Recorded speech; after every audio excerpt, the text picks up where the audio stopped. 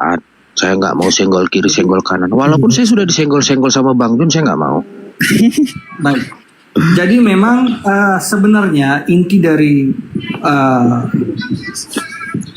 agama atau kita percaya kepada Tuhan itu sebenarnya intinya itu adalah bagaimana implementasi kita dalam kehidupan sehari-hari. Itu yang sudah tertinggi. Alhamdulillah dapat ini otennya.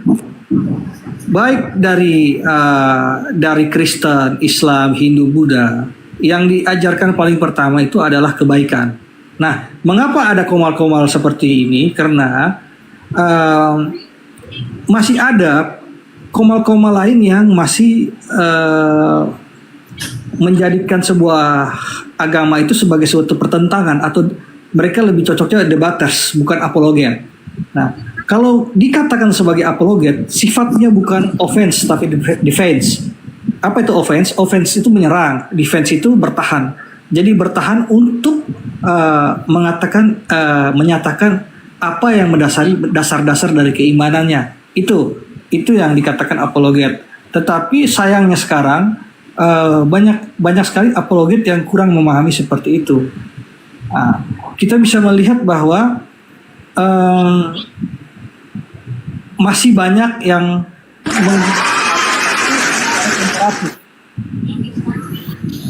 jadi membahas agama, membicarakan berdakwah, tetapi dengan melakukan komparatif dengan agama lain. Nah, inilah yang sebenarnya masih keliru, yang tidak perlu menjadi satu acuan. Nah, ini kalau Pak Pamtu dengan Pak Jun ini saya melihat bahwa mereka berbicara sudah ke tahap kepada bagaimana implementasi dari berbuat, sehingga menghindari perdebatan.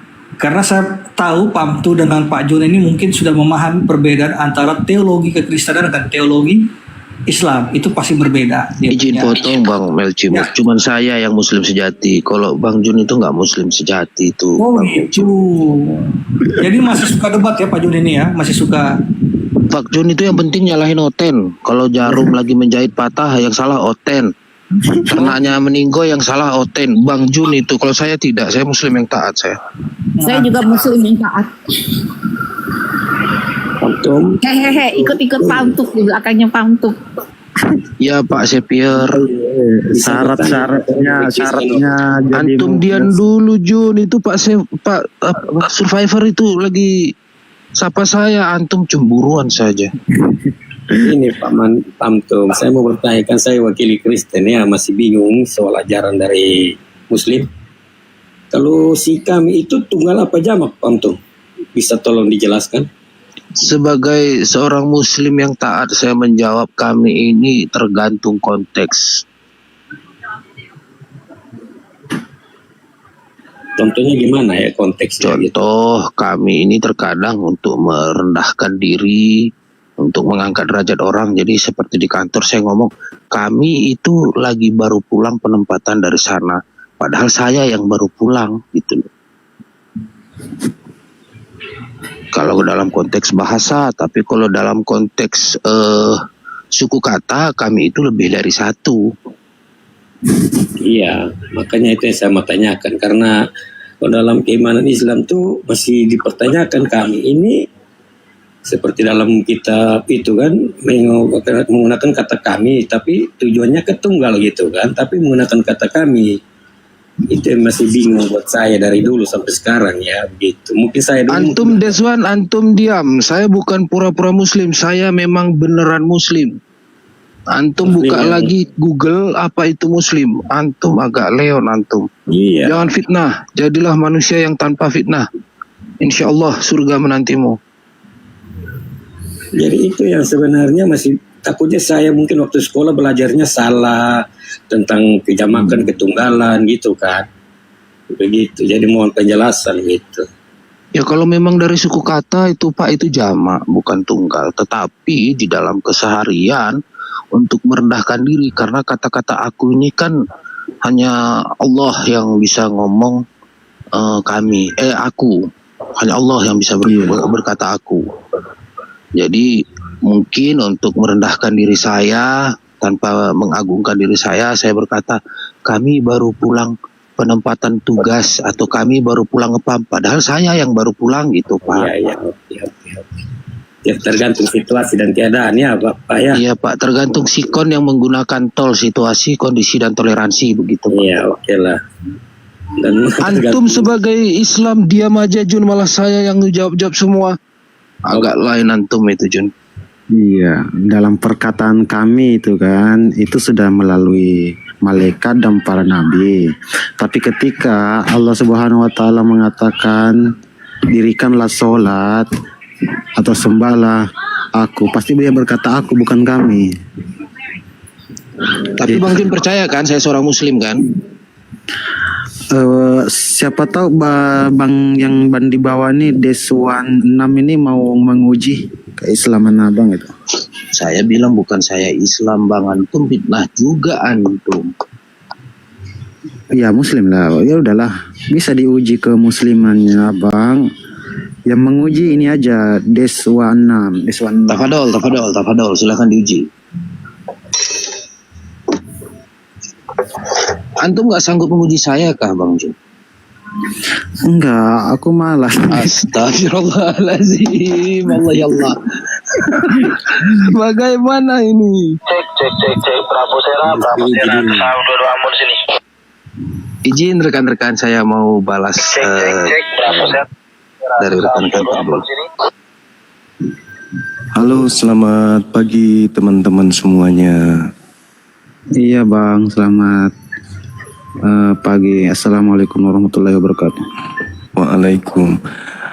Ini temanya bagus ini, umat batu ini harus dijelaskan ini.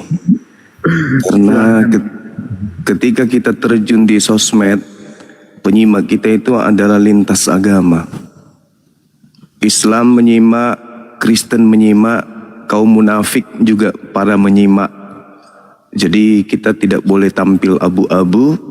Kita harus menjelaskan kepada umat, khususnya anak bangsa, siapa umat batu itu, kan gitu ya.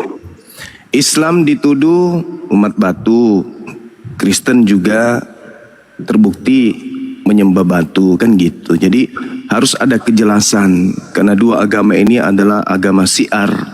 Jadi kita tidak boleh hidup di tengah, kecuali kaum munafik. Dia hidup di tengah. Tapi kalau orang Islam yang betul, dia harus membela akidahnya di tengah-tengah orang-orang yang ingin menjatuhkan atau merendahkan akidah Islam, kan gitu. Saya harus diskusi dengan siapa di sini untuk menjelaskan siapakah umat batu itu? Agama umat batu, bukan. Tidak ada Nasrani. Nasrani tidak ada lagi sekarang. Ada Kristen. Gitu, itu betul. Kristen bukan Nasrani itu dari kaum Yahudi. Kalau Kristen itu dari kaum Romawi gitu, Mbak. Saya sambil lagi olahraga. Ada apa kok pada ribut-ribut, ada apa? Tenang. Boleh saya bernarasi dulu? Yang penting Saudara Kristen, kanan kiri dan kanan ya Bang. Ya enggak. Oh Bang Zuma, assalamualaikum Bang Zuma. Saya seorang muslim Bang Zuma. Waalaikumsalam warahmatullahi wabarakatuh. Bedakan menghujat dengan menegakkan ukhuwah, menegakkan kemudian tali agama. Belajar lagi. Oke, saya mau berdiskusi dengan siapa ini? Teman Kristen yang mana? Mengkaji tentang umat batu itu siapa? Islam atau Kristen? Karena kalau saya melihat teman-teman Bang kami Melki Kristen, atau Bang Survivor? Bang? Halo Bang Survivor. Bang Melki. Host. Oten malah pada murid. Bagaimana ini oten? Itu Aku ada di sini. Kenapa? ya, Saya kan lagi jadi seorang muslim itu. mau bernarasi. Oh iya, sorry. Ya. Mau bernarasi itu Kak Melki. Nggak ada yang takut. Kami nggak ada takut sama manusia. Kami hanya takut sama Tuhan Yesus. Gitu. takut sama manusia dong, karena manusia itu Yesus. Oh, betul. Yesus manusia betul. Yesus adalah dia Astagfirullah. Tuhan juga. Orang-orang oten itu Bang Zuma tidak pernah takut, sepengetahuan saya sama. Iya, dia tadi katakan takut kepada Yesus. Berarti dia taat sama Dia, manusia. dia menyatakan dia itu nggak pernah takut sama Yesus secara kemanusiaan begitu. Dia mengatakan dia tidak takut sama manusia kecuali kepada Yesus. Ya Yesus manusia gimana? Setahu saya Bang Juma, beliau itu parah. beliau itu Bang Juma, Om Gondrong itu memiliki dominatur menurut pemahaman mereka Bang. Yesus Iya, tapi itu biar Om bagaimanapun Gondrong tetap itu manusia. katanya menurut mereka itu memiliki natur kemanusiaan dan natur keilahian menurut mereka Bang. Natur keilahian Kita lebih itu kan menghargai itu cuman ilusi aja. Oke, siapa yang mau berdiskusi dengan saya, silakan. Cuma itu menurut kau. Oke, baik. Ada Bang Mesmuk. Jangan kejang-kejang dulu, santai, Nggak relax. ada, kami nggak kejang. Relax. Iya, pagi Bang, pagi. Sabar. Zuma ini bukan Begini Tuhan. Suma tanya kau Suma Ini Ngomong ini yang satu-satu. abu-abu ini diturunkan aja. Astagfirullah. Host, diturunkan aja yang abu-abu ini. Pagi Bang Petrus. Saya mau tanya kau Ini Bang Petrus orang ini ribut-ribut semua. Dia kira Bang Zuma ini Tuhan apa? Jangan rebutan ngomong sama Bang Juma. Bang Juma bukan Tuhan satu-satu. Tafadol. Saya mau tanya kepada Suma, seorang yang pertama ya. Bukannya saya tamu di sini, harusnya saya yang bertanya. Tamu yang ditanyai mana? Apa yang kita punya kesempatan bisa bertanya kepada kau? Kebetulan Naik Bang Petrus, naik. Ada satu lagi kosong Bang Petrus. Naik Bang Petrus. Ini kan kita bahas tentang umat batu. Jadi saya bernarasi dulu kan gitu. kau juga Kalau mau ini- batu, kau juga mau batu menyembah itu hitam di Astagfirullahaladzim. Jadi Bang Batu, Bang Safin, tolong naikkan Bang Petrus, Bang Safin. Soalnya saya mulai ya. Saya mulai ya. Bentar dulu Kak Melki, bentar. Gimana? kesempatan mau bertanya sama kau tuh susah Bang dapatnya. Bang Petrus dari tengkorak merah dinaikkan biar bersifat lebih netral lagi begitu Bang. Kau bisa tidak Suma? Hah? Jadi saya dulu. Saya nanti tinggal Anda tanggapi. Kemarin kau sudah naik di live saya, kau sudah diberi pertanyaan. Bang Petrus itu cuman mau jagain akunnya Bang Juma, begitu pula dengan saya di sini jagain Safin. Jadi biar lebih bersifat netral Bang Safin. Saya jadi moderator di sini ya. Kita naik di live orang, saya mau tanya kepada kau Suma. Ini ada tema umat batu ini. Ada temanya umat batu. Kau jawab, kau bisa. Kau kelihatannya takut kemarin kau naik di live saya sama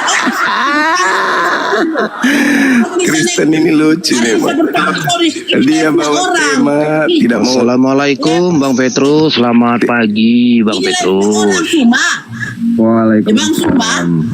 Ini lagi orang sama bertanya kau. Kemarin kau sudah bertanya di live saya sudah menjawab semuanya Aduh, Tante Melki.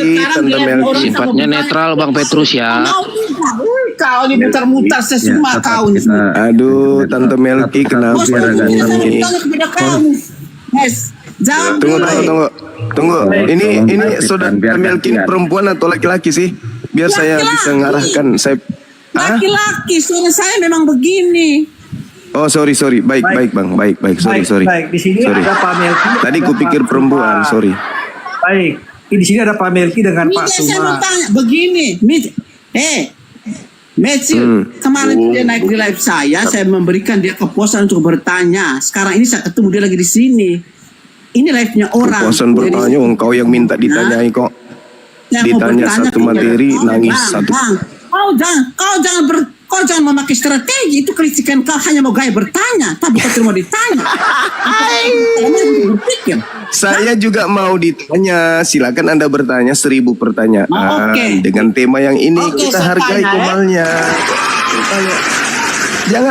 Jangan kau tanya tentang sempak, tentang apa, jangan. Ini kita bahas tentang batu. Baik, Pak Suma. Saya mau Kau dengar ini ya? Tadi saya di live ada seorang muslim mengatakan begini, pada akhir zaman Muhammad itu datang sebagai apa tuh hakim untuk menyelamatkan semua umat manusia ya. Oke. Saya berpikir sebagai seorang manusia, kok seorang Muhammad yang ada ke dunia itu Lahir karena apa? Lahir karena hubungan orang tua, ayah dan ibu melahirkan dia. Demikian pun saya. Lalu kok dia lebih besar di hadapan Allah? Saya akan cemburu terhadap dia. Saya orang pertama yang cemburu kepada dia. Kok lu sama-sama seperti aku sebagai manusia? Kok lu ini apa nih? Sebagai hakim untuk mengadili kita di akhir zaman, kok pret lo? Ngomong apa dia ini, Gunda? Kumur-kumur kali dia ini. Lupa pakai softtext gini dia. Ajarannya gimana? Yang mengajarkan kepada umatnya, jadi umatnya sudah termakan. Menurut saya begini ya, menurut saya itu Yesus itu adalah sebagai apa? Hakim yang adil, karena Yesus itu betul itu. Bukan terlahir dari manusia, bukan terlahir dari persetubuhan laki dan perempuan. Kalau saya akan bantah habis-habisan di hadapan Allah kok. Kok dia juga terlahir karena orang tuanya saya juga begitu, kok dia lebih besar apa dari saya? Sudah. Itu masalah di situ. Orang bisa menjadi hakim di dunia akhirat kecuali orang yang tidak pernah terlahir daripada apa? Kemauan daging orang tua kita. Jadi saya anggap itu tuh pikiran-pikiran sesat yang diajarkan, dibenarkan untuk membenarkan pengajaran mereka itu. Kira-kira seperti itu. Saya kembalikan kau. Jadi saya kata itu konyol. Baik. Baik. Saya jawab. Ya. Nabi Muhammad SAW diutus pencipta langit dan bumi ke atas muka bumi ini hanya sebagai pembawa kabar gembira dan juga sekaligus sebagai pembawa peringatan kepada manusia supaya manusia itu menggunakan akal sehat. Nabi Muhammad ke bumi ini bukan sebagai hakim. Dia diutus oleh pencipta langit dan bumi sebagai pensuci yang mensucikan jiwa-jiwa manusia. Al-Quranul Karim menjelaskan itu. Wa yuzakkihim. Beliau datang untuk mensucikan jiwa-jiwa manusia yang kotor. Itu tugasnya beliau. Jadi terkait dengan Yesus, Anda sebutkan sebagai hakim yang adil. Betul. Dia akan menghakimi. Siapa yang menuhankan dirinya akan dilemparkan ke neraka. Dan siapa yang mendudukkan dirinya sebagai utusan Tuhan kepada Bani Israel akan diberi kehidupan yang kekal oleh Bapa atau Tuhan yang telah mengutus dirinya. Yohanes 17 nomor 3 itu jelas itu. Nah sekarang kita kembali kepada tema. Siapakah umat batu? Anda coba lihat di dalam Kolose 2 nomor 9.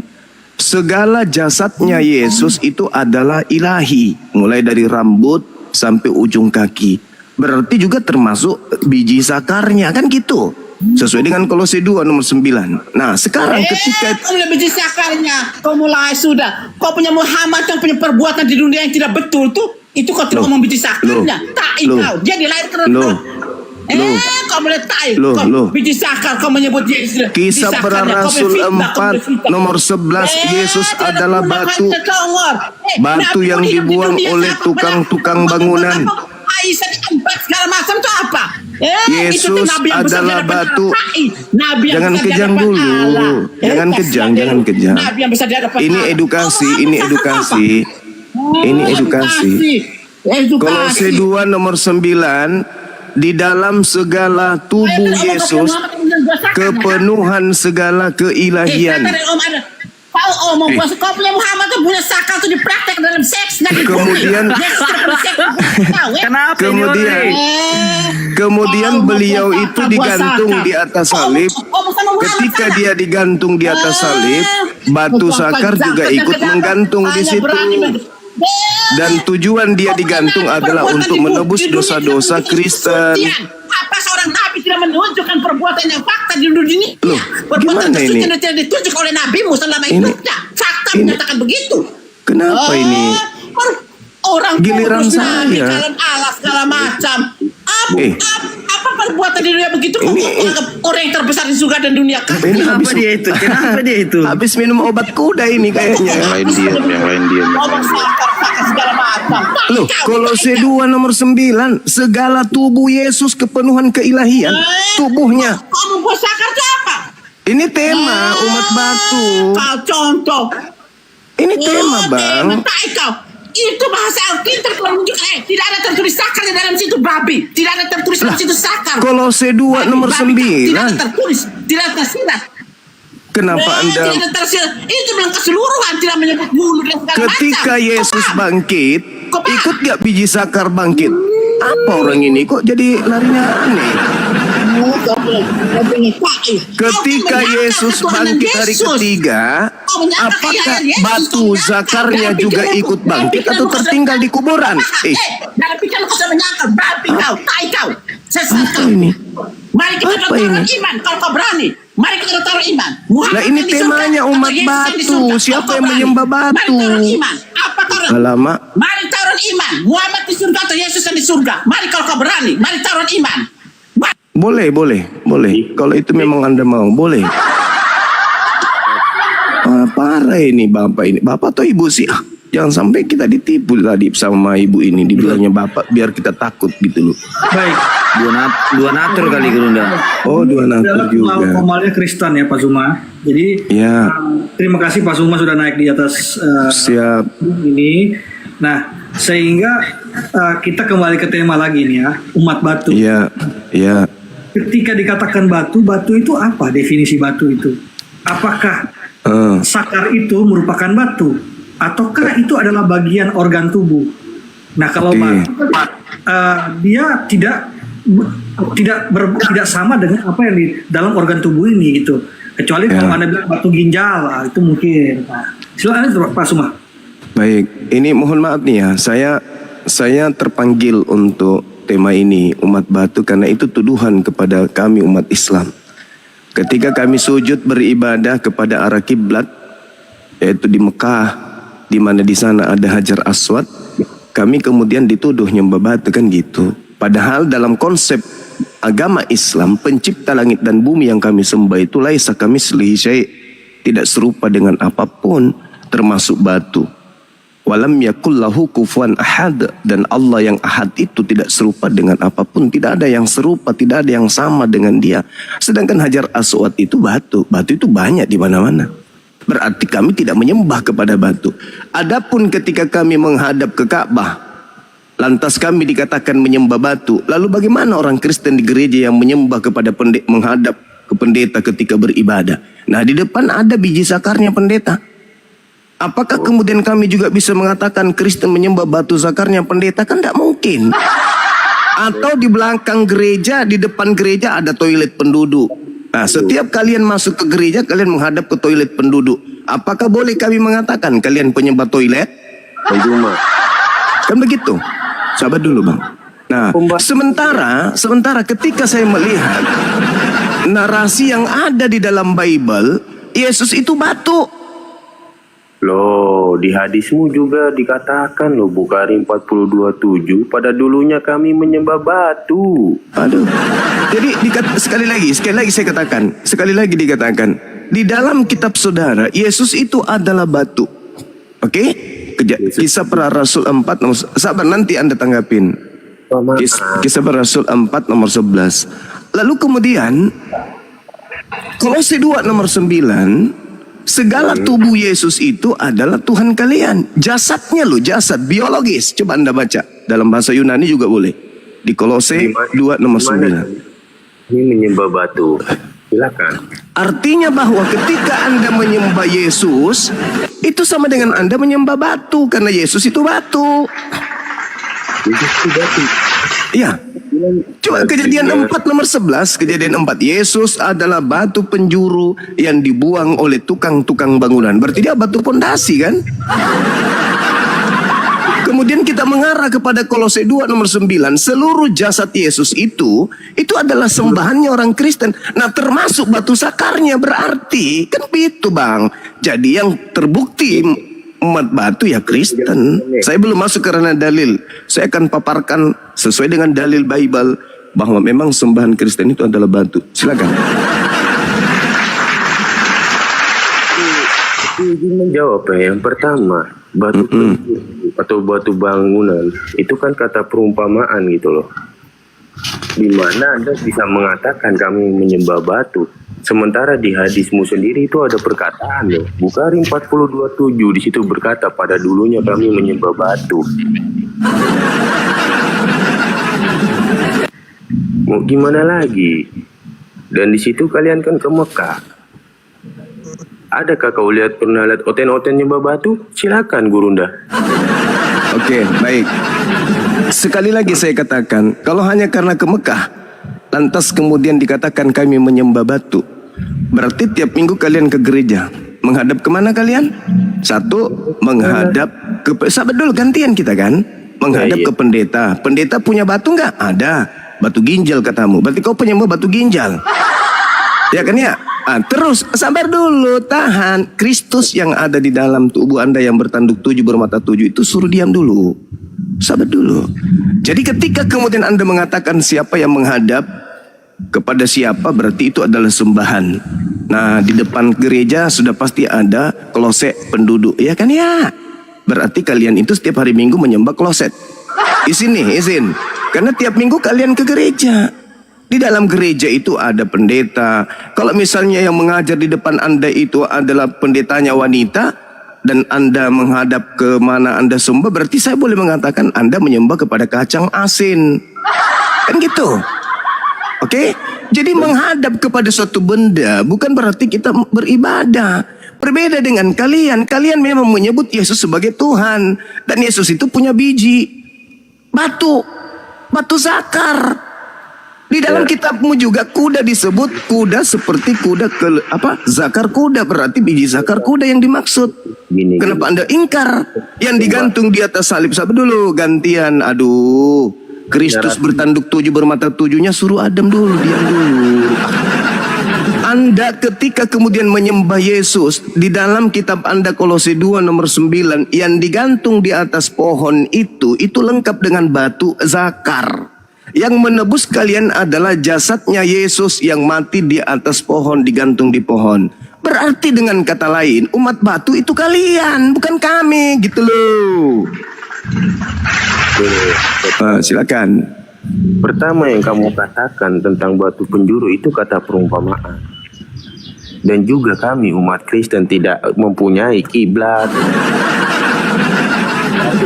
Menyembah pendeta, bahkan sampai berpikiran ke buah zakar. Wah, mulia kali ini debater profesor. Cara diskusinya ternyata aduh. Kalau di dalilmu jelas mengatakan Bukhari 42:7, pada dulunya kami menyembah batu. Hukum rukun Hajar Aswad menghapus dosa sehabis-habisnya. Menghapus dosa itu Allahmu atau batu? Tidak lain ini. Aduh, aku kira kamu sering ke Superboy, aku ngefans sama kamu loh Gurunda. Kok jadi kayak begini kamu? Kamu apologet loh. Aku bukan apologet, masa gitu aja nggak ngerti si Gurunda. Aduh. Silakan lanjut Gurunda. Oke, baik. Baik. Bukhari 4027 yang berkata di sana adalah seorang yang bernama dikatakan begini, telah menceritakan kepada kami Asal bin Muhammad, dia berkata, aku mendengar Mahdi bin Maimun berkata, aku mendengar Abu Raja Al-Faridi berkata, dulu kami menyembah batu. Siapa ini? Ini siapa yang berkata ini? Siapa yang berkata seperti itu? Islam? Enggak dong. Makanya belajar hadis, belajar Islam itu harus betul-betul belajar. Jangan cuma modal dengar dari penghujat. Oke. Nah sekarang dikatakan oleh Abu Raja Al-Maridi berkata, dulu kami menyembah batu. Ya itu dia, bukan kami Islam. Sedangkan hari ini saya melihat ketika Anda mengatakan, itu kan hanya perumpamaan saja. Berarti Tuhanmu itu cuma perumpamaan gitu loh. Sikit-sikit perumpamaan. Padahal dalilnya jelas. Kolose 2 nomor 9. Apa itu perumpamaan? Coba kau baca. Perumpamaan dah itu. Seluruh jasadnya Yesus termasuk batu sakarnya. Kepenuhan keteosan. Paham kau dek? Kau baca Filipi 2 nomor 6, nomor 7, nomor 8. Tunggu Bang Juma, langsung saya potong. Memang di situ ada tulisan zakar Bang. Segala jasad termasuk nggak zakar? Saya bertanya ada tulisan zakar. Saya tanya samamu, segala jasad itu termasuk nggak zakar? Coba Bang baca secara real. Ada kata-kata kamu udah zakar kau di situ. diam, atau kau turun. Jangan di sini. Siapa yang berani turunkan? Kecuali Anda mau berdiskusi dengan saya. Siapa yang berani turunkan saya di sini? Diam. Siapapun bisa. Siapa yang Andai berani? kan saya host dari tadi ku tendang kau dari sini, paham kau? Yang jadi masalah Anda bukan host. Jangan ditambahkan, Bang. Itu diskusi nggak baik. Ya itu urusanku, bukan urusanmu. Lu siapa? Tolong Bang Zuma agak dijaga. Lu siapa? Kau panitia surga rupanya. Kalau memang Anda ingin saya menjadi panitia surga Anda, boleh. Diam. Kau diam. Kalau saya tidak mau diam, Ya sudah, kau ribut. kalau saya nggak mau ribut, Ya sudah, kau diam. Mampus. Meskipun kau datang besok. Turun kau binatang. Siapapun kau, nenekmu kiper. Itu temanku itu. Biarin. Siapapun kau, siapapun yang ada di akun itu, nenek lu kiper. Cari saya kalau kau berani. Kalau kau keberatan. Pak Zuma, Ya. beliau tadi itu adalah seorang muslim, Pak Zuma. Saya tidak peduli. Dan Siapapun beliau dia. itu adalah seorang aparat, sehingga dia Tidak melihat peduli. bahwa- Sekali lagi, Bukan, tidak bukan, peduli. bukan, bukan. Sekali lagi. Bukan. Bagus lagi kalau Baik. kau sebutkan NRP-nya sama saya lebih bagus. Biar dia tahu Begini rasa. Pak, begini Pak. Emang Dia gue adalah takut. dia seorang netral ya Pak, dia seorang muslim. Ketika Netral dia, apa? Kalau dia netral, ngapain dia ngomong kayak gitu sama aku? Dia ngomong apa tadi Pak? Dia minta segala macam, dia minta. Ada nggak disebutkan di sana? Memang nggak ada. Terus Ya, saya begini, tanya balik sama Pak. dia. Ada nggak disebutkan kemudian itu segala jasad? Ya segala jasad Begini, termasuk begini, nggak Pak. kemudian? Termasuk nggak biji sakarnya? Ya termasuk. Lalu Begini, kenapa Pak, kalau dia Bapak aparat? dan dia ini kan sesama Islam. Seharusnya- Emang gue takut kalau dia aparat? Pret. Bukan, begini, Pak Zuma dengan dia sesama Islam, ya. Saya tidak peduli siapapun yang kemudian abu-abu di depan saya ketika saya bernarasi menghantam kemudian tuduhan kafir, kami menyembah kemudian kepada batu, siapapun itu, mau dia muslim, mau dia aparat, mau dia malaikat sekalipun, tak ada peduli aku, paham? Aku di sini berbicara mengenai akidah. Saya tidak berbicara bukan mengenai begitu, dia Pak. aparat desa kayak apa kayak, nggak ngerti aku. Tak ada urusan. bukan begitu, Pak. Beliau kan seorang Islam. Makanya kalau aparat itu jangan masuk ke dunia apologet. Aparat itu netral. Ngapain aparat masuk ke dunia apologet? Ngapain? Mau ngapain? Hah? Mau ngapain? Pakai simbol-simbol aparat kayak gitu, ngapain? Mau nakut-nakutin orang? Nenekmu kiper. Tidak ada masyarakat Begini, mau takut-takutin begini, dengan Pak. seragam kau itu. Bapak dan dia itu kan sama-sama Islam. Saya tidak peduli, sekali lagi ku bilang, mana juga saya tahu kalau dia Islam. Hanya dengan mengatakan assalamualaikum dia Islam. Saya nggak peduli. Coba naikkan lagi tuh Pak. Dia tadi mengatakan dia bukan Islam kok, dia Muslim bukan Islam. Dia ngaku kok, ada rekamannya saya. Saya rekam kok dari tadi. Aku bukan Islam, tapi aku adalah Muslim. Apa itu? Apa dipikir dia cuman dia yang aparat? Hah? Cuman sendiri di Indonesia dia aparat? Atau dia pikir dia yang paling tinggi pangkatnya di antara seluruh aparat? Neneknya kiper, sampaikan ke dia. Suruh DM saya kalau dia mau berhubungan pribadi dengan saya. Suruh Pak. DM, Dari kirim awal nomornya ke saya. Begini Pak Zuma. Dari awal Biar dia ketemu mengatakan neneknya. Dia di sini adalah seorang Islam Pak ya. Dia mengatakan Sekali dia seorang- lagi saudara, saya tidak peduli siapapun di depan saya, mau dia malaikat sekalipun, kalau dia tertawa atau merasa senang ketika agamanya dihujat, dinista, saya tidak peduli. Ginjalnya pun kukunya, paham? Waduh. Paham itu? Kata saudara Sab, apa tadi? Itu adalah hiasan katanya. Nah, gitu maksudnya. Jadi kau saudara, kalau kau aparat, kau jangan bawa-bawa inimu, simbol-simbol aparatmu di dunia apologet, ya. Jangan kau pikir cuman kau aparat sendiri, ya. Begini, maksudnya- Adek, ya. Ya, adekku yang tadi yang aparat, tolong lepaskan atribut aparatmu kalau kau ingin terjun ke dunia apologet. Jangan kau bawa-bawa. Tidak ada masyarakat Islam mau kau takuti, mau kau takut-takuti. Pret. Nenekmu kiper. Gini Pak, kan Bapak Saya ini menghargai sama-sama seragam Islam, Pak. kau, tapi pribadimu saya tidak hargai. Karena kau sudah Begini, mengatakan Pak, kau bukan Islam, begini. tapi kau adalah Muslim. Itu satu catatan Pak, penting buat kau. Juma dengan dia kan sama-sama Islam. Terus? Saya rasa Terus? bahwa Pak Zuma dengan dia juga harus bisa lebih mungkin diskusinya lebih baik, ya kan? Saya nggak Karena kan- diskusi sama dia. Dia bertanya sama aku. Di saat saya sedang berargumentasi Aduh, domba membela ini. akidah. Mau adu domba ini. Saya nggak lihat dia sebagai seorang Muslim. Saya nggak peduli. Sudah aku bilang sama kalian, saya tidak peduli malaikat sekalipun Mengaku-ngaku Muslim tapi bukan Islam itu kampret namanya. Dia ngaku Muslim. Di mana hatinya, di mana nuraninya sebagai seorang Muslim? Enak ya. Oke, kita balik ke anu aja. Di mana nuraninya ketika dia dituduh menyembah batu? Ke dalam diskusi ini. Jadi Zuma lebih baik berdiskusi dengan Saf, abaikan kampret dan daging kampret. Karena daging kampret itu makanan enak ya. Ayo lanjut. Makanan yang diharamkan oleh Yesus. Oke, lanjut. Enak kali itu. Iya, enak bagimu, bagi Yesus tidak. Enak kali. Ya silakan, bagimu enak, apa sih yang tidak enak bagimu? Lanjut, aspal aja bisa kau makan. Jangan berputar-putar di makanan. Segala sesuatu yang masuk ke mulutmu kan tak najis, tai pun bisa kau makan. Itu kiasan, sudah. Oh, kiasan lagi. Lanjut. Oke, jadi kembali kepada tema ya. Umat batu.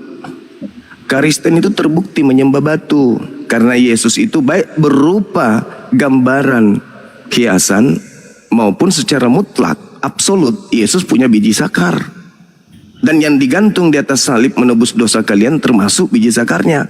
Jangan Anda mengatakan biji sakar dilepas dulu baru digantung, enggak, dia sama-sama digantung juga biji sakar Yesus itu. Oke? Jadi yang korban di atas salib dan yang bangkit pada hari ketiga itu lengkap jasadnya. Nggak mungkin Yesus itu cacat, nggak mungkin. Jadi Anda kalau tidak mau kemudian dibahas tema ini, ganti tema cepat sebelum terbongkar semuanya bahwa ternyata Kristen memang menyembah batu, tapi batu sakar. Lanjut. Mohon maaf, ganti. Ya kalau Anda mau terus dibahas batu sakarnya Yesus, ya silakan aja, jangan ganti tema. Di tema ini ditulis umat batu tanda tanya, tidak mengatakan bahwa Kristen atau mengatakan Islam, tidak ada di dalam tema ini. Dia merasa. Tetapi ketika Pak Zuma merasa itu saya rasa aneh Pak Zuma. Tidak saudara, ini komal yang diperuntukkan untuk diskusi bukan? Oke, di mana gitu dong dari host atau misalnya teman-teman Kristen di sini yang mengatakan bahwa Islam itu umat batu. Ada. Ini kan tanda tanya, makanya kita jelaskan dua arah. Gimana saudara-saudaraku ini? Ya, tapi kalau misalnya kan dua arah kita. Apakah Anda tadi punya kuping sudah pindah di telapak kaki ketika ada yang membawa hadits? Lupa? Kuping pindah. Bagaimana itu hadis? Pasti. Coba Pak Suma jelaskan. Apanya? Alkitab duluan siapa? Makanya aku framing balik lah, mirroring balik. Kan tadi, kan Anda tidak dengarkan tadi Tante Melki menghujat menista Nabi Muhammad. Anda nggak dengar? Seperti mesin Belanda, peninggalan Belanda tahun 3. Anda nggak dengar? Anda pura-pura buta bisu gitu, tuli.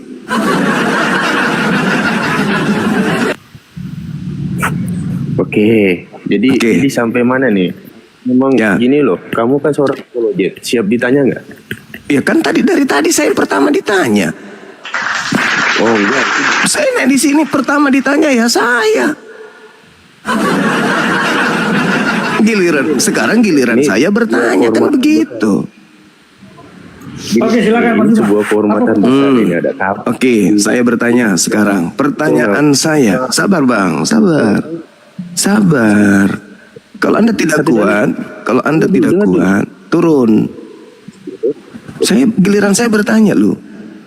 Pertanyaan saya. Satu pertanyaan saya dengarkan baik-baik. Pertanyaan lu. Ini pertanyaan meluncur. Kenapa nangis duluan? Belum ditanya kok sudah nangis duluan. Saya udah bilang saya berikan ruang kalian bertanya.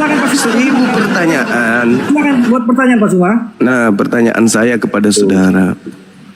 Yesus itu Tuhan kalian, berupa jasad juga Tuhan kalian. Makanya dikatakan 100%, 200%. Ketika ditambah 100 manusia, 100 keilahian, berarti 200% Tuhan kalian kan. Pertanyaan saya, apakah pada diri Yesus termasuk biji sakarnya itu adalah Tuhan kalian? Jawab. Ya. Gak ada itu, tapi pemikiran kami ya sampai ke buah zakar. Cuman kau aja agak lain. Ya, coba terangkan bahwa Yesus itu ternyata Tuhanmu hanya kepala ke atas, leher ke bawah itu bukan Tuhanmu. Terangkan, biar kami tahu. Silakan. Loh, dia datang ke dunia ini sebagai manusia normal. Dan berarti dia lengkap jasadnya kan? Memang lengkap, makanya tapi Termasuk biji sakar. dengar dulu, ada tapinya. Kami nggak Apa? berpikir Termasuk tidak termasuk anunya batu sakarnya gitu, beda. masker itu menghumbat oksigen kamu itu. Termasuk nggak biji sakarnya? Kok jadi emosi gimana sih? 100% manusia katanya, berarti sakar juga termasuk kan? Ada agak lain ini. Nah, kamu nggak mau jujur. Silakan kau terangkan bahwa Tuhanmu itu hanya leher ke atas, ke bawah itu tidak. Silakan, saya dengar.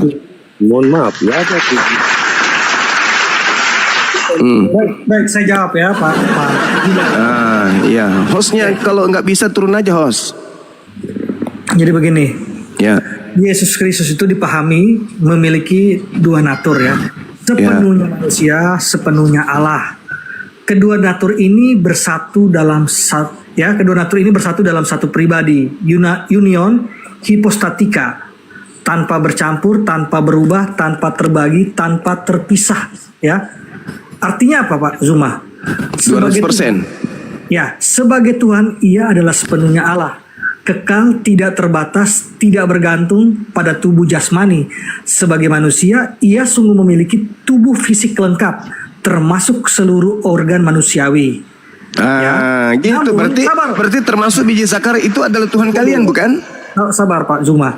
Namun dalam teologi Kristenan, bagian-bagian jasmani seperti tangan, darah, dan organ reproduksi tidak disebut Tuhan dalam arti esensial, sebab tubuh manusia Yesus adalah bagian dari natur manusianya, bukan natur ilahinya. Mengerti Pak?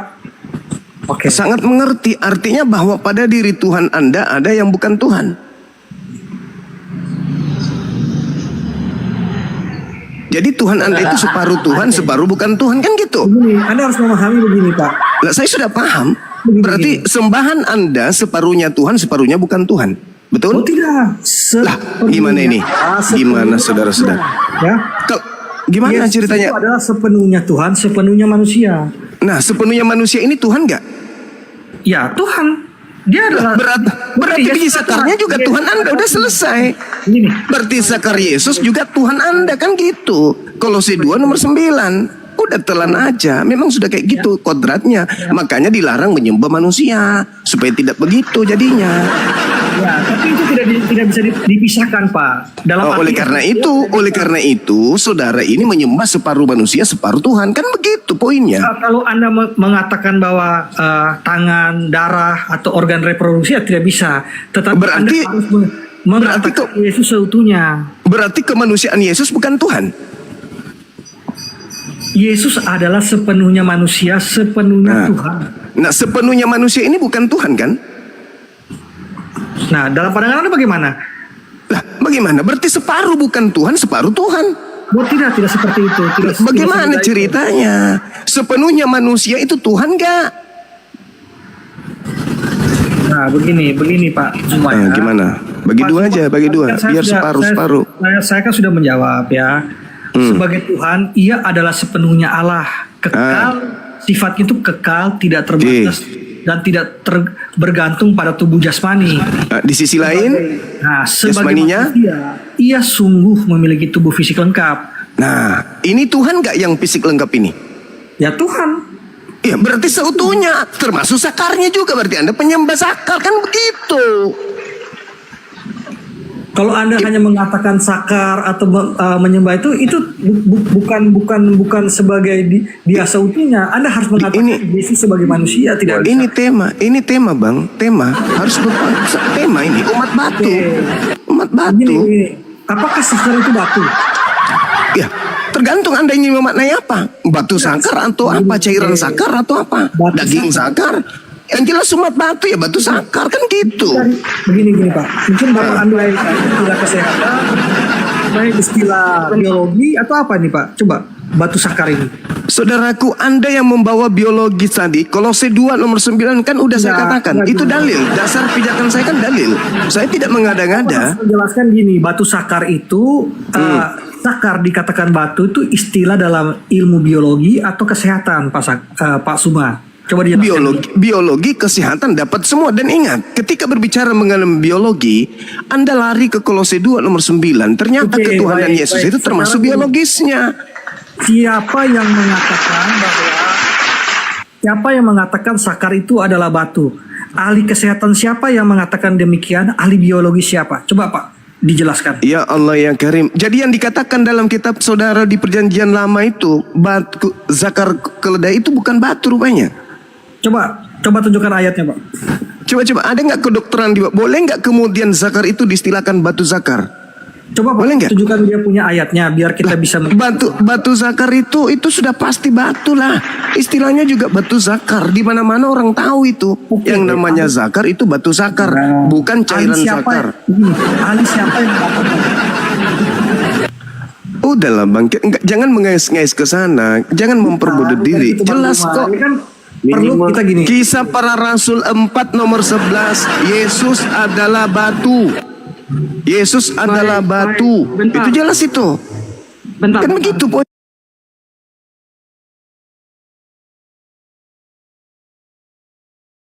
Boleh saya bicara, Kolose Host? 2 nomor 9. Seluruh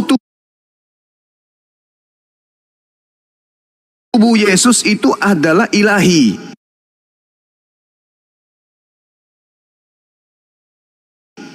Filipi 2 nomor 6 nomor 7 8.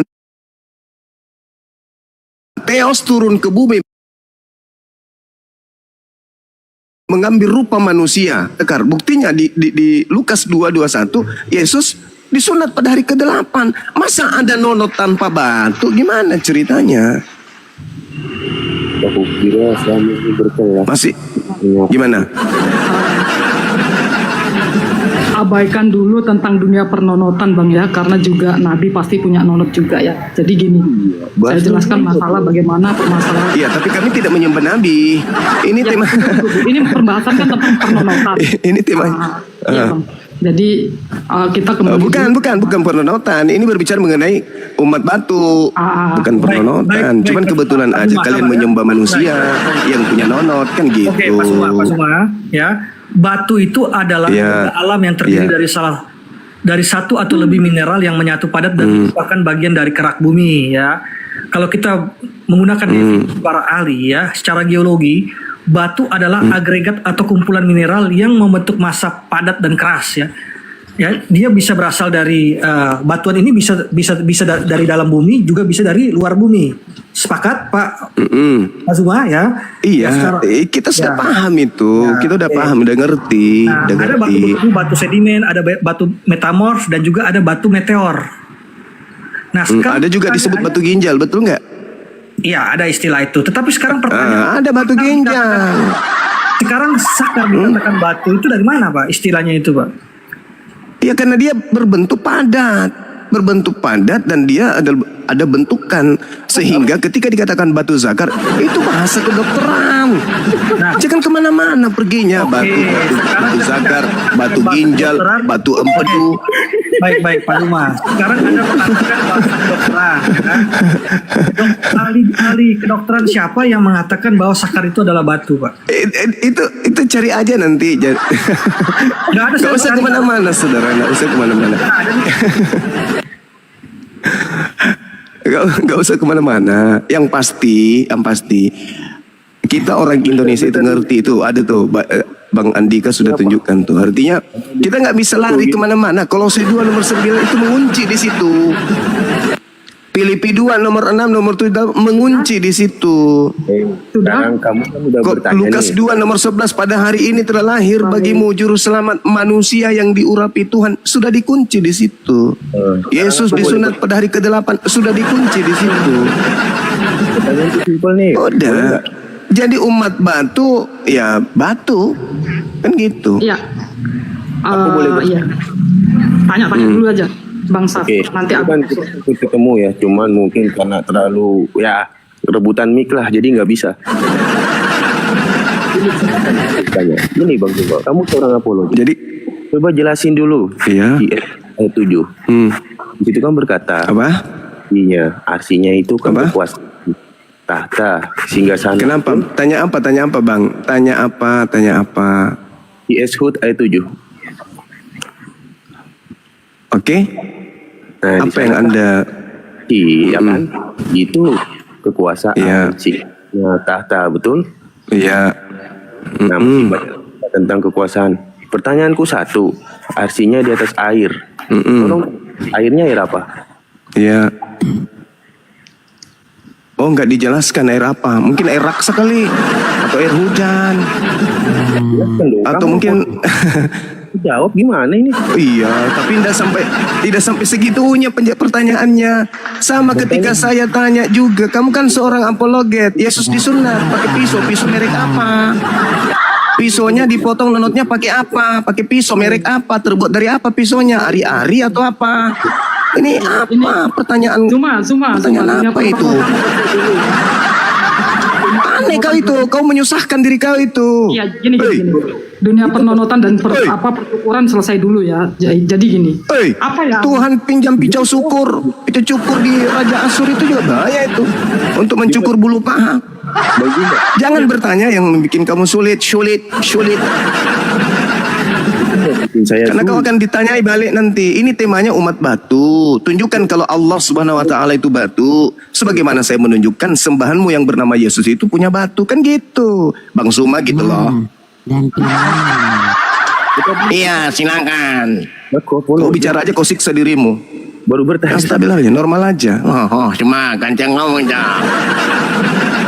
Kau siksa kali diri kau. Ya, aku ngomong. Kau yang normal aja ngomongnya. Jangan kau siksa dirimu. Apa yang nabi kau? Kenapa dulu kau?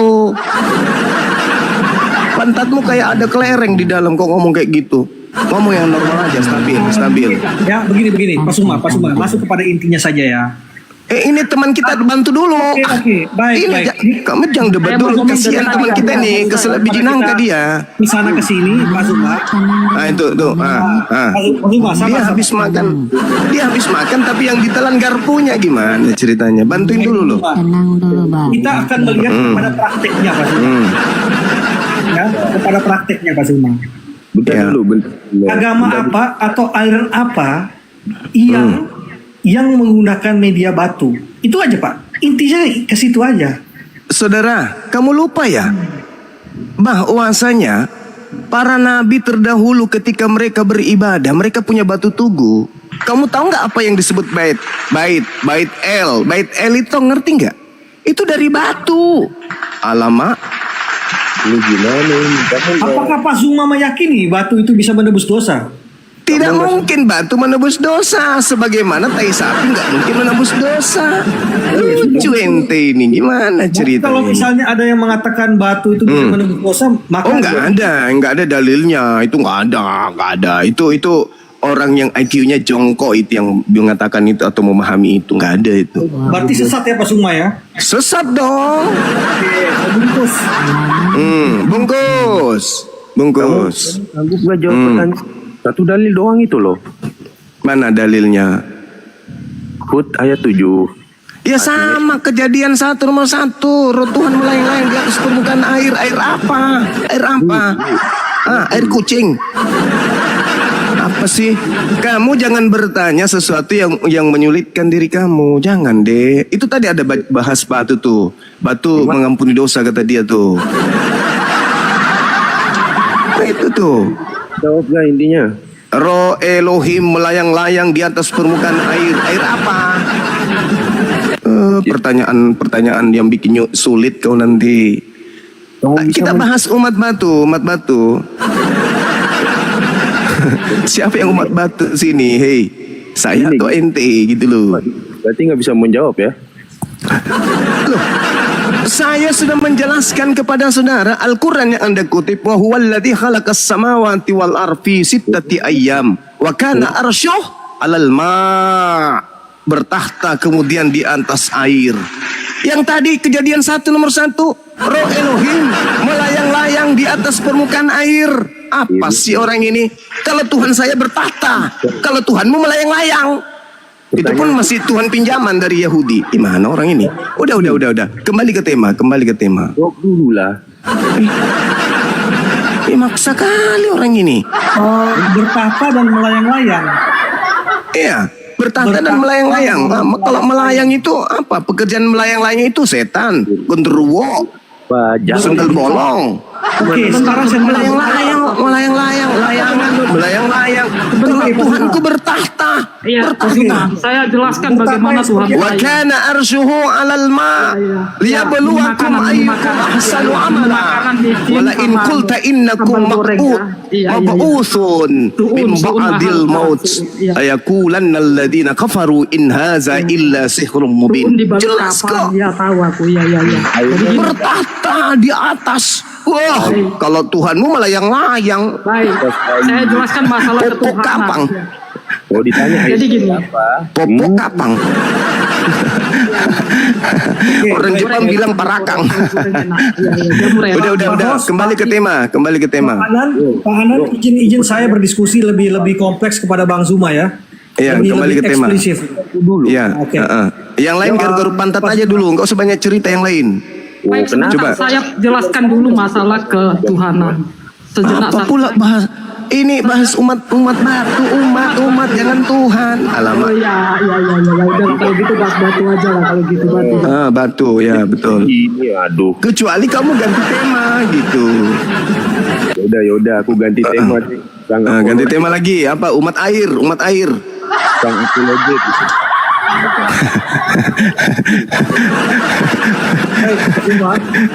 Baik. Ini kan temanya hanya sebuah pertanyaan ya. Temanya hanya sebuah pertanyaan. Sehingga kalau misalnya sampai merasa atau misalnya sampai ini berarti benar gitu. Itu kalau dari enggak dong. Saya justru merasa harus menjelaskan kepada saudara dan sekaligus menyadarkan Kristen itulah yang umat batu kan gitu. Kalau misalnya tidak sebentar. Ada 40 dalil di dalam Bible yang mengatakan sembahan kalian itu batu. Tuhan adalah gunung batuku. Sesungguhnya dialah Tuhan gunung batuku keselamatanku. Ini bisa saya percayalah kepada Tuhan selamanya. Tuhan sendiri adalah gunung batu yang kekal. Dialah batu karang, karya-karyanya sempurna. Lupakan tentang dunia perbatuan ya, makanya jangan, karena saya mampu menunjukkan minimal 40 data di Bible bahwa Kristen itu menyembah batu. Saya juga sangat bisa menunjukkan bahwasannya kalian juga ada dalam kekeliruan memahami Yesus. Oh enggak dong, saya berdasarkan dalil. Yang keliru itu kalian. Baik, saya kasih dalil Pak Zuma. Kita buktikan siapa yang keliru memahami Yesus. Saya atau Anda boleh? Berdasarkan dalil gimana? Kamu dia bobo jakar itu kali ya kajian. Boleh kita membuktikan siapa yang salah paham terhadap Yesus?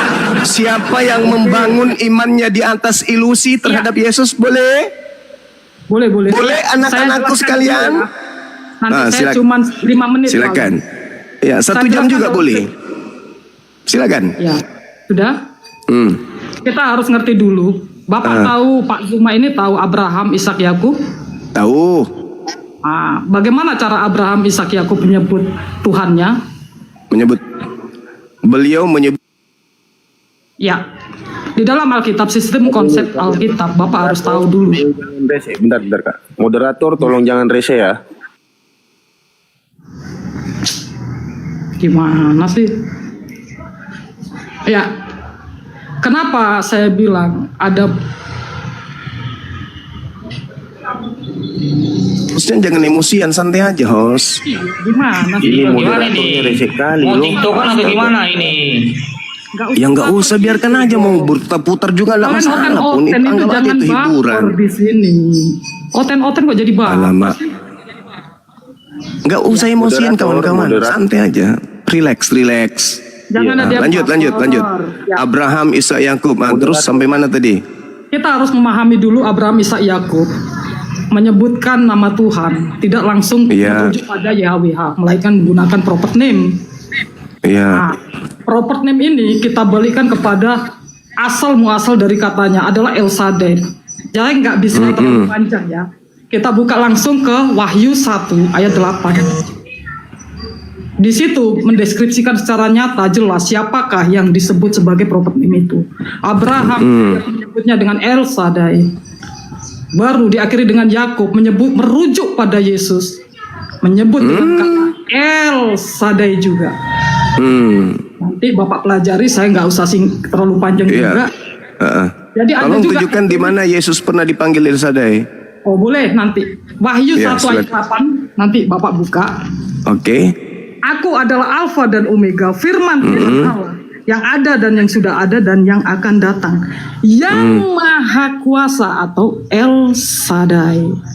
Oh, nah, begitu. Sudah merujuk pada situ, baru saya tutup. Iya. Dengan Matius 12 ayat 31, segala hujat kepada anak manusia memang diampuni. Tapi hujat kepada Roh Kudus dosanya tidak diampuni. Dengan kata lain, dari tadi saya dengar Bang Zuma sudah melakukan penghujatan besar-besaran dengan Roh Kudus tanpa ada pemahaman Bang Zuma tentang El Shaddai yang disebutkan dalam banyak ayat. Jadi itu saja dari saya. Baik. Pelajari dulu. Siap, 86. Saya bernarasi terkait dengan narasi saudara. Baik. Pemirsa dimanapun Anda berada, hari ini bersama dengan saya dari stasiun Zulkifli Mabas Official menerangkan tentang kitab Wahyu 1 nomor 8. Akulah Alfa dan Omega, akulah A dan O. Apa yang Anda ingin jual di situ A dan O ini? AO gitu. Sedangkan jangan disingkat, Bang. Katakan aja Alfa dan Omega. Alfa huruf pertama abjad Yunani, Omega abjad terakhir huruf Yunani. Apa masalahnya? Anda ingin mengatakan akulah awal dan akhir? Enggak dong. Masalahnya setelah Alfa Omega dijelaskan lagi. Awal itu arke, dalam bahasa Yunani arke kalau awal. Akhir itu telos. Jadi El Shaddai ini apa? El Shaddai itu merujuk kepada yang berfirman. Oke, baik. Siapa yang berfirman di situ? Siapa yang berfirman? Siapa yang berfirman? Siapa yang disebut Pantokrator di dalam bahasa Yunani di situ? Yesus atau Bapak? Di sini sudah jelas ya. Abraham di usia 99 tahun. Jangan bicara sendiri dong. Jangan kayak orang gila dong. Bentar, Saya kan bertanya, yang digelari kemudian Pantokrator dalam bahasa Yunani yang maha kuasa itu yang berfirman atau yang menjadi daging? Jawab dong, yang jujur dong, Bang. Yang Yesus sebut di situ, yang berfirman atau yang menjadi daging?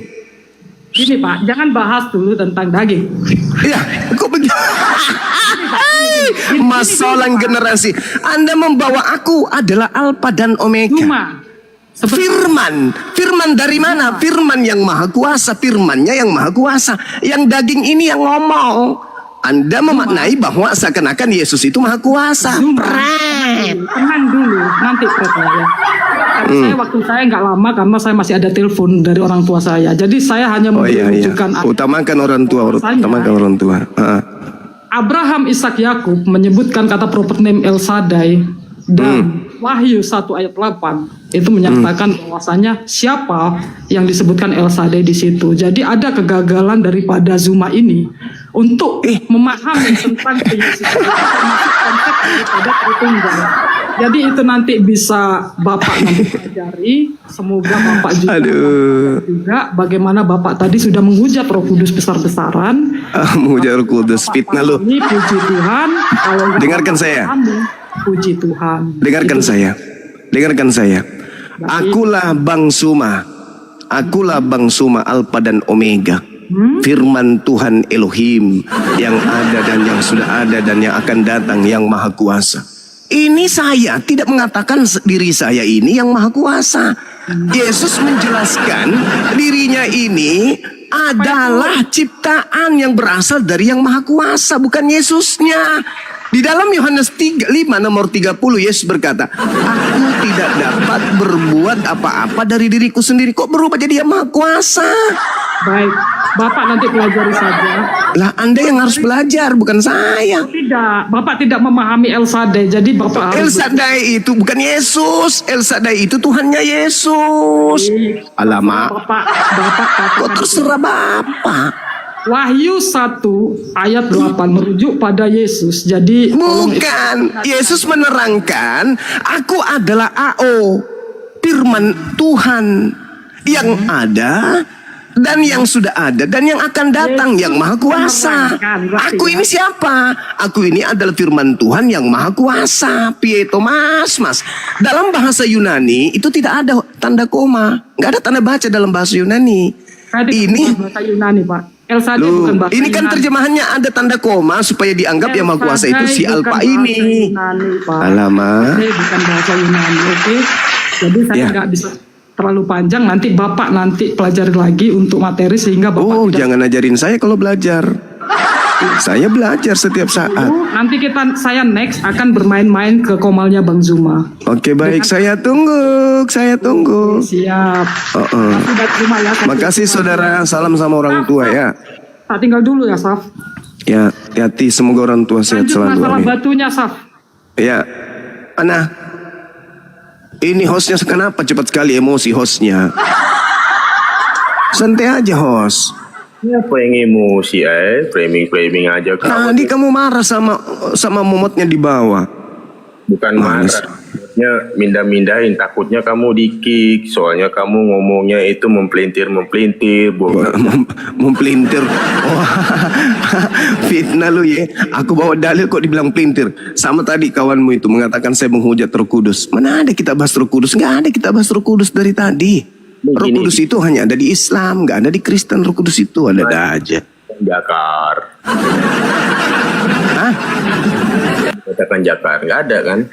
Apa itu? Kenapa lagi kau bahas batu zakar? Apa pula?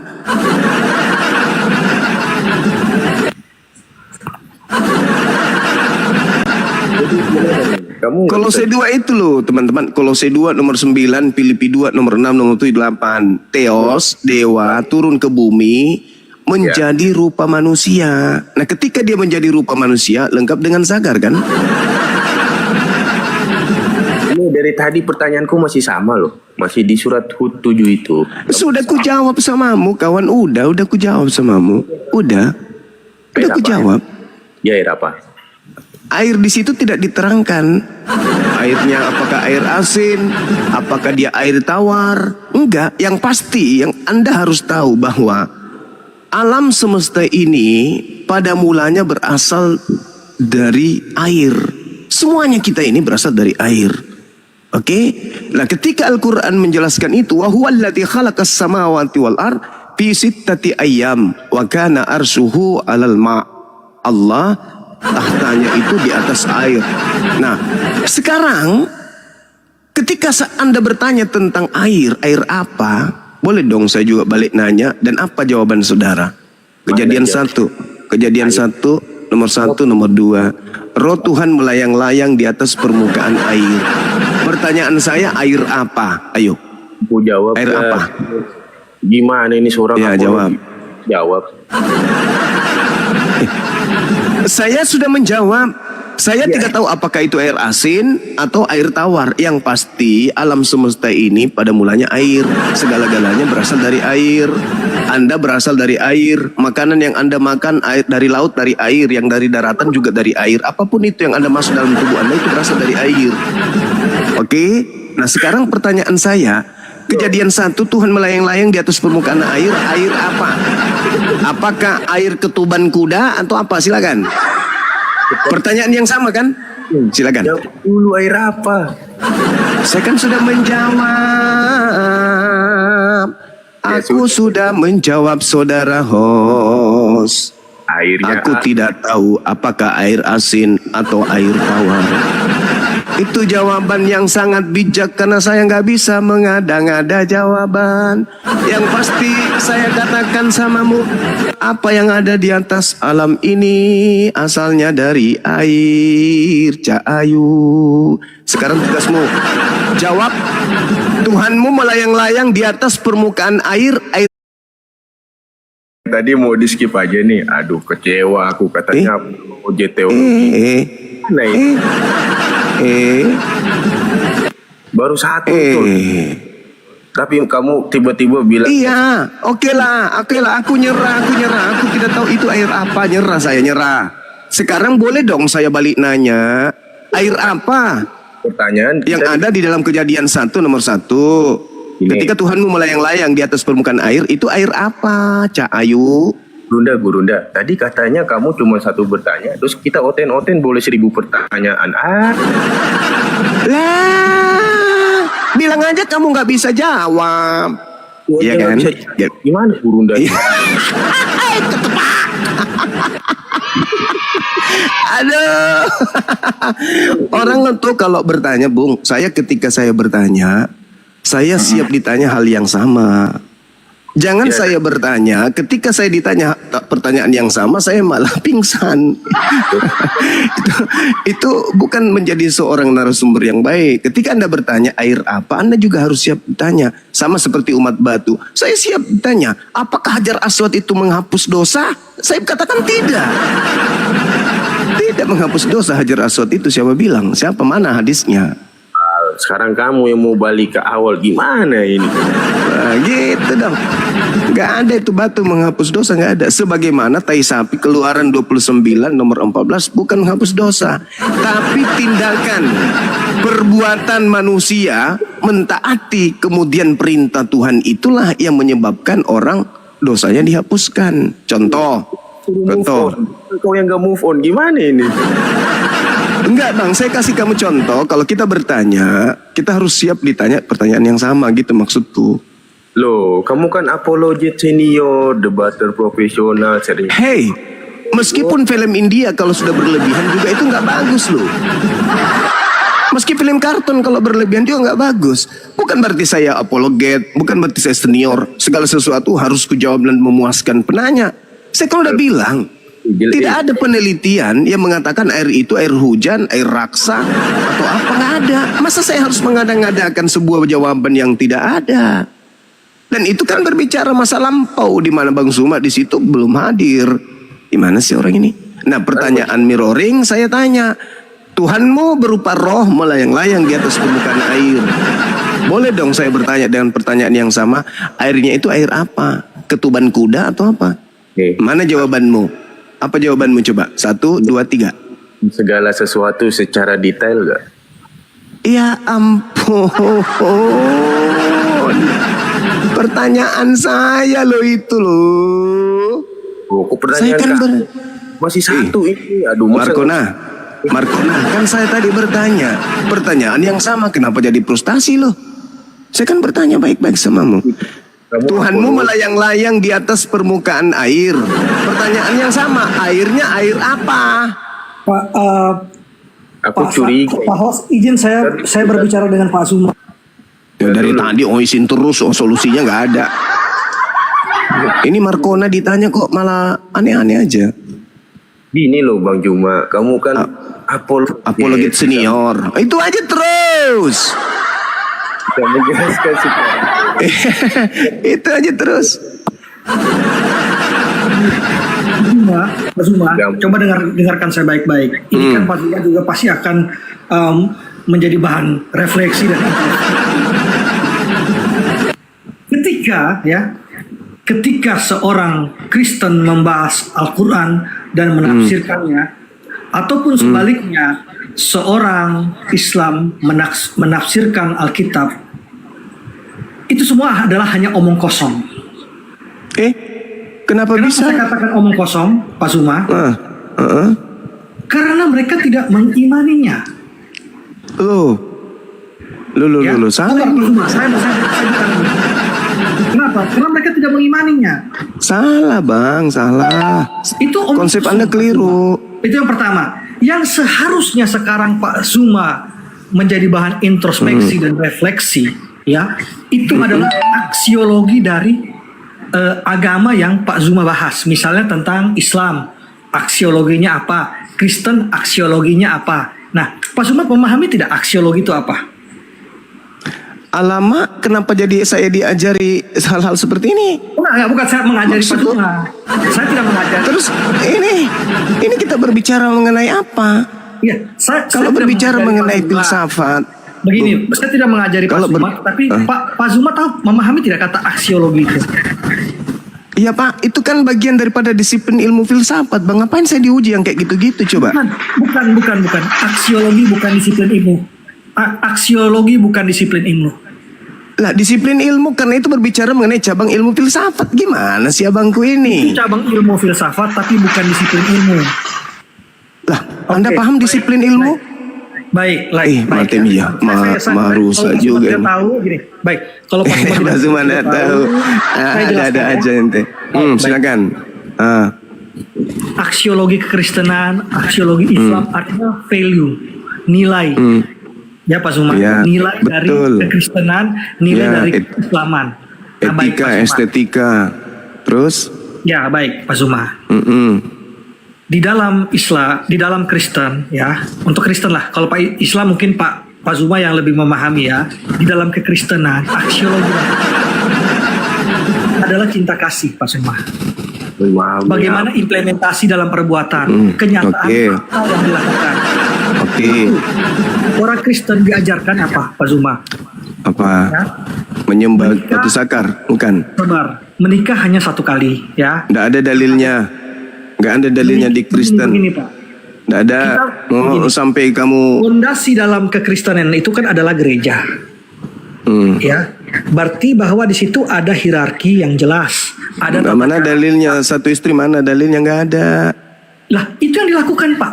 Itu yang dilakukan, itu yang dilaksanakan Pak. Berarti Kristen ini bukan kasih karena melanggar perintah Tuhan. Gimana mau kasih? Yang disebut kasih itu adalah taat kepada perintah Tuhan dan mengajarkan orang lain untuk mentaati perintah Tuhan. Kalau mentaati perintah manusia gimana dong? Itu bukan kasih. Begini, itu pemahaman saudara. Oh, nggak bisa. Kasih menurut Yesus itu apa? Mentaati perintah Tuhan, itu baru kasih. Dan mengajarkan kepada orang lain menjalankan perintah Tuhan, itu kasih. Kalau Anda mengajarkan orang lain melanggar perintah Tuhan, itu bukan kasih. Pak Zuma berbicara apapun tentang Kristen, itu sama saja omong kosong. Kenapa? Yang saya katakan omong kosong itu karena Anda berbicara mengenai Kristen tanpa dasar dalil. Pak Zuma bukan seorang Kristen. Saya lebih Kristen kalau begitu. Kalau hanya berbicara mengenai konsep, saya lebih Kristen. Tidak bisa, karena Pak Zuma agamanya nggak bisa dong, nggak bisa saudara. Berbicara mengenai etika, berbicara mengenai estetika, berbicara mengenai aksiologi ilmu sebuah agama, landasan pijakan kita itu akar utama. Apa akar utamanya? Ya kitab sucinya dong. Kitab suci dong. Estetika itu apa Pak Zuma? Sabar, estetika itu apa Pak? Materi yang membahas tentang nilai keindahan, nilai seni, nilai sebuah rupa atau objek yang merupakan satu kesimpulan yang membawa kita kepada kebaikan-kebaikan. Ngapain kau tanya-tanya hal-hal seperti itu? Alamak. Nah, sekarang yang kita bahas bukan estetika. Ya, estetika itu yang berikutnya. Kamu yang membawa aksiologi tadi, dan estetika itu bagian daripada aksiologi itu sendiri. Gimana orang ini? Oke, baik. Sekarang gini, Bapak lebih baik bahas batu sakar aja deh daripada Anda kemana-mana. Bapak mengatakan bahwa Bapak lebih Kristen ya. Iya, kalau Anda mengartikan sebuah pemahaman seperti yang Anda gambarkan tadi, jelas itu. Oke, sekarang ini, kalau Bapak mengaku lebih Kristen, apa yang sudah Bapak terapkan sebagai Kristen?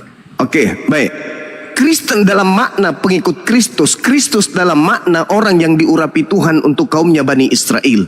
Saya dengan tegas mengatakan, Kristus yang benar adalah Kristus yang cakupan dakwah misinya, pengutusannya, kebenaran jalan dan hidup yang ditorehkan oleh ajarannya hanya berlaku pada kaumnya Bani Israel, tidak berlaku untuk orang lain. Catat itu. Bukan. Kepada Bapak itu apa yang sudah diterapkan gitu. Ini yang saya terapkan. Pemberitaan Bible kepada seluruh makhluk bahwa Yesus itu hanya untuk kaumnya Bani Israel doang. Berarti kalau dibilang junjunganmu Muhammad dari suku Quraisy gitu, berarti ini untuk Quraisy doang itu maksudnya. Oh salah, baik, saya terangkan. Nabi Muhammad SAW diutus ke atas muka bumi ini litubayyina linnas, untuk seluruh umat manusia. Ya ayuhan nas, wahai seluruh umat manusia, aku ini adalah utusan Tuhanmu untuk kalian semua. Inni rasulullahi ilaikum jami'a. Sedangkan Yesus, aku diutus hanya kepada domba. Sudah gitu yang sesat, sudah gitu dari Bani Israel doang.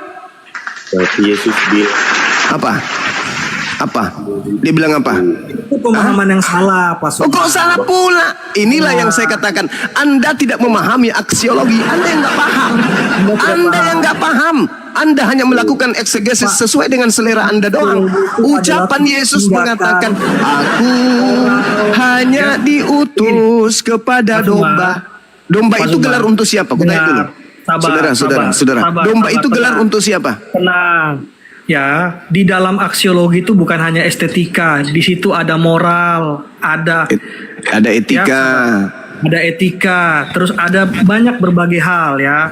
Itu yang harus Pak Zuma memahami gitu. Lu, saya lagi yang diajarin gimana? Saya ngajarin ente barusan kok, saya pula yang diajarin.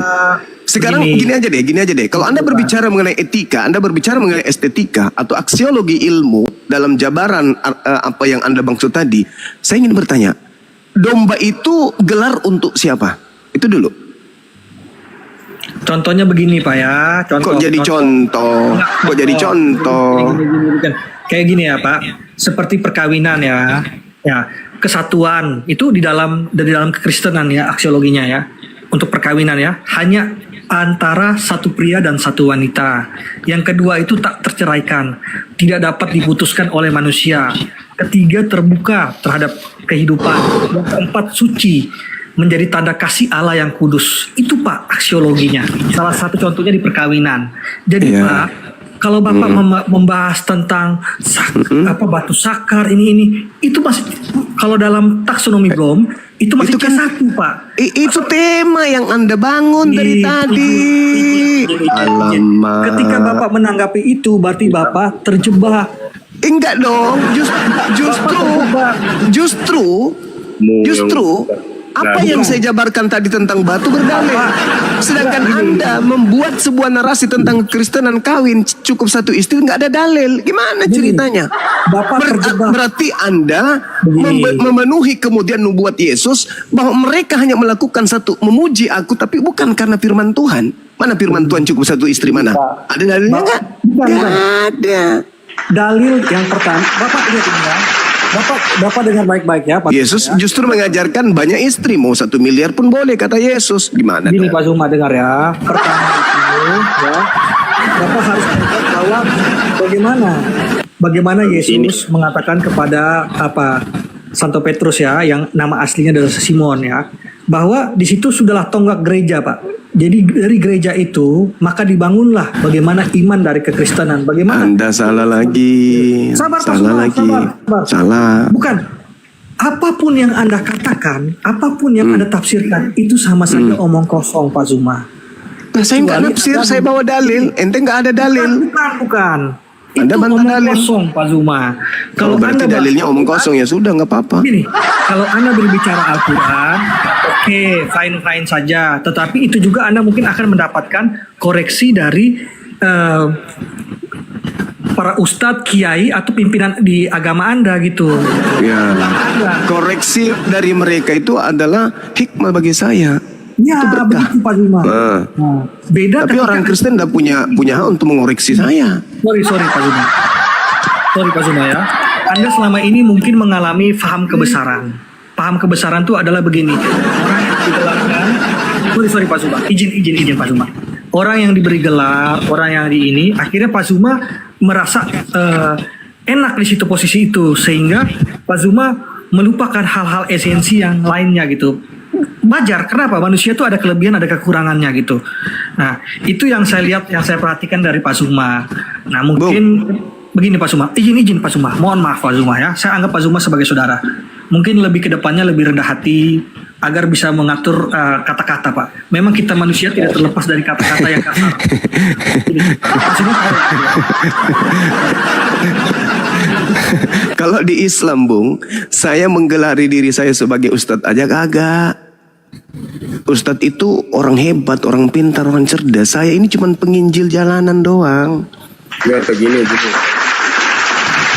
Saya bukan ustadz, apalagi yang lain. Saya cuma penginjil. Jadi kalau Anda ingin bertanya tentang Bible, isi Bible, tanyalah ke saya. Apapun yang dikatakan oleh orang di luar keyakinan kami itu adalah omong kosong Pak Zuma. Ya. Sebagaimana Yesus juga mengatakan itu kepada kalian. Karena apapun Pak Suma, kami memang juga memiliki kelemahan, kekurangan kami pribadi Bagus. sebagai seorang Kristen. Karena kalian adalah kelompok di luar ajaran Yesus kan gitu, Sabar Bang. Pak Suma. Iya, sabar. Anda juga harus sabar. Dari kekristenan itu adalah aksiologi, ya. Seperti ke situ lagi. Saya ulangi lagi, Pak. Pertama, kesatuan, ya, hanya antara satu pria dan satu wanita. Yang kedua, tak terceraikan, tidak dapat diputuskan oleh manusia. Ketiga, terbuka terhadap kehidupan, proles. Yang keempat, suci sakramentum, menjadi tanda kasih Allah yang kudus. Itu saja Pak Suma. Mungkin ada teman-teman Kristen yang mau menanggapi dia, silakan. Itu berkaitan dengan ajaran Yesus nggak? Ya, jelas. Yes. Mana dalilnya? Mana dalilnya? Mana dalilnya? Dalil. Nggak ada. Cuman dibuat-buat, melanggar dalil. Gimana ceritanya? Ayo. Yesus mengatakan apa di dalam Lukas 18? Sabar. Nomor 29:30. Sabar. Memperoleh istri berlipat kali ganda di dunia ini. Sabar, Apa itu? Sabar Pak Suma.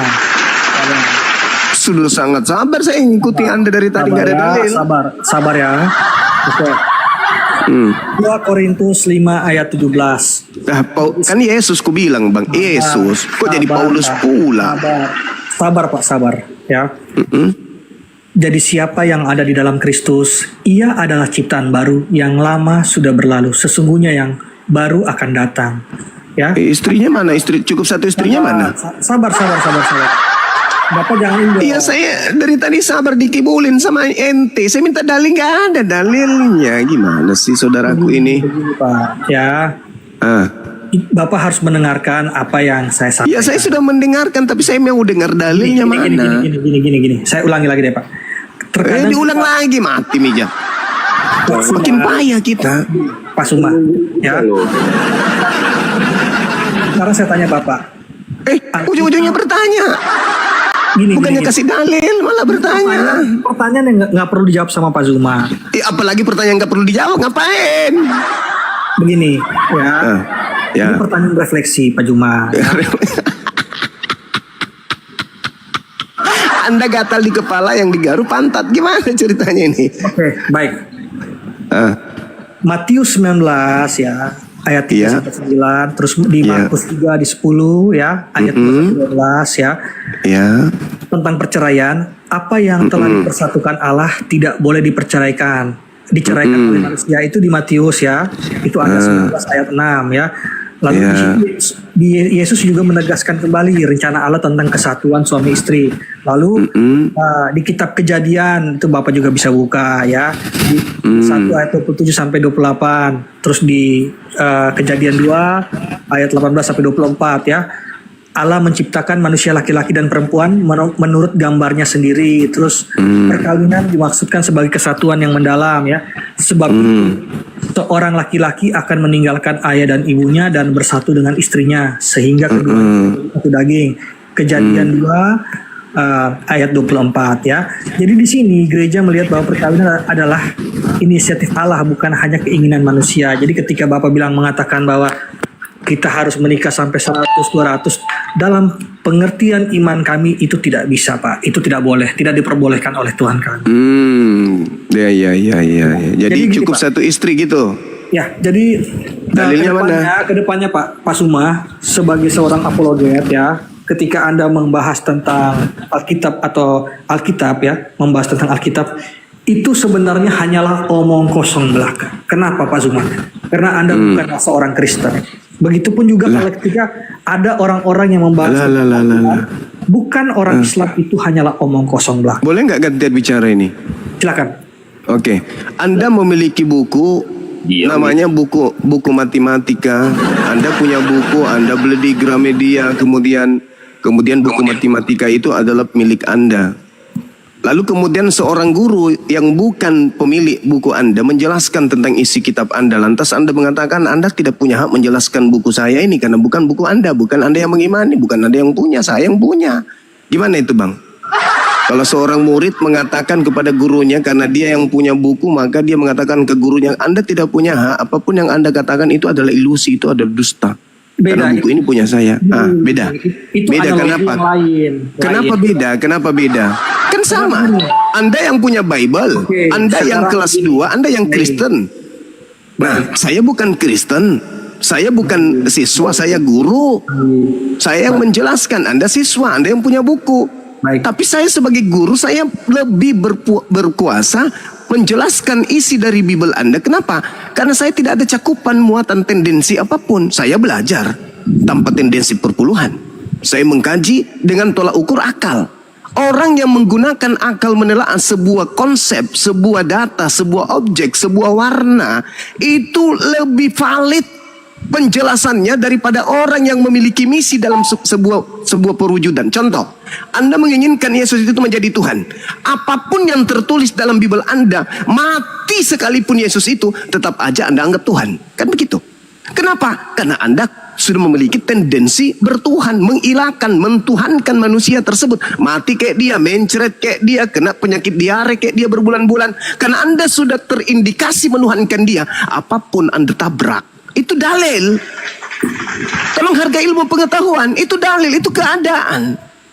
Menjadi konsumsi publik kita ini semuanya. Ketika Islam berbicara Bible, ketika Kristen berbicara Quran, apa tolak ukurnya? Kristen tidak paham Quran, membacanya pun kagak. Tapi ketika standar ini dibalikkan kepada Kristen, umat Islam bisa baca Bible bahasa Indonesia kok.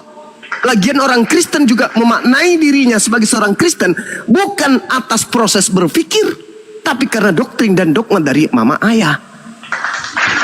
Itu yang Anda harus paham. Jangan Anda mengatakan Anda yang punya Bible, Anda yang punya agama, Anda lebih paham daripada saya yang bukan punya Bible dan bukan Kristen.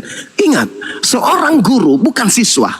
Seorang guru bukan pemilik buku cetak, tetapi seorang guru mampu menjelaskan dan menguraikan isi kitab dari milik siswa tersebut. Meskipun buku itu bukan bukunya, meskipun guru itu bukan siswa itu sendiri. Sampai sini paham? Baik Pak Suma ya, saya koreksi. Silakan Anda koreksi kebenaran. Silakan. Bapak tadi mengatakan bahwa ilmu pengetahuan, hati-hati menggunakan kata itu Pak. Oh enggak dong. Ya. Silakan. Dua kata yang berbeda, science and knowledge, ya Pak. Ketika Bapak berkata tentang kebenaran iman dengan kebenaran ilmiah, ini dua hal yang berbeda. Itu di Kristen. Di Islam kagak. Bukan di Kristen Pak. Nah, itu fakta. Karena memang Kristen ini adalah sesuatu keyakinan, kepercayaan yang dianut harus melepaskan akal. Nggak boleh pakai akal kalau di Kristen. Itu dalil. Itu dalil. Bagaimana Paulus mematikan akal, itu dalil. Itu doktrin dari Paulus. Nggak boleh. Jangankan akal manusia, pernyataan Tuhan pun dikebiri oleh Paulus. Itu pengakuan Paulus sendiri. Boleh gantian Kak? Baik. Izin Pak ya, saya mau koreksi ya Pak. Ada 5 silakan Anda koreksi Paulus, silakan. Yang pertama itu kebenaran iman. Yang kedua kebenaran ilmiah. Ketika Bapak mengatakan kebenaran ilmiah, itu Bapak sudah keliru. Itu Bapak sudah masuk ke ranah akademik. Ya Bapak. Mohon maaf. Coba Pak Saf bisa dilanjutkan apa yang Pak Saf sampaikan. Anda keliru, Anda yang keliru. Anda yang keliru, bukan saya yang keliru, Bang. Agama Anda itu memang dituntut untuk mematikan akal. Dalam hal agama ya. Dalam hal agama. Bukan hal yang lain. Kristen itu pintar. Kristen itu cerdas. Tapi dalam hal keyakinan, Kristen itu tidak menggunakan akal. Catat itu. Catat itu baik-baik. Camkan itu baik-baik, saudaraku. Yang Anda jadikan sebagai landasan menjadi Kristen hanya kepercayaan doang, keyakinan doang. Itu adalah omong kosong Pak. Percuma. Saya tanya sama saudara, masuk enggak di akal Anda pencipta langit dan bumi itu mati dibunuh manusia? Masuk enggak? Ya siapa? Kenapa? Karena hanya enggak bisa Anda jawab. Itulah iman saudara. Itulah iman saudara. Tukang periuk menjadi periuk. Itulah iman saudara. Gini Pak Zuma, menabrak logika sehat.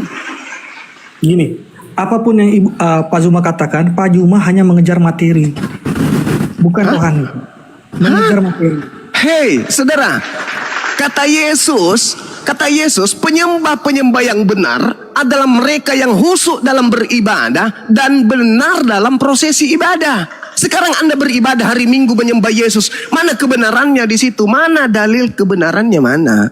Anda menyembah anak Maria, mana dalil kebenarannya? Sedangkan Yesus mengatakan, penyembah-penyembah seperti inilah yang diinginkan oleh Elohim. Apa itu? Mereka membaca dalil, lalu kemudian mempraktekkan dalil itu. Ingat, apa pesan ilahi di dalam kitab yang Anda genggam hari ini? Amsal 3 nomor 5. Amsal 5 nomor 3, apa? Jangan kamu berpangku terhadap pikiranmu sendiri, tapi bertopanglah kepada firman Tuhan. Tuhan yang benar adalah Tuhan yang tahu makna akal pada ciptaannya. Bagaimana mungkin sebuah pabrik mengeluarkan kendaraan motor matic, terus buku panduannya buku tentang operasional kulkas? Tuhan yang menciptakan akal, Tuhan yang memberi manual book. Manual book ini harus selaras dengan akal. Bagaimana mungkin berasal dari Tuhan, sedangkan akalnya dicipta dengan sekonsep apapun sempurnanya, terus dikasih buku panduan yang tidak sesuai dengan akal gitu? Itu bukan Tuhan, itu hantu.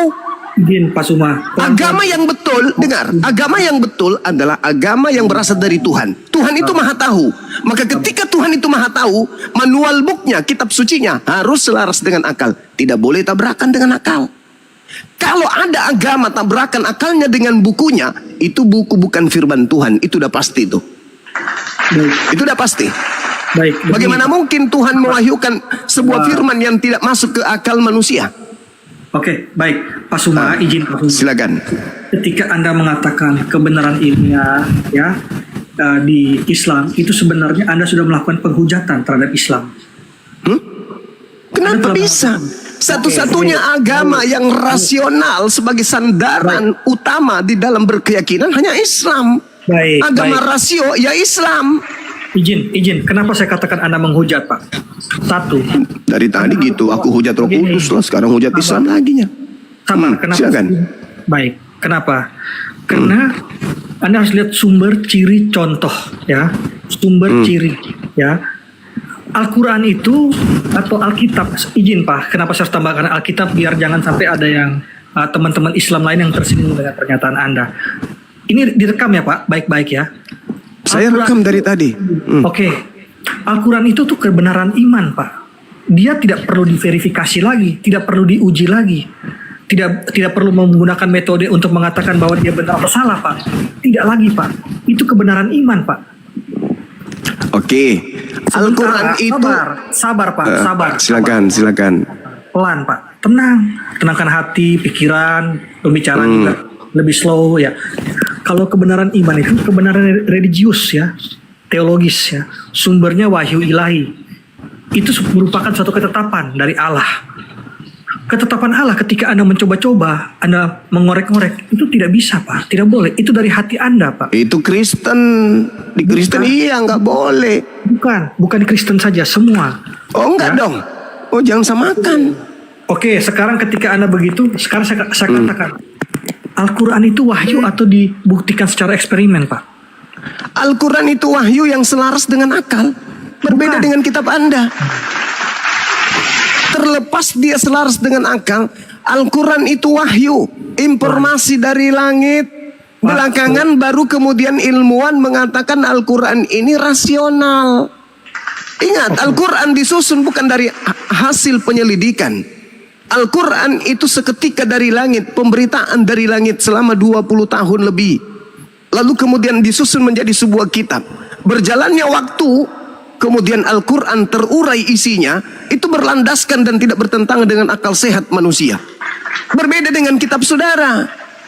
Kitab saudara didudukan pada saman batu pun tidak cocok. Kalau standarnya adalah sains. Kalau standarnya adalah ilmu pengetahuan. Baik Pak Suma. Tapi kalau cuma iman doang, dengar, kalau iman doang, tai kambing pun bisa Anda tuhankan. Paham? Kalau cuma iman doang. Oke, baik Pak. Jadi Al-Quran itu dibuktikan secara eksperimen ya Pak? Yes. Oke, dicatat teman-teman, ada 1,3 penonton. Silakan. Mengatakan bahwa Al-Quran dibuktikan secara eksperimen. Artinya silakan. Apa? Kebenaran Al-Quran itu merupakan bersifat sementara. Itu semua yang katakan ya, bukan saya. Oh, salah ente. Salah ente. Sabar dulu. Bukan bersifat sementara. Kebenaran Al-Quran itu absolut, tak terganti, tak terurai, kemudian merubah menjadi sebuah yang tidak absolut atau sesuatu yang abstrak. Nggak bisa. Al-Quran menguraikan sebuah kebenaran itu bisa dipertanggungjawabkan. Berbeda. Contoh, sekali lagi contoh. Ketika Al-Quran menarasikan manusia berasal dari air, lalu kemudian Bible Anda mengatakan manusia, sabar. Ketika Al-Quran mengatakan itu, lalu kemudian di kitab saudara mengatakan bahwasanya dipancarkan seperti susu dan dikentalkan seperti keju. Apakah itu adalah sebuah kebenaran absolut secara ilmiah? Kan tidak. Sementara Al-Quran menarasikan bahwa dia kemudian seperti lintah. Berarti dia tidak dikeraskan seperti keju. Kalau dia dikeraskan seperti keju, Anda lahir dalam keadaan kotak. Kotak tak bergerak. Tapi kalau lintah, elastis, itulah embrio, itulah manusia. Al-Quran lebih sesuai dengan ilmu kedokteran daripada Bible. Itu satu. Yang kedua, ketika Al-Quran mengatakan bahwa langit kokoh tanpa tiang, Bibelmu mengatakan dengan tiang. Mana tiangnya sekarang? Buktikan dengan ilmuwan. Ada nggak ilmuwan membuktikan bahwa langit ini kokoh tanpa tiang? Kira-kira Al-Quran salah nggak? Yang salah kitab saudara. Jadi ketika Anda berbicara bahwasanya Al-Quran itu sementara, mana buktikan? Yang sementara itu kitab Anda. Ketika dulu diberitakan langit manusia dicipta, dipancarkan, Anda yang harus sabar, Anda yang sabar, Anda yang pelan. Anda yang sabar, Anda yang pelan, Anda yang tenang. Saya lagi berbicara, Anda yang tenang sebagaimana saya tenang tadi. Tenangkan diri Anda. Kristus yang bertanduk 7 bermata 7 yang ada diri Anda itu tenangkan dulu. Oke? Tenangkan dulu. Ketika awal mula, sabar. Ketika awal mula belum ada teropong bintang, belum ada apa-apa pada saat itu, kitab Anda mengatakan langit punya tiang. Oke sajalah. Tapi hari ini Al-Quran datang mengatakan langit tak bertiang. Kira-kira yang masuk akal yang mana? Itu dulu.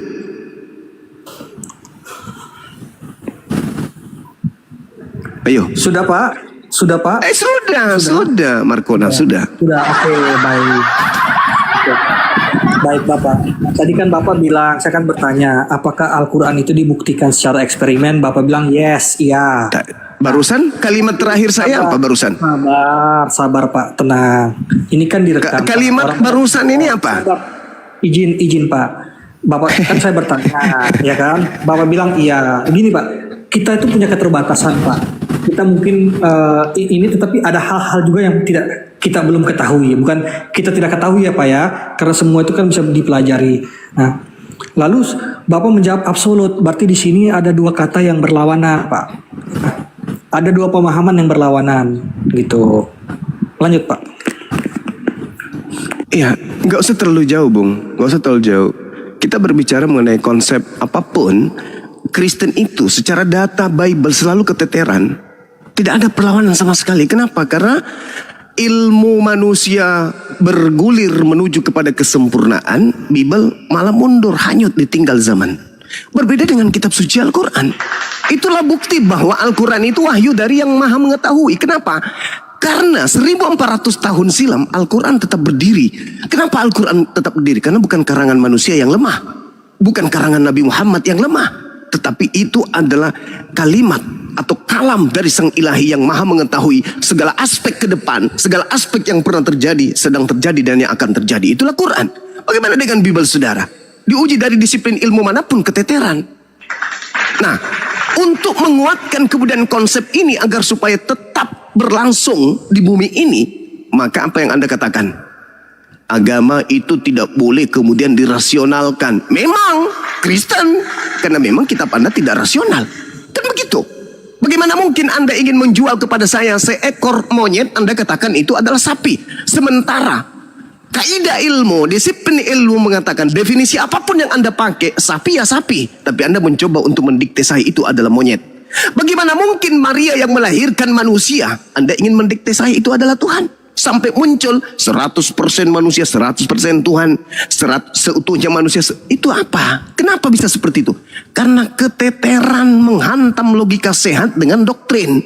Maka apa yang terjadi? Seperti yang dikatakan oleh Paulus dalam 2 Korintus 10 nomor 5, 2 Korintus 10 nomor 5 dan juga 1 Korintus 1 nomor 19. Apa kata Paulus? Aku membinasakan pemikiran manusia dan merubuhkan ketinggian pengetahuan Tuhan. Aku menggiring manusia kepada Yesus. 1 Korintus 1 nomor 19. Karena tertulis, aku akan menghilangkan kecerdasan orang-orang terpelajar dan kemampuan berpikir cerdas akan kulenyapkan. Itulah yang ada sekarang. Sehingga Anda tidak berpikir, Anda tidak lagi cerdas, Anda tidak lagi kemudian memikirkan sesuatu yang menghantarkan Anda kepada kebenaran. Contoh sederhana, 30 detik terakhir. Ketika Anda bayi, Anda dikasih makanan. Apapun yang Anda dikasih, Anda makan. Sendal jepit pun Anda makan. Kenapa? Anda belum bisa membandingkan mana baik, mana buruk. Masih bayi, dikasih pakaian. Ketika bayi, dikasih pakaian apapun yang Anda dikasih, Anda pakai. Mau daster kah, baju perempuan, Anda pakai. Tanpa ada pemikiran pertimbangan.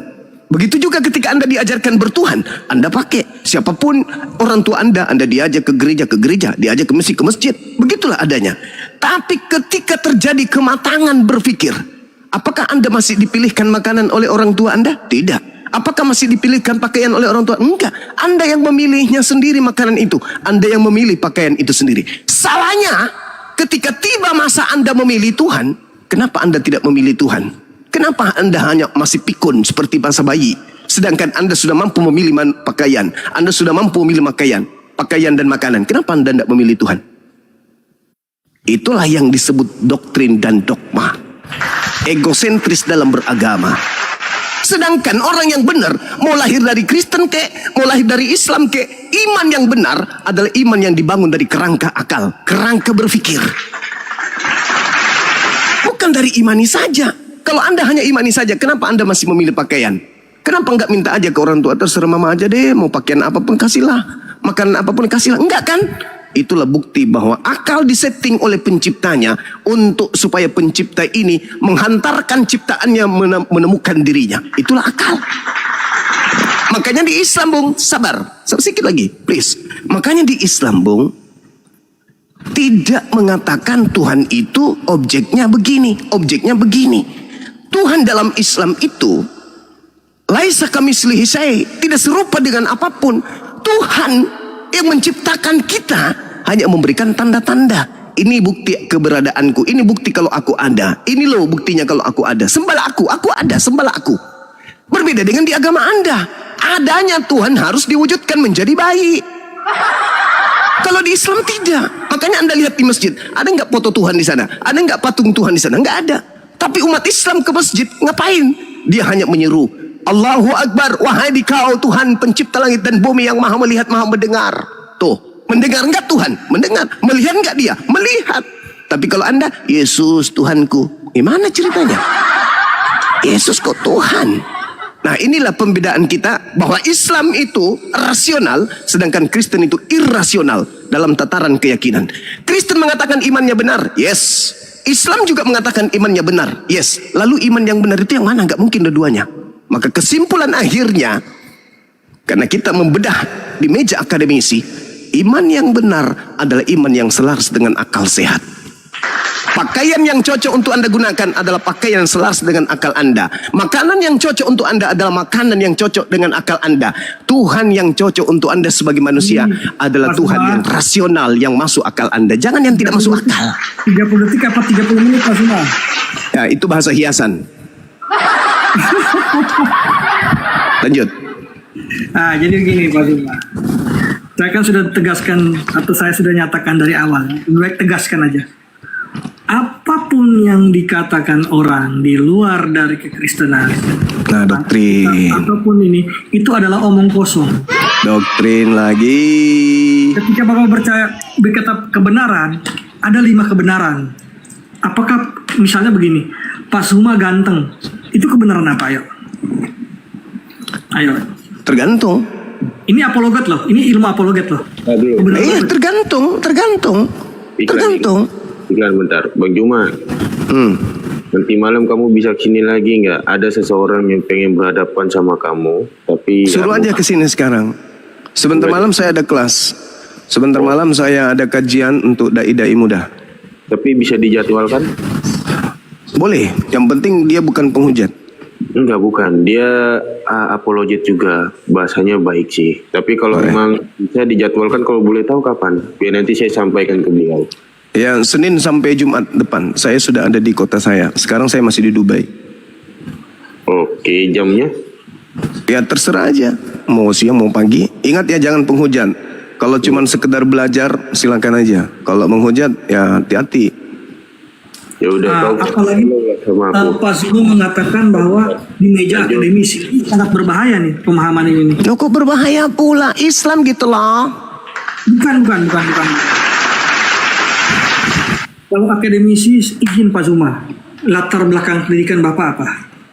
Oh, ngapain ke sana? Paulus pun udah pernah sekolah, Bung. Jadi rasul dia.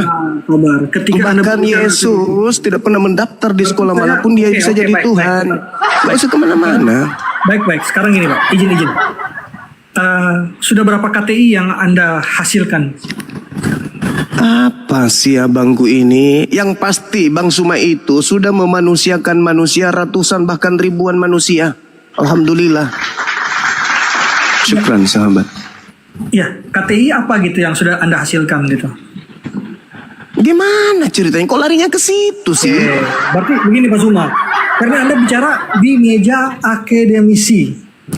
Yes, Islam itu saudaraku, Islam itu adalah objek pembicaraan dari SD sampai gelar strata tertinggi sekalipun. Itu Islam, itu dibedah. Islam itu dibedah. Yang mau ditanya itu kepada Anda gitu loh Pak. Loh, kok jadi saya? Saya kan berbicara berkaitan dengan keyakinan saya. Akademisi itu Kok jadi larinya ke pribadi?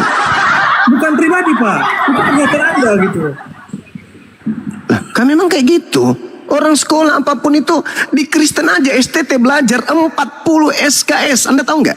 Di STT itu belajar 40 SKS tentang Islam loh. Keren kan Islam itu? Begini Pak Suma. Untuk Anda mendapat gelar sarjana teologi, Anda harus lulus 40 SKS materi Islam. Wah, bangga dong aku. Meskipun kalian pelintir Islam itu. Baik. Jadi gini Pak Suma. Silakan. Anda punya potensi, Anda dalam berkata-kata, public speaking Anda semua, tetapi ada istilah-istilah bahasa yang Anda tidak memahami. Lu kok jadi kayak gitu? Islam ketika dibedah di meja akademisi, masa itu nggak bagus bahasa ilmiah? Wah, bukan. Masa jadi nggak boleh sih? Kalau memahami sudah terlalu tinggi. Menirukannya salah tempat Pak, diksinya. Oh gitu. Yang benar yang mana? Ya, contoh ketika Anda mengatakan di meja akademisi, ya, Anda harus menunjukkan KTI tentang pembahasan yang kita lagi lakukan. Misalnya contohnya gini, Anda mengatakan bahwa ini yang benar, ini yang salah gitu. Nah itu harus dibuktikan dengan KTI Anda gitu, karya tulis ilmiah Anda yang sudah dipublikasikan gitu. Saya menggunakan karya tulis cukup Al-Quran saya sebagai kitab suci karena saya berbicara mengenai keyakinan. Ya itu makanya saya bilang tadi Pak, ada 5 kebenaran. Pak tahu tidak 5 kebenaran itu apa saja? Nggak tahu. Nah sudah, oke, baik, nggak apa-apa. Nanti di lain sesi baru saya. Apa 5 kebenaran itu apa? Oke, contohnya Pak Zuma itu ganteng, itu kebenaran apa? Ya itu absolut. Loh kok absolut? Lah iya dong, dibandingkan monyet ganteng saya. Gimana ceritanya? Bukan. Itu kebenaran apa? Orang dia bilang, atau jangan Pak Suma lah. Ada cewek bilang, itu dia cakep, itu dia jelek. Itu sekarang itu kebenaran apa? Ada apa kok larinya ke sana? Anda sedang berbicara agama seakan-akan Anda tidak percaya diri terhadap agama Anda gimana? Itu namanya kebenaran. Jangan framing Pak. Jadi itu namanya kebenaran eksistensial ya, yang berdasarkan sumbernya itu pengalaman hidup dan kesadaran diri seseorang. Itu tergantung, saudaraku, tergantung Anda memantik ilmu tentang kebenaran itu dari mana. Saya pun bisa menggunakan teori-teori seperti itu. Teori korespondensi, bagaimana orang menilai tentang kebenaran, teori koherensi, teori pragmatik, redundansi, dan semantik. Terserah kita. Anda ingin menjebak saya dengan sesuatu yang, receh, Bung, saya juga ini, sudahlah. Gini Pak, Bapak tadi bilang teori semantik, teori apa tadi? Nah itu teori apa Pak? Ya Allah ya Karim. Humaniora. Allahu Akbar. Ilmu sosial atau ilmu pasti? Kalau hanya sekedar gaya-gayaan tentang kita memperlihatkan kita ini bagaimana cerita kita ini untuk supaya orang bisa melihat kita, wah hebat, public speakingnya hebat, dia lulusan S3, STS tontong. Enggak, bukan eranya sekarang ini. Bukan itu era anak-anak kita, adik-adik kita, bukan era kita gitu loh. Makanya itu Pak, tadi saya sudah katakan kepada Bapak. Namanya manusia itu pasti ada kelebihan, ada kekurangan toh Pak, betul tidak? Iyalah, tapi di kamu kekurangan semua, nggak ada kelebihan. Ya, terserah Bapak mau ngomong apa. Bercanda kok gitu aja kok sensitif. Nggak apa-apa Pak Suma, silakan. Kelebihannya Anda itu pandai bertanya, nggak bisa menjawab, itu kelebihan loh. Tidak apa-apa, tidak apa-apa. Pak Suma mau katakan Iya. demikian tidak apa-apa. Ya kan kelebihan Anda berbicara, kan kelebihan. Jadi gini, apapun yang Pak sampaikan tentang Itu ilusi. Itu ilusi. itu adalah omong kosong, Pak. Yang kosong. Iya. Karena sekarang gini, izin Pak, izin. Pak, ini kan sudah banyak nih yang fans nih. Yang sekarang kita bahas itu adalah aksio dari keagamaan itu.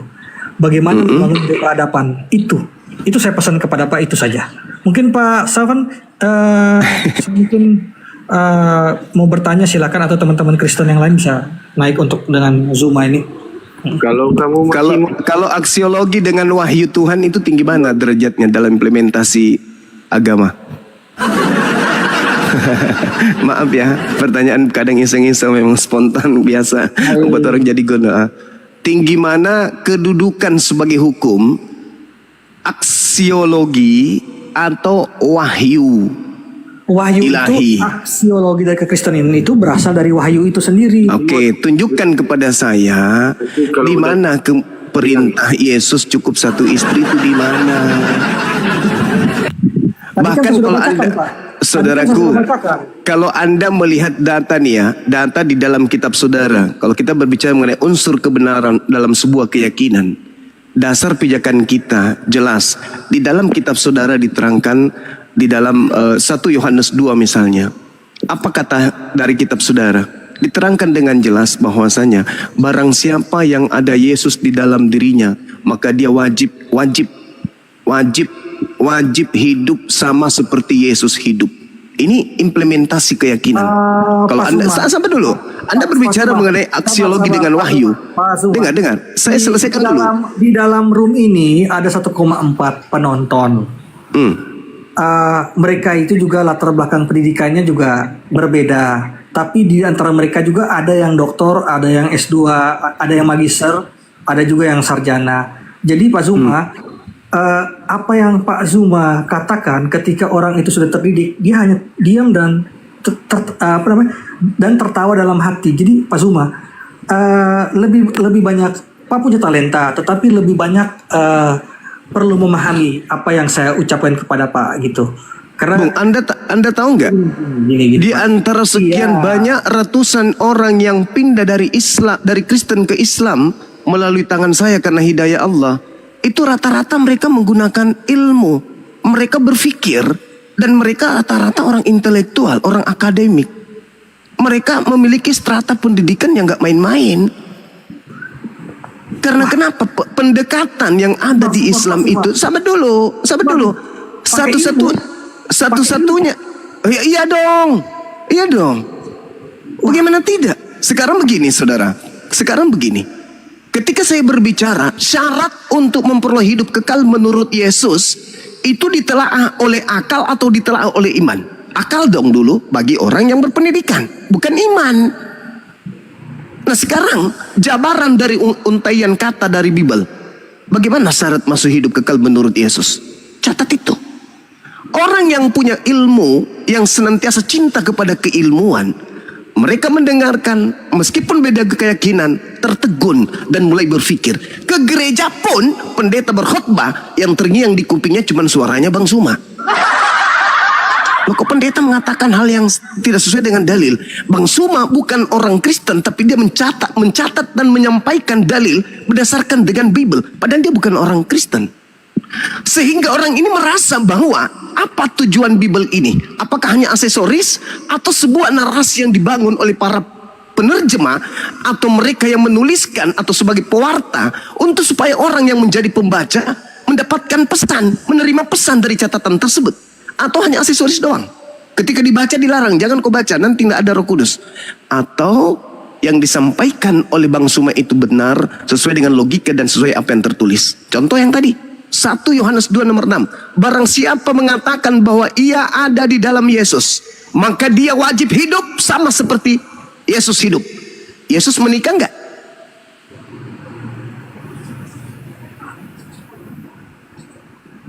Yesus matinya gimana? Sudah berakhir di atas salib. Sudah, Pak Anda Suma. wajib hidup sama seperti Yesus? Sudah siap disalib? Mama, aku udah bosan hidup, Ma. kalah mulu sama Bang Suma. Saatnya aku disalib dong. Ingat 1 Yohanes 2 nomor 6. Barang siapa mengatakan, barang siapa yang mengucapkan, barang siapa yang menarasikan bahwa dia ada di dalam Yesus atau Yesus ada di dalam dirinya, maka dia wajib hidup sama seperti Yesus telah hidup. Bagaimana Yesus hidup? Dalam hubungannya dengan wanita. Menikah nggak dia? Kawin nggak dia? Enggak. Lalu kalian hidup sama seperti Yesus? Enggak juga. Di mana logika Anda sekarang? Mati kan? Mati kan logika Anda? Mati dong. Ya. Mati logika. Saya jelaskan ya, dan saya jelaskan lagi sekali lagi. Apapun yang dikatakan tentang Alkitab, kalau dia bukan orang masih kosong. Pasti omong kosong. Omong kosong. Nah, berarti dalil yang tadi omong kosong, udah selamat. Apapun yang dikatakan dia dari tafsiran dia itu omong kosong. Omong kosong. Nah, itulah doktrin pembodohan. Dengar. Sekarang begini. Oke, silakan. Sabar, saya bicara dong, Pak. Pak bicara, saya dengar. Iya, jangan emosi dong, santai aja, santai. Silakan, santai, relax, Pak. Itu gimana sih? Ya, silakan Tukiman, lanjut. Kok Tukiman sih, Pak? Aduh, gimana? Tukiman itu singkatan. Pak. Baik. Tukiman. Sekarang begini, tukang kibulin manusia, Tukiman. Baik, Pak Sukma. Tidak apa-apa. Silakan. Sampaikan Pak Sukma. Tukiman lain lagi. Tapi kan gini. Yang penting hati Bapak itu kan diketahui sama Tuhan kan, Pak? Itu tidak. Iya, pastilah Tuhan Maha mengetahui. Kecuali Tuhan yang buah ara aja nggak tahu musimnya kapan, itu nggak tahu. Lanjut. Baik. Jadi nilai kekristenan ya itu berdasarkan dari ada 4. Pertama Alkitab ya, Firman Tuhan sebagai pedoman hidup ya, Yesus Kristus teladan sempurna dalam moral dan perilaku, tradisi gereja, ajaran, doa, dan praktik rohani yang diwariskan. Keempat itu adalah hikmah rohani dan akal budi, refleksi manusia atas kehendak Tuhan. Nah, jadi ciri nilai kekristenan ya dari teologis mengutamakan hubungan manusia dengan Tuhan, iman, doa, kasih kepada Allah. Nilai etis moral mengatur hubungan manusia dengan manusia, kasih, kejujuran, keadilan, kesetiaan. Tuh. Nilai estetis menghargai keindahan ciptaan dan kehidupan rohani, ibadah, sinergius, musik, rohani. Nilai sosial mengutamakan solidaritas, pelayanan dan perdamaian. Contoh ya, aspek ya. Iman, nilai Kristiani, iman kepada Tuhan dalam kehidupan, doa, ibadah mingguan, tiap hari membaca Alkitab, jam 5 pagi bangun berdoa, jam 12, jam 3, jam 6 itu.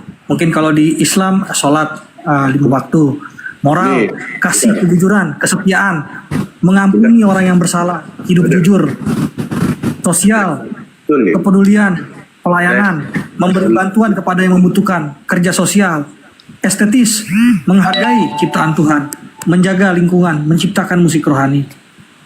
Prinsip aksiologi kekristenan, kasih adalah inti dari semua nilai.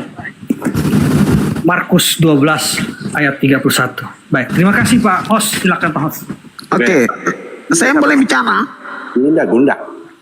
Ini kan Pak Host. Nih dari narasi Kitun tentang kabar palsu. Gimana tanggapan Anda? Kabar palsu? Iya. Brother Kitun, monitor. Ya silakan aja. Enggak, gimana tanggapan Anda? Asli atau palsu jadinya itu? Ya asli dong, gimana sih masa palsu? Kabar pun dipalsu-palsukan, alamak. Ada-ada aja. Nih, silakanlah kalian berkuantam lah di situ. Oh enggak dong, saya pasti tetap berdiri di iman saya.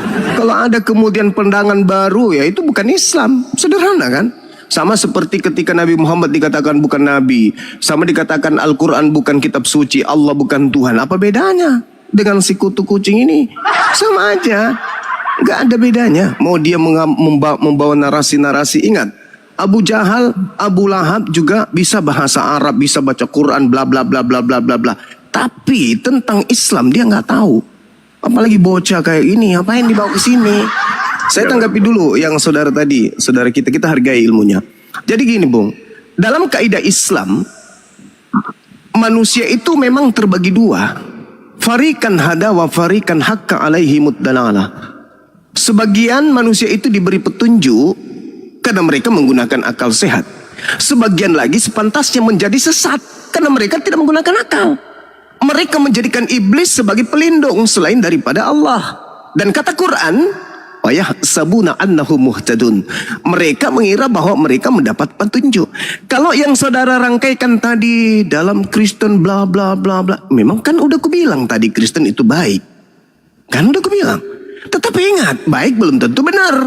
Karena iblis juga akan memperlihatkan sisi-sisi kebaikan. Mereka mengira bahwa mereka mendapatkan petunjuk. Contoh, ketika Anda melakukan prosesi ibadah, apakah ada petunjuk dari Elohim?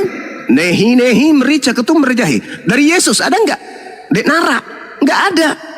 Lalu apa yang Anda lakukan? Anda mengira itu adalah petunjuk. Contoh, ketika Anda dikatakan, ajarlah mereka melakukan segala sesuatu yang telah kuperintahkan kepada kalian. Saya bertanya dong, mana perintah Yesus ibadah minggu? Kok kalian kompak sedunia hari minggu berjalan ke gereja? Ada apa? Yang perintahkan siapa? Berarti ada kekuatan di luar daripada Tuhan itu sendiri yang menghantarkan separuh dari penduduk bumi untuk menyembah kepada Kristus tanpa firman Tuhan, tanpa sabda Nabi. Nah, inilah yang dikatakan Al-Quran. Mereka menganggap bahwa yang mereka lakukan itu adalah sebuah kebenaran. Firman Tuhannya tak ada, sabda Yesusnya pun tak ada. Kenapa mereka melakukan itu? Kata Yesus di dalam kitab saudara, waspadalah kepada penyesat yang datang kepadamu, memakai namaku dan berkata akulah Kristus. Mereka akan menyesatkan banyak orang. Berhasil enggak? Penyesat menggunakan nama Yesus untuk menyesatkan banyak orang. Berhasil. Mana banyak orang itu? Ya Kristen. Siapa lagi? Karena Yesus dalam implementasi keyakinan tidak berkata-kata dari dirinya sendiri. Oh, mantap kali Yesusku. Dan dia melakukan mujizat, tanda-tanda kekuatan yang dahsyat karena petunjuk dari Tuhannya, sekedar untuk membuktikan kepada kaum Israel bahwa dia adalah utusan Tuhan. Yohanes 5 nomor 36. Yesusku memang mantap, luar biasa. Sedangkan Anda seorang Kristen melakukan satu narasi keagamaan, pembuktian keagamaan, kemudian praktik keagamaan, tidak berlandaskan kepada perkataan yang terlontar dari mulut Yesus, tidak berlandaskan kepada praktek yang dilakukan oleh Yesus. Sementara Yesus mengatakan apa? Apa kata Yesus? Yohanes 14 nomor 12. Barang siapa yang mengasihi aku, dia juga melakukan pekerjaan yang aku lakukan. Yohanes 10 nomor 27. Aku mengenal muridku, muridku mendengarkan aku, mengikuti. Aku mengenal muridku, muridku mengenal aku. Mereka mendengarkan suaraku. Murid Yesus mendengarkan suara Yesus. Pertanyaan saya, suara siapa yang Anda dengarkan sampai Anda ke gereja? Suara siapa yang Anda dengarkan sampai Anda makan babi? Suara siapa yang Anda dengarkan sampai Anda menyetarakan Yesus sehakikat dengan pencipta langit dan bumi? Suara siapa yang Anda dengarkan sampai Anda tidak bersunat? Itu. Aku mengenal muridku, muridku mengenal aku. Mereka mendengarkan suaraku dan mengikuti aku. Aku ke sinagoge. Boleh tidak merayakan Natal di sinagoge? Boleh nggak kemudian orang-orang yang tidak bersunat pemakan babi masuk ke sinagoge? Tidak boleh. Berarti tempat Yesus beribadah, orang Kristen haram hukumnya masuk ke dalam. Oke. Mereka mengikuti aku. Zuma, oke. Sekarang dilanjutkan misalnya begini. Barang siap. Udah dulu dari silakan. Monitor.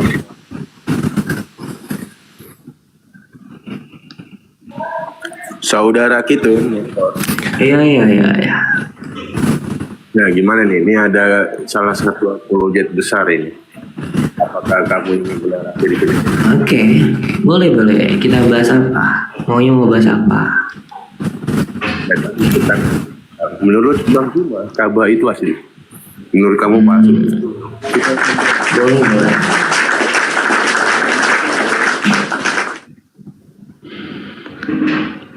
Silakan narasi dulu soal Ka'bah ya. Mungkin Zuma gimana pandangan Bang Zuma ya soal Ka'bah nanti. Ya, Ka'bah saya jelas, saya Muslim. Ka'bah saya jelas. Ngapain saya jelaskan lagi? Oke. Anda Muslim. Ya, jelas saya Islam. Yang Islam sejati itu saya. Oke. Tolong tunjukkan kepada saya di dalam kitab saudara tentang Ka'bah yang asli itu di mana letaknya. Di dalam Al-Quran ya, silakan.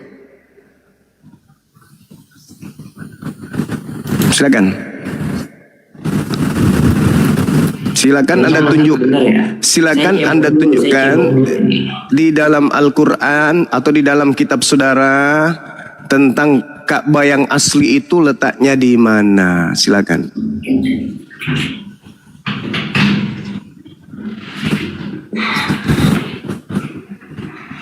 Surah apa di kitab saudara? Surah apa, ayat berapa?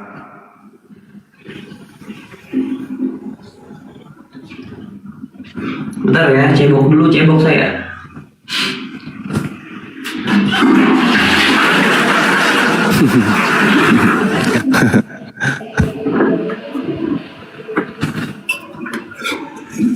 sabar.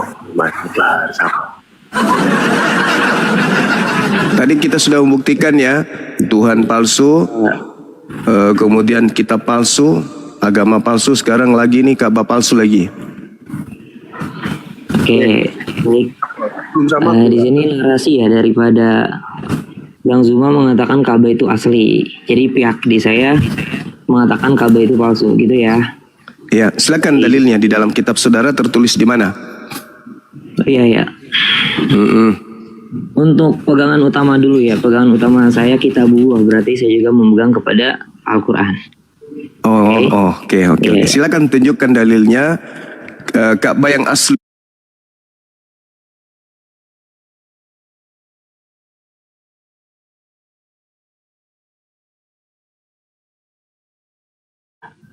(103)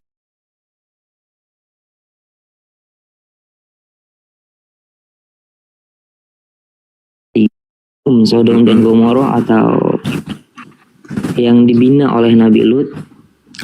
Saya tidak tanya kaum Anda, saya tidak tanya kaum Anda, saya tidak tanya kaum Sodom, kaumnya Anda enggak. Saya tanya tentang letak Ka'bah asli itu tertulis di Al-Quran surah apa, ayat keberapa? Ya makanya saya jelasin dulu. Kalem aja kalem, saya belum selesai. Saya nggak butuh penjelasan, saya minta dalil dulu dong, dalil dulu. Ya, dalil, kita berbicara berdasar. Dengarkan, kalau saya mengatakan kitab saya asli nih, saya bacakan dalilnya. Innama umirtu an a'budu rabb hazihil baldatil lati harramaha wa lahu kullu syai'. Dalil. Sekarang giliranmu, tunjukkan kiblat aslimu, Ka'bah aslimu di mana tertulis. Tenang dulu, kalem.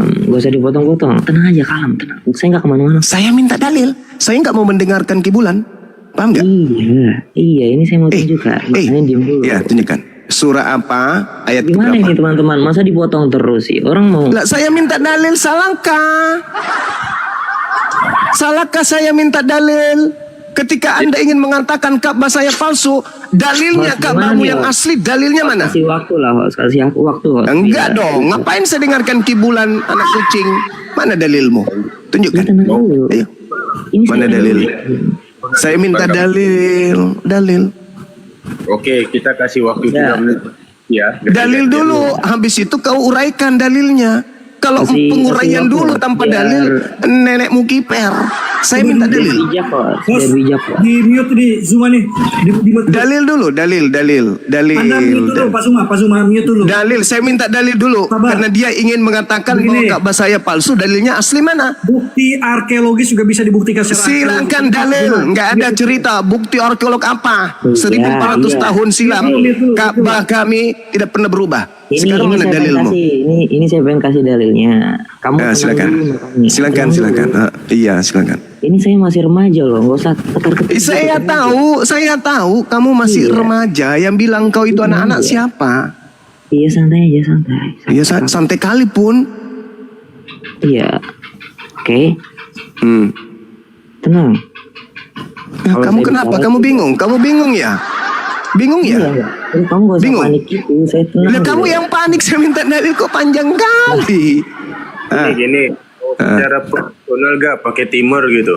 Nggak perlu. Biar fire. Saya cuma butuh dalil. Teman-teman yang dibawa sepakat nggak pakai timer biar fire teman-teman yang nggak perlu. Enak kali emang siapa?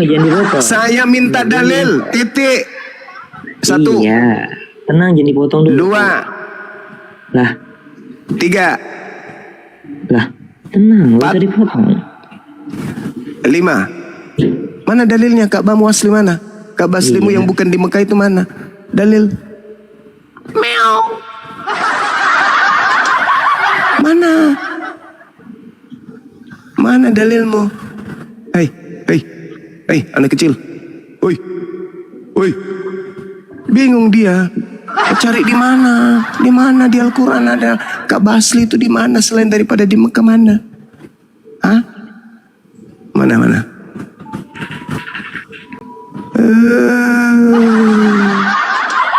Kucing. Udah, kembali kepada tema. Bentar, tenang dulu. Saya belum bicara. Saya masih kasih kamu waktu. Kamu harus jaga adab kalau orang bicara tuh jaga adab. Saya harus jaga adab, termasuk menjaga kemudian akidah saya. Betul? Iya. Gitu dong. Nah, sekarang mana? Mana dalil? Mana dalilnya? Gak usah panik gitu, tenang. Loh kok jadi panik? Saya cuman minta dalil, please. Dalil mana? Mana? Jangan-jangan kau lagi onani di situ. Mana? Nggak boleh serang personal gitu. Itu ya nggak apa-apa. Ini ingat ya. Kamu ingin membuktikan sesuatu yang katamu Ka'bah itu palsu. Seorang kitun membuat narasi memalukan dirinya sendiri. Mana dalilmu? Mana datamu? Ya saya kan mau bicara. Silakan, saya diam. Saya hitung sampai 10 ya. 1. Tenang dulu, gak usah panik gitu. 2. Malam aja kalah. 3. Teman-teman juga tahu di sini siapa yang berisik, siapa yang mau 4. 5. 6. 7. Di sini saya akan buktikan ya. Kita 8. 9. Oke. Lanjut. Kita pakai data. Kok bisa dikatakan Ka'bah bukanlah yang asli, gitu ya? Atau dikatakan Ka'bah yang replika. Kita merujuk di beberapa sumber rujukan ya, yaitu Al-Quran sendiri. Boleh dibuka teman-teman di bawah ya, surat As-Saffat 133 sampai 138.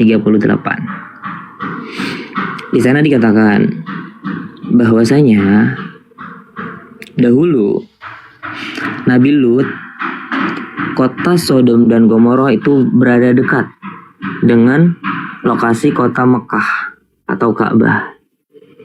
Oke. Tapi realitanya saat ini itu sangat jauh, bahkan hampir 3000 km ya, daripada lokasi kota Sodom dan Gomorrah.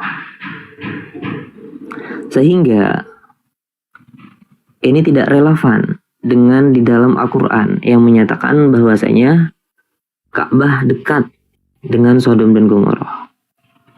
Itu satu bukti daripada Al-Quran. Dan kita merujuk juga pada bukti-bukti ya, artefak yang tertinggal di dalam Mana dalilnya, Cok? Dalil. Mana kau cuman bernarasi kayak gitu? Mana dalilnya? Saya sudah diam tunggu dalil, kok nggak ada dalilnya, Vito, Mas. Malah kau menjagokan kaumnya Nabi Lot.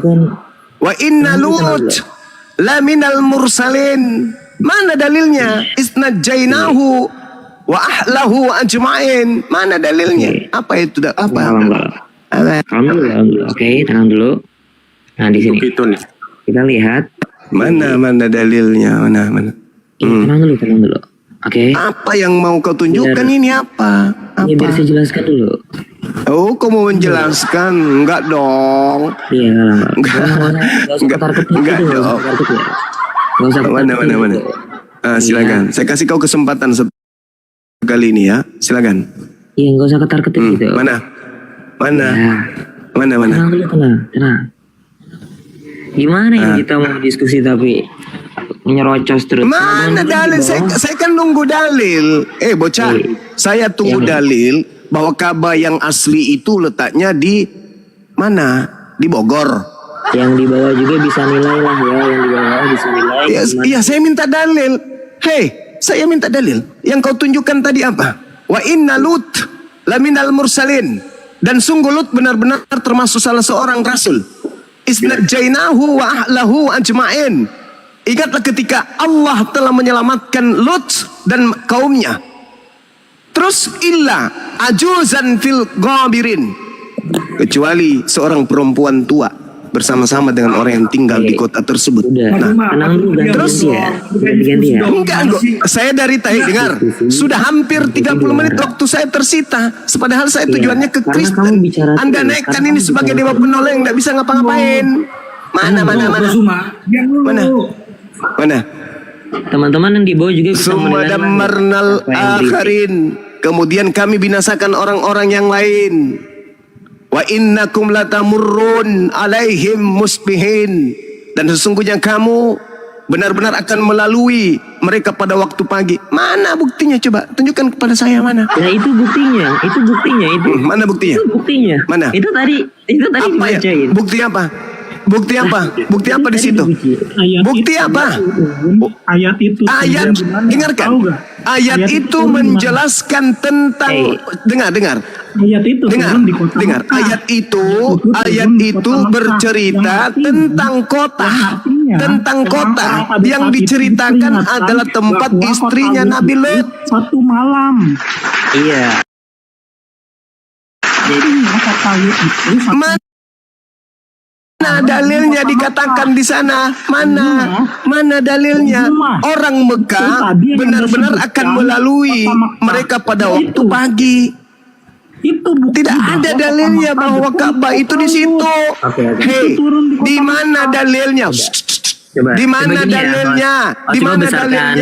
Bahwa Ka'bah itu berada pada kota yang kena azab. Mana dalilnya? Mana? Tenang.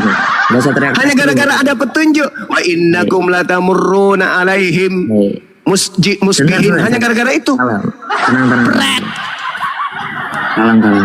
Oke. Kalem dulu, gak usah teriak-teriak Zuma. Malu lah udah tua. Bentar ya. Iya, saya minta dalil loh. Saya minta dalil. Saya minta dalil. Kamu itu tampil sebagai penyesat tapi umur belum nyampe. Seibarat anak TK yang baru baca kemudian kitab suci. Kau itu baru baca kitab suci, lalu kemudian kamu itu membuka praktek. Seperti anak TK yang baca sampul buku kedokteran lalu kau buka praktek. Saya minta dalil dari tadi. Saya minta dalil. Tenang dulu. Mana dalil? Nggak boleh kalau ruang diskusi itu menghujat, nggak boleh. Ya mana dalilmu Tuyul? Kalau cuman yang kayak gitu-gitunya apanya itu? Tenang dulu. Nggak bisa korbuhkan Islam itu dengan sesederhana itu, nggak bisa. Tenang dulu. Gantian. Oke, gantian, tenang aja. 3 menit bagi Saya kemana-mana. 3 menit. Gak usah teriak-teriak gitu, malu lah udah tua. Bentar ya. Lah saya minta dalil kok teriak-teriak. Tenang dulu. Saya teriak karena kalem. Sampai menit 10. Silakan. Mana dalilmu? Dalilmu mana, Dek? Mau terangkan. Dalil. Kok diterangkan, lu siapa menerang? Gak usah takut. Tenang aja, kalem. Santai loh. Lanjut, waktu berjalan. Terima kasih host ya. Saya minta dalil, Dek. Iya. Ini biar saya berikan datanya. Saya minta dalil, bukan penjelasan. Oke. Di sini dikatakan nih. Saya butuh dalil. Dalil. Mana dalil? Mana ini? Kita mau diskusi tapi saya butuh dalil. Aduh, teman-teman gimana nih masa teman-teman bisa menilai ya orang mau bicara. Saya tidak butuh penjelasanmu. Kalau mengenai penjelasan semua orang bisa. Saya minta dalilmu. Dalil. Tolong fair dong host, Dalilnya saya menggunakan data loh. Mana dalilnya? Dalilnya mana? Mana dalil? Saya pengen gunakan data loh host. Masa dipotong? Data kau bawa aja ke tempatmu. Jangan kau bawa depan umum, memalukan. Tenang dulu, santai. Baca dalilmu mana? Saya sudah baca tadi tuh. Ayat 133 wa inna Lut laminal mursalin. Saya sudah baca itu, saya sudah baca. Teman-teman yang dibawa, Dan itu tidak berbicara, itu tenang dulu, tidak tenang berbicara mengenai Ka'bah. Tidak berbicara mengenai Ka'bah. Tidak berbicara mengenai Ka'bah. Tidak bercerita tentang Ka'bah itu. Itu bercerita Ka'bah nggak? Enggak. Ya, kalem. Di sini saya ingin bacakan. Kamu tenang dulu. Oke. Iya, saya butuh dalil. Teman-teman yang di bawah, ketik 1 jika Bang Zuma ini takut. Ketik 1 teman-teman. Enggak dong. Ketik 1 teman-teman. Itu dibawa Iya, minta makanya data kalem semuanya. kalau nggak takut, Semua dibawa tenang. minta dalil. Semua Iya. minta data. Ayo, Kalem. dalil Al-Quran yang Anda gunakan rujukan bahwa Ka'bah itu bukan di Mekah mana? Ini saya akan bacakan. Jadi kamu Saya sudah bacakan itu. Wa inna lutal laminal mursalin. itu namanya kamu takut. Ini saya yang bacakan. Tentu ini Itu data kamu. menjelaskan tentang kedudukan Lut sebagai rasul, bukan membahas tentang Ka'bah, tuyul. Kalau Anda dengar saya, dengar. Kalau Anda ingin mengais-ngais seperti itu, baca dalil setelahnya ketika berbicara tentang Nabi Yunus. Ayo. Teman-teman. Anda ingin mengatakan bahwa Bang Ka'bah Zuma juga nih, ada pada tempat Nabi Yunus? Jadi, Wa inna Yunus kamu juga laminal dapat mursalin. wilayah, Hei, Yunus pun Jadi- dikatakan sebagai rasul. Yunus ya, kamu apakah juga satu bisa tempat dengan menilai Lut? lah. Inilah apa Parah. Parah ente, parah. Gini Pak Suma, ketika Ya saya minta dalil, Bung. Ini berbicara mengenai Islam, bukan Kristen. Kalau iya, Kristen teman-teman. menyembah batu Jadi, zakar, Abang dalilnya Zuma ini ada, tapi malah Saya ditolak. Kalau dengan Islam, Al-Qur'annya sendiri. apapun dalam Islam Oke. harus berdalil. Jadi dia ketakutan. Bocah ini menuduh Ka'bah itu palsu. Jadi, Kalau di Bang Mekah Zuma, aslinya kalau kemudian kamu di nggak tempatnya takut, Nabi Lut. Tenang aja, tenang. Dalilnya mana? Nggak ada dalil. Host kasih saya waktu, host. Nggak ada dalil. Hostnya nih nggak fair nih, lama-lama nih. Nggak ada dalil. Tidak ada orang Indonesia bisa kau tipu. Nggak ada. Coba, Nggak ada. host. Kasih dong Tidak saya ada waktu. orang Islam bisa Aduh, kau host. tipu. Nggak ada. Nggak ada. Berhentilah kamu menyesatkan. Berhenti. beradab, host. Coba, host. Anak kecil. Anak kecil. Tenang Anak dulu, kecil. biar saya jelaskan dulu. Dari Kamu dulu nggak kelompokmu sudah ingin menyesatkan orang-orang Iya, Islam, iya. tidak bisa. Apalagi kau cuma modal dalil kayak gitu. Tenang dulu kalem. Di sini teman-teman, Zuma tahulah ya, takut Zuma tuh dengan. Saya tidak takut, saya cuma minta satu doang dalil. Iya. Udah dikasih Tunggu dalil, dulu. tapi kok malah Diam dulu. teriak-teriak. Takut. Iya, Saya cuma takut. minta dalil doang. Enggak dikasih. Iya, tenang Kamu dulu. kasih dalil as-safat, aku bacakan tuh dalilnya. Iya, Wa illut, tenang wa dulu. inna lut, laminal mursalin. Mana berbicara Ka'bah di situ? Mana bicara Ka'bah? Nah itu turun di mana ayatnya? Ayatnya turun di Itu mana? berbicara tentang Ka'bah atau bukan? Kutanya dulu, itu Nah. berbicara Ka'bah atau bukan? Gimana Mas Zuma? Ayat Saya itu tanya, turun di mana? itu berbicara Ayat itu Ka'bah turun atau di bukan? mana? Kutanya dulu, itu Ayat berbicara itu turun Ka'bah di atau mana? bukan? Simpel pertanyaannya. Ayat itu turun di mana? Bang Zuma, ayat itu turun di mana? Saya tanya samamu, itu bicara Ka'bah atau bukan? Tanya, ayat itu turun di mana? Itu bicara Ka'bah atau bukan? Turun di mana ayat itu? Itu bicara Ka'bah atau bukan? Ayat itu turun di mana? Jawab. Itu Simpel. bicara Pertanyaan Ka'bah simpel. atau bukan? Ayat itu turun di mana? Ayat turun Ayat ada itu Madaniyah, turun di ada mana? Makkiyah. Mekah atau Madaniyah, Madinah? Makkiyah. Ayat itu Wah, turun di mana? sekarang pertanyaan saya, Ayat itu itu bicara turun Ka'bah di atau mana? bukan? Hei. Ya udah, kamu nggak Ini bisa guru jawab sama ya. murid sama Pertanyaan doang. simpel loh. Itu bicara Ka'bah atau bukan? Teman-teman, dia nggak bisa jawab pertanyaan simpel. Saya sudah Nggak bisa jawab. Al-Quran itu ada yang disebut apa-apa. ayat-ayat Kalau Makkiyah, nggak bisa ada jawab juga Madaniyah. nggak apa-apa. Yang Bilang aja saya nggak bisa tanya jawab. samamu, yang saya Tenang aja, tanya tenang. samamu, Tenang. apakah dalil itu bicara tentang Ka'bah? Oh, jadi selama ini Oh Zuma tuh jadi, nggak tahu ya. oh ayat jadi, Al-Quran turunnya di oh mana. jadi. Saya Wah. tanya lagi, saya ulang lagi. Enggak. Apakah ayat As-Saffat Berarti ayat 133 itu bicara emang kayak gini Ka'bah? nih, karakteristik apologetis Islam tuh memang teriak-teriak tapi nggak ada datanya ya. Kamu tidak akan pernah bisa merubuhkan akidah Islam, anak muda. Meskipun kau bersama setan yang ada di belakangmu sekalipun.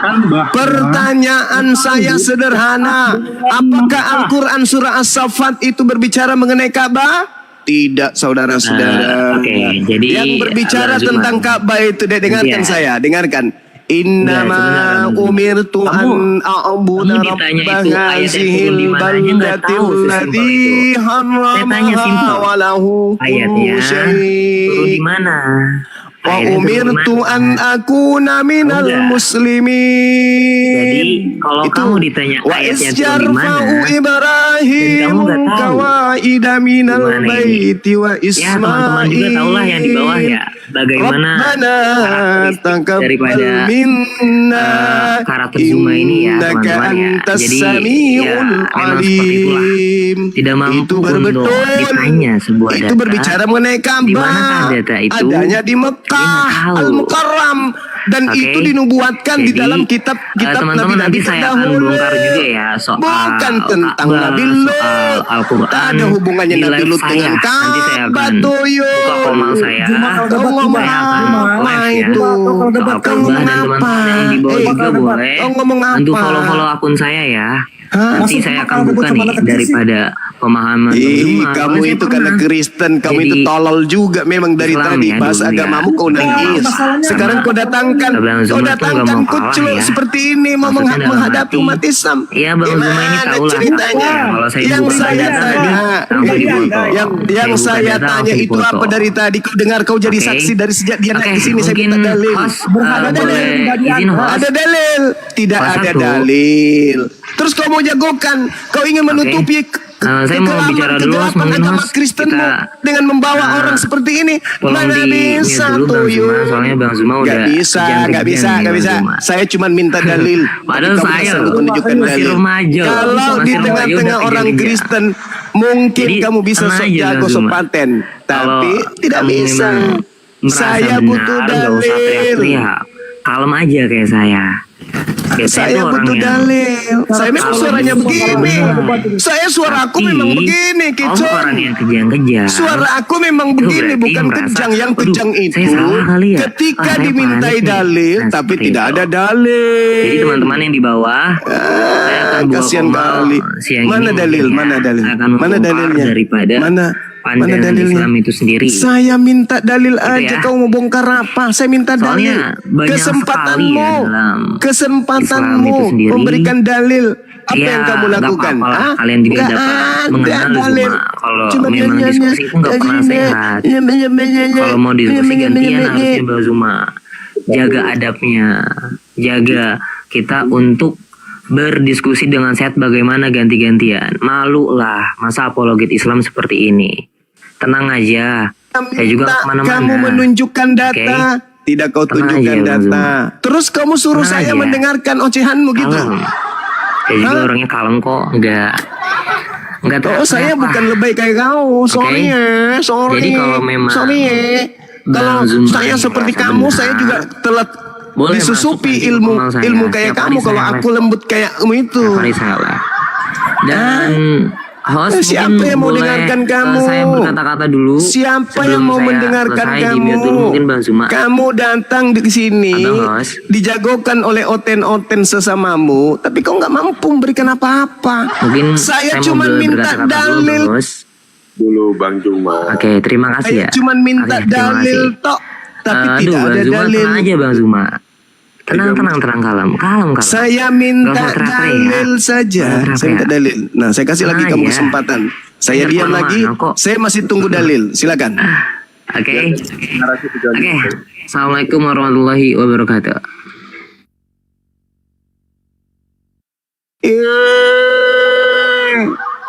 Kabur. Kamu juga gimana ini, Guru? 3 menit gitu. Cuman minta dalil doang, nggak bisa dikasih. Nih teman-teman, ini pelajaran buat kalian saudara Kristen. Nah, kok saudara Kristen? Ada kita kabar. Hah? Kamu nggak mau bersaudara lagi dengan saya? Katanya kasih, gimana sih orang-orang ini? Dengarkan. Pak Zuma. Dengar dulu. Pak dengar dulu. Kalem. Kalem, dengar dulu. Saya mau izin ibadah, dengar dulu. Pak Suma, tadi harusnya Pak Suma dengerin aja dia dulu ngomongnya seperti Saya apa. memberikan ruang loh, sampai saya menghitung. Syaju.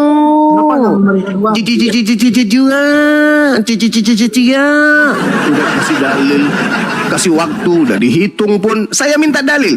Anda lihat nggak tadi? Dia nunjukkan Al-Quran surah As-Saffat ayat 133. Saya baca lebih dari itu. Anda nggak bicara Ka'bah. Dengar. Makanya waktu saya singkat bang. Saya mau ibadah. Dengarkan saya dulu. Kalau kita melihat di dalam kitabnya orang Yahudi yang kalian juga ambil terjemahannya. Kita lihat ya. Dengar. Sejumlah besar onta akan menutupi daerahmu. Pak bicara tentang tadi itu pembahasan dengan dia. Onta-onta muda, median dan eta, mereka akan datang kepadamu. Itu di mana? Di tempatnya Lut atau di Mekah? Gurunda. Segala kambing domba Khedar akan terhimpun kepadamu. Domba-domba jantan Nebayot akan tersedia untuk ibadahmu. Itu di mana? Nebayot anak pertamanya Ismail, Khedar anak kedua. Sekarang dibuktikan di mana? Daerahnya Lut atau di Mekah? Pak Melco saja. Yang ketiga, sebagai ganti keadaanmu dahulu ketika engkau ditinggalkan. Dan jawab aja pertanyaanku. Kamu mau berdiskusi sama aku gak? Dari tadi kan kau sama Melcut. Aku belum kebagian ini. Aduh. Sekarang aku akan membuat engkau menjadi kebanggaan abadi, menjadi kegirangan turun-temurun. Itu di Mekah atau di tempatnya Kitun? Ayo, itu di Mekah atau di tempatnya Kitun? Yesaya 60:11. Pintu-pintu gerbangmu akan terbuka senantiasa, baik siang maupun malam, tidak akan tertutup.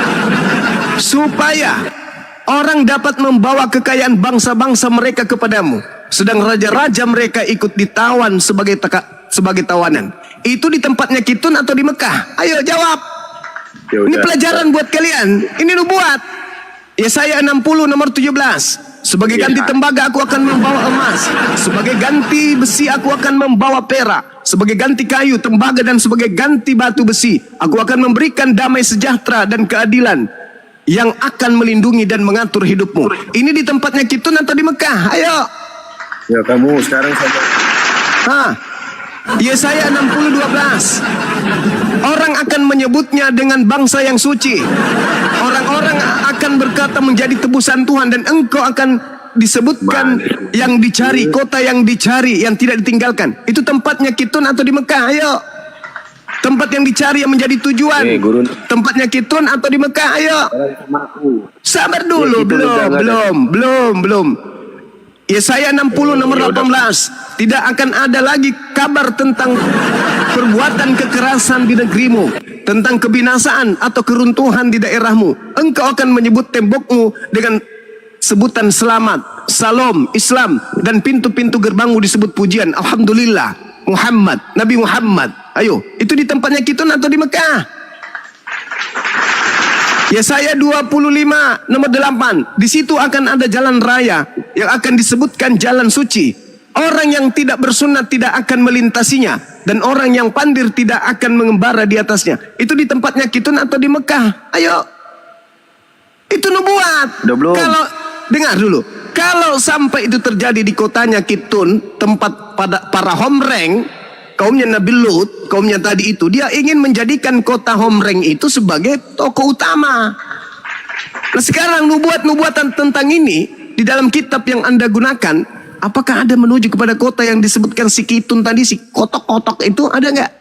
Semua tertuju kepada Mekah Al-Mukarram. Begitu saudaraku ya. Jadi karena waktu saya sudah ibadah, saya izin ibadah dulu. Ingat, tadi Anda mengatakan ada mau dialog dengan saya tunggu hari Senin sampai seterusnya, kapanpun itu saya siap.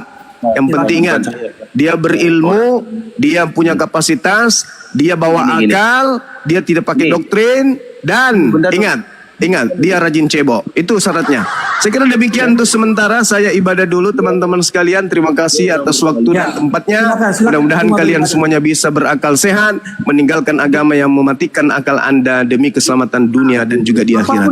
Saya tutup dengan kalimat terakhir. Kristen adalah agama yang tidak menggunakan akal sehat.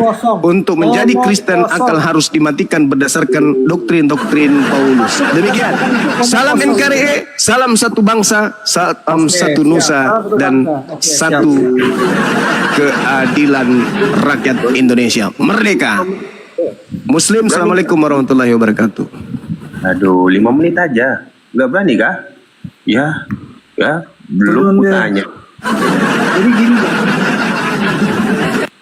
Jadi gini Bang, dari tadi itu sebenarnya dia tuh berpolemik lalu membahas langsung ke sini. Gini Mel Cemut, dari tadi dia berpolemik, itu ngomongnya tuh pantasnya sama aku, nggak perlu kau kasih bahasa kayak gitu, yang ada jadi framing nanti. Dalil yang ku bawa aja dia udah nggak bisa jawab, gimana aku kasih dalil yang lain. Makanya dari tadi aku mute kamu tuh kode, biar aku yang ngomong sama dia. Siap. Jadi kamu udah beringas, nafsu, ya sudahlah, aku biarkan aja. Maaf Pak. Itu ngomong sedikit dijawab tet. Iya kan? Itu kayak dia yang punya room, gitulah. Kalau dari aku gini loh, boleh berdiskusi, tapi kalau aku udah mute, maksudnya sabar gitu. Jangan langsung nyerocos gitu, ngerebut gitu. Jadi kan kayak framingan gitu. Begitu, brother Melchmo.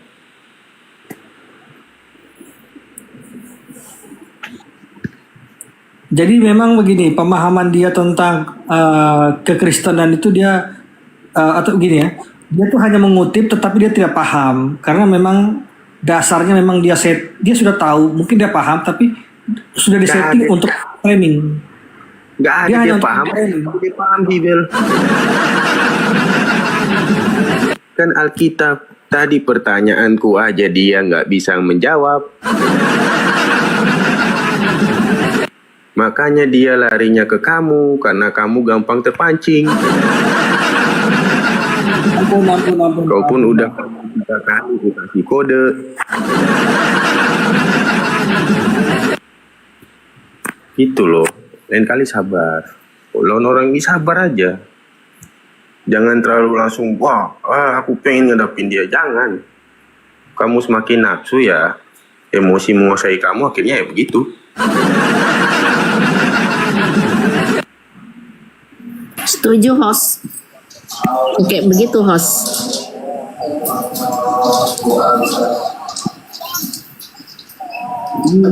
Sudahlah, lanjut.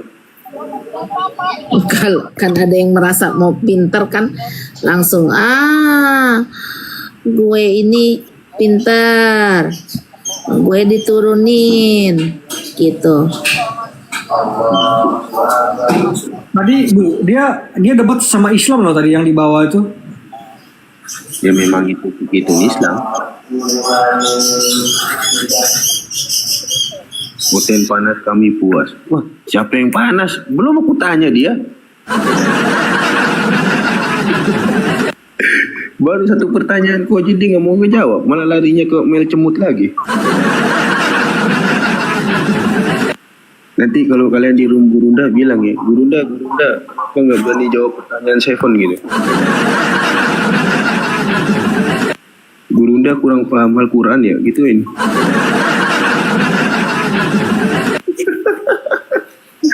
Gak ada yang panas loh.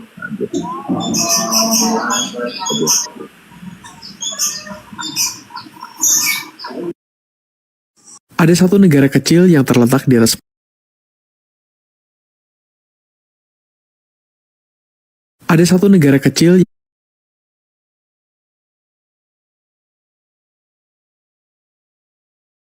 Dua bilang persetan tidak penting. Saya sudah lihat siapa yang telepon, saya sudah tahu. Anggap tidak penting. Ada Bang Tante Melki. Tadi Tante mengatakan tak ada laki-laki hamil. Di dalam Galatia 4 nomor 19, Paulus mengaku bersalin. Hai anak-anakku, karena kamu akan menderita sakit bersalin lagi. Aku Paulus bersalin, Tante. Galatia 4:19, Paulus di situ dikatakan dirinya bersalin.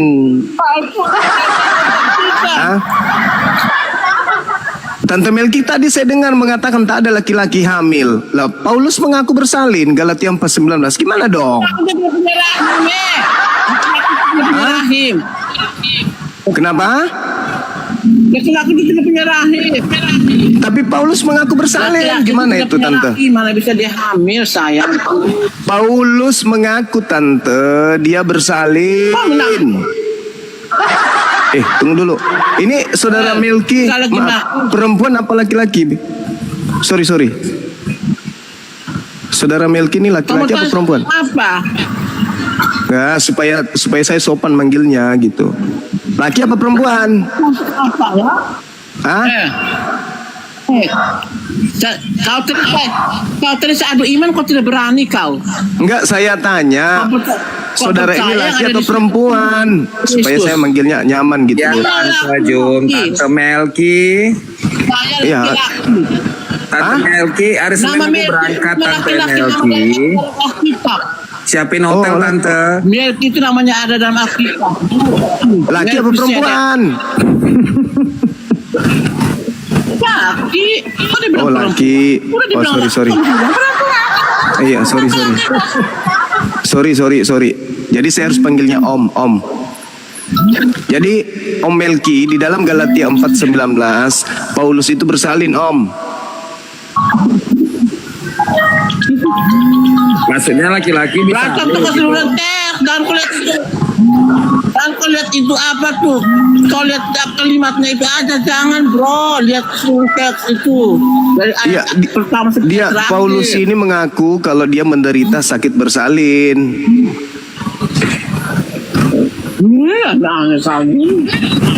Senin depan Om. Ayo siapin hotel ya Om. Ketepak.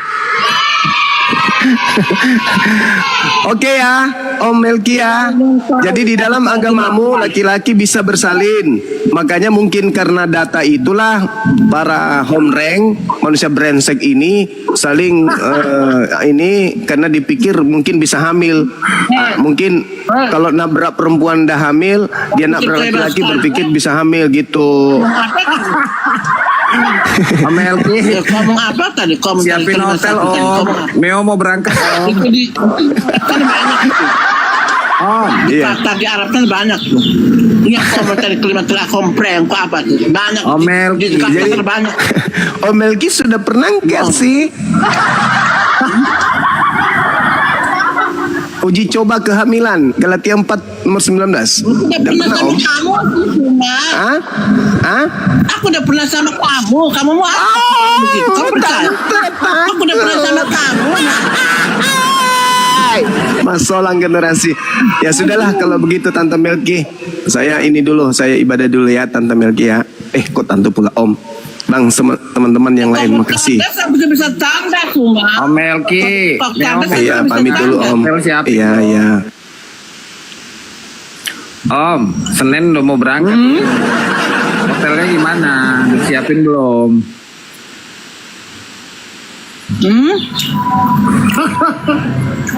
Mau berangkat ke mana?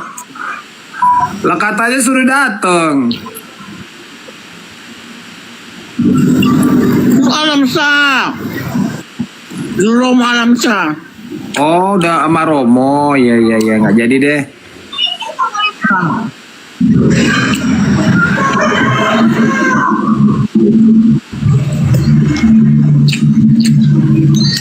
Semua datang sudah naik semua. Ada.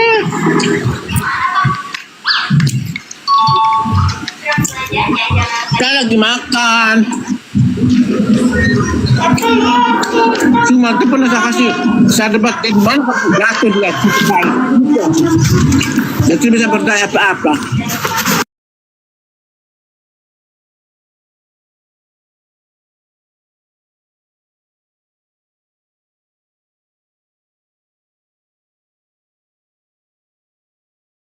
Kapan Kristen ketika Bang Faruk itu ngantarin dana untuk apa Jason Kristen?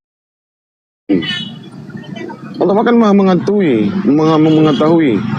Jadi ketika kita ikhlas melakukannya, maka Allah akan ridho. Maka dosa kita akan dihapus oleh Allah.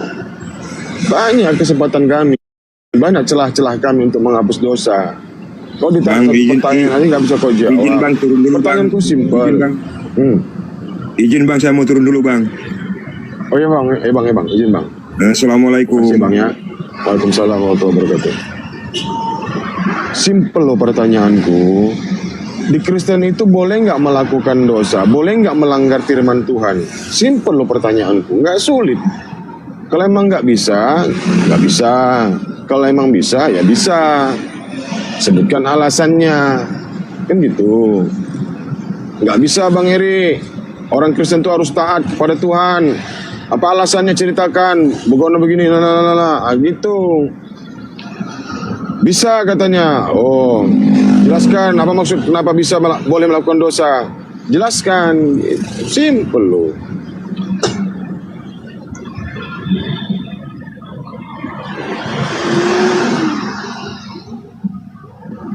Komalku babak belur bah, komalku babak belur.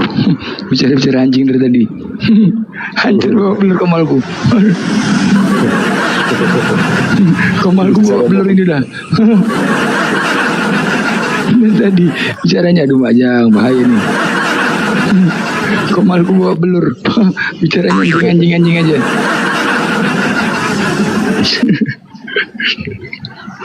Ini 2 kali hancur babak belur komal.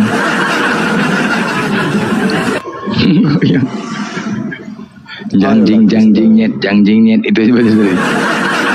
Si Wan tadi mana? Siapa? Hah? Turun dia. Oh bang, formasinya boleh. Bawa belur ke mana? Jangjing. JC aja sampai capek mute-nya. JC.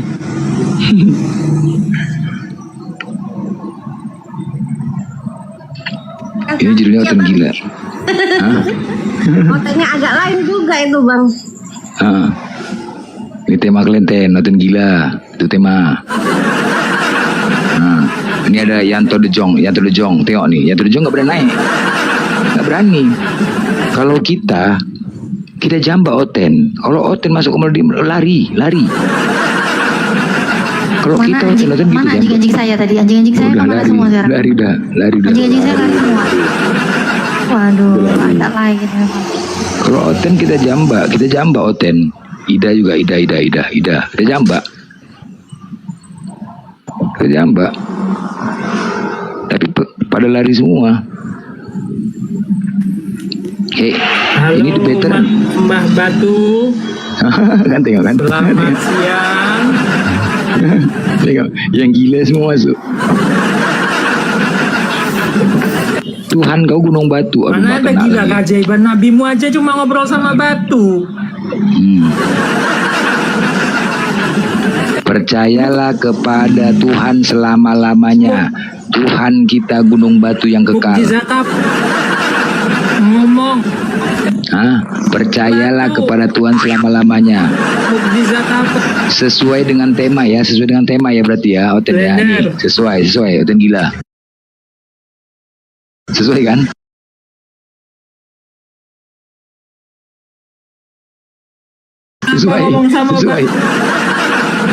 Sesuai dengan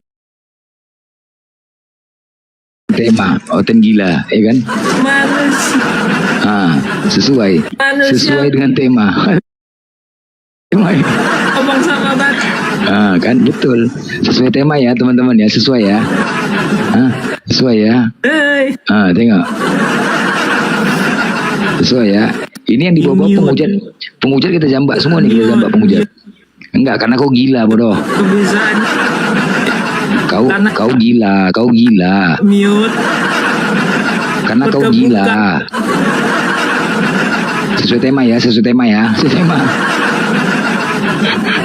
Ini di bawah nih, kita jambak lagi nih. Si Holok nih, kita jambak. Kita masuk ke Komalotin, kita serang. Mereka ketakutan semuanya. Kita kan kaleng-kaleng Islam nih ya. Nggak ada gentarnya Islam nih. Kita serang Komalotin. Kita serang tadi Komalotin. Bang Juma nyerang Komalotin, berserak. Aku nyerang Komalotin, berserak. Oten nggak berani nyerang Komal Islam. Baduh. Katanya keras. Kita nyerang bukan menang di kandang, kita serang Komaloten semuanya. Bersera. Nggak dinaikkan. Dinaikkan cuma 1 menit aja paling lama. Habis itu di-kick. Kalau kalian minum kopi pun bisa kalian di sini. Ini kita jambak Oten Pengujat. Sejudul ya Oten gila ya. Sejudul. Ada Sida di bawah. Ida. Nggak berani Sida nih longor nih. Ida longor, naik kok Ida. Ida pesundal, naik. Ida pesundal, naik. Mau dibayar kok, mau di booking, Jod. Malam minggu, mau duit nggak kau dah? Mau duit nggak? Berapa bayaran kau sini cepet dah. Ida pesundal. Naik kau cepet. Kamu nggak digengbeng dah, mau digengbeng? Yuk dah yuk. Yuk. Gak ada ilmu kalian masalahnya. Gak ada ilmu, naik lah, kau buktikan.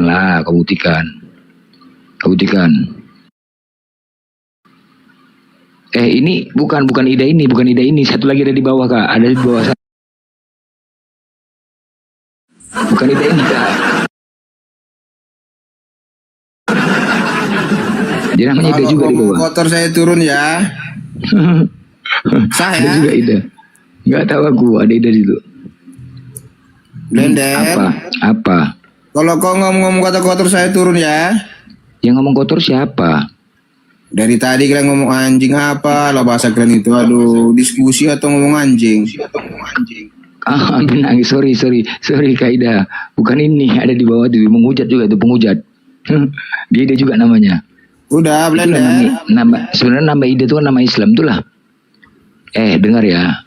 Kau mengatakan aku menghujat ngomong kotor anjing. Udah.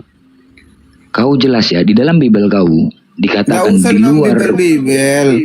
Baru masuk ayat tadi udah ngomong anjing apa? Sekarang begini, di luar Bani Israel. Diskusi kau tanya keimanan kami, kau tanya keimananmu. Dan kotor. Oke, di luar Bani Israel disebut anjing. Bentar dulu, sah dulu ya. Kalau ada kata-kata anjing saya turun ya. Loh, memang ada dalilnya kok, bodoh. Nah, tuh kan? Ya, memang ada dalilnya. Lah kok diskusi gitu Blender. Memang ada dalilnya kok. Cuman kau nih? Kok baper kali? Di luar Bani Israel disebut apa? Aduh. Lo memang ada kok. Jadinya cuman itu yang kau tahu di bumi nih. Loh, memang itu ada di dalam Bibelmu. Enggak, kau sekarang buka room itu untuk apa? Loh, membahas kitabmu. Mengedukasi. Membahas edukasi, bahas kitabmu. Yang kau bahas apa tentang itu? Iya, di luar Bani Israel disebut anjing. Ya, aduh. Yang kau bahas tentang itu ya pantas lah kayak gitu terus hidupmu. Loh, lucu kok kitab kau lah salahkan nomor. Kitab kau yang mengatakan itu, bukan aku, congor kau tuh. Jadi kitabmu nggak ada kayak gitu? Nggak ada, tunjukkan. Kalau ada? Tunjukkan. Oke, kau baca ya. Ya. Dan kejang-kejang pula kau nanti. Aku harus ku bilang pula sama kamu kayak gitu. Ya, coba. Dengar ya. Dengar atau ku tampilkan? Udah dengar aja, nggak usah. Nanti ngelek. Nih, napasmu soalnya. Iya. Kau udah napas aja bau. Kau, aduh. Kau baca. Sunan Tarmiji 135. Baca. Udah kau buka? Udah kau buka? Iya, udah kau buka? Udah. Apa isinya? Udah.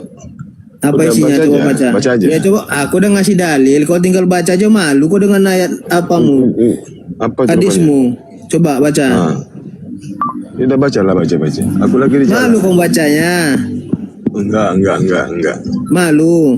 Enggak, udah baca aja. Ya udah bacalah. Kalau masalah gitu banyak ini. Cuma enggak itu masalah diskusinya. Kita diskusi ini. Kau tadi mengatakan Al-Qur'an. Dengar. Kau tadi mengatakan sebentar. Kau tadi mengatakan Al-Qur'an. Kenapa hadis kau tunjukkan nomor? Kau tadi mengatakan Al-Quran, kenapa hadis yang kau tunjukkan? Bodoh kali kau. Kamu. Hadis gak kau percaya, Blender? Baca aja, baca aja deh, baca aja. Aku tanya sama kamu dulu, hadis itu kau percaya atau tidak? Malas aku bicara sama orang longor. Baca aja, biar maju diskusi kita. Mana, cepatlah, baca. Apa? Mau ludah-ludah. Mampus kau itu, udahlah, aku turun lah. Enggak, yang ludah kau siapa? Biar lancar diskusi kita, aku bilang. Itulah kau pekaknya kau. Yang ludahi kau siapa? Biar lancar diskusi kita, bukan ngeludahi kau. Kan gak nyambung kau. Ludahi sama diskusi kan beda itu. Ludahnya ada nggak huruf S-nya? Diskusi 2 huruf S-nya, ludahi nggak ada huruf S-nya. Ya ampun. Emang pas ini judulnya, Oten Gila.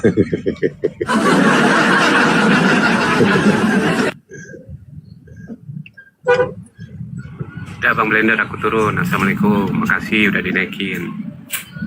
Salam. Kok ya, gambar Tante Mika itu bukan? Tante Mika kemana kok? Jarang nongol di kemarin sekarang. Tang-tang udah tenar dia.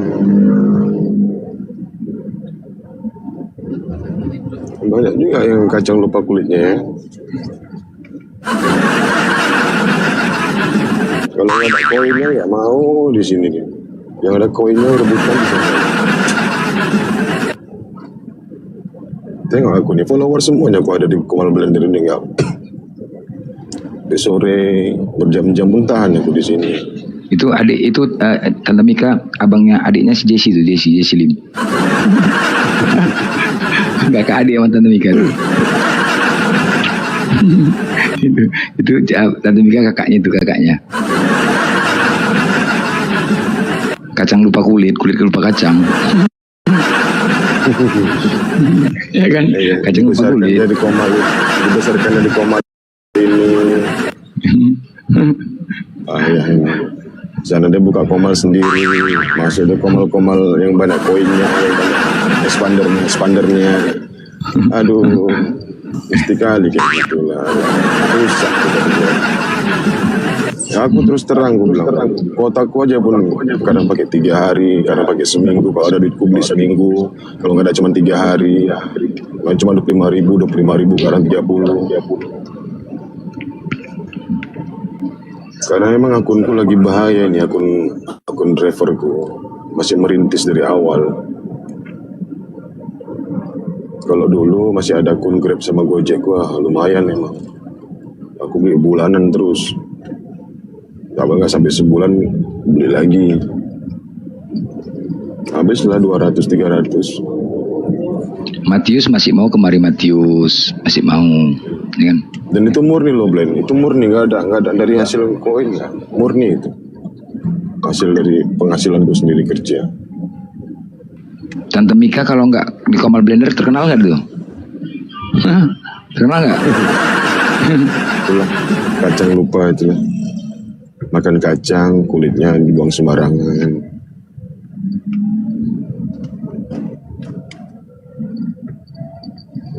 Aku jijik nih orang-orang kayak gitu, terus terang gue bilang.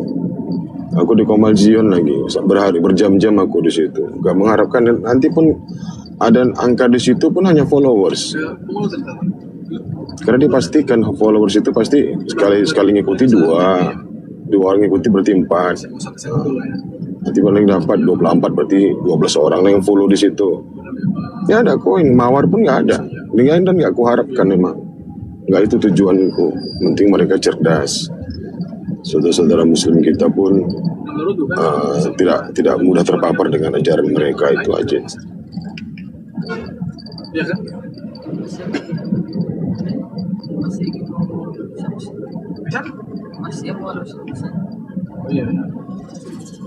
Itulah memang kacang lupa kulitnya, bro. Maklum aja lah.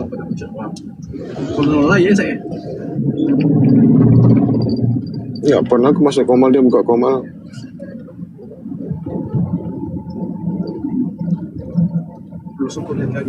Pernah sekali lah, pernah sekali. Udah cukup itu aja sekali. Assalamualaikum. Waalaikumsalam.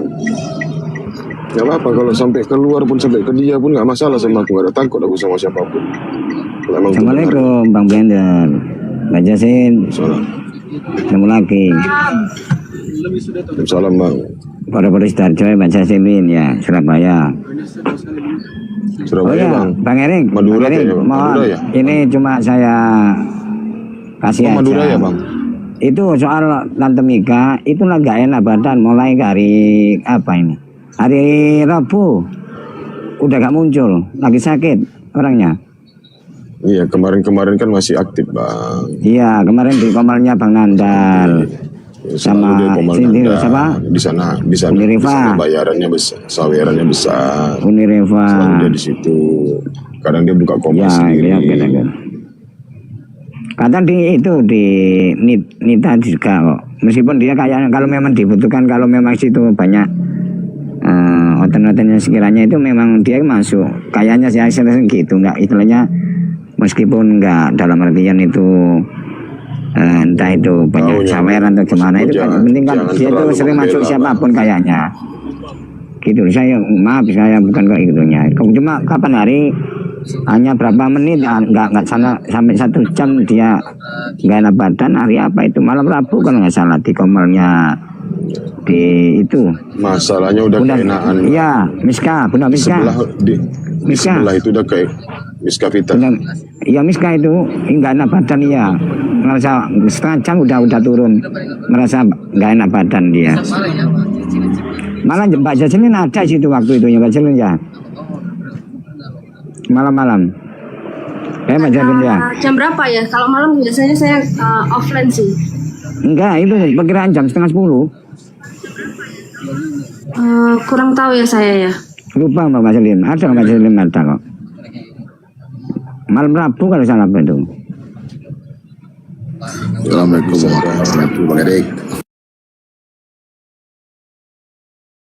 Kalau persetan mana tahu Pak. Muka tuh mute, buka mic-nya Longor. Udah turunkan moderator.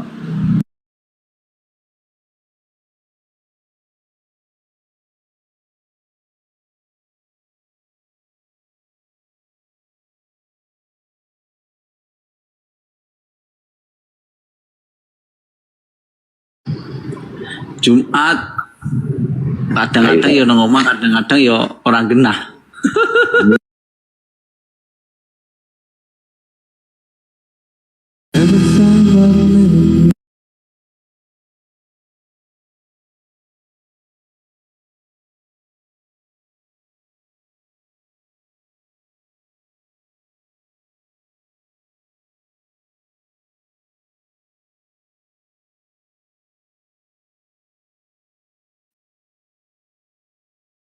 Ya kita berpikir positif aja lah.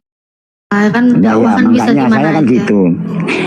Mungkin memang ada mungkin ada pertimbangannya. Oh mungkin di room sana butuh yang karakter debaternya kayak Tante Mika, kan kita nggak tahu kan, biar menyebar gitu. Kemana-mana gitu kan. Kita sih kemana-mana kok Tante Mika sekarang.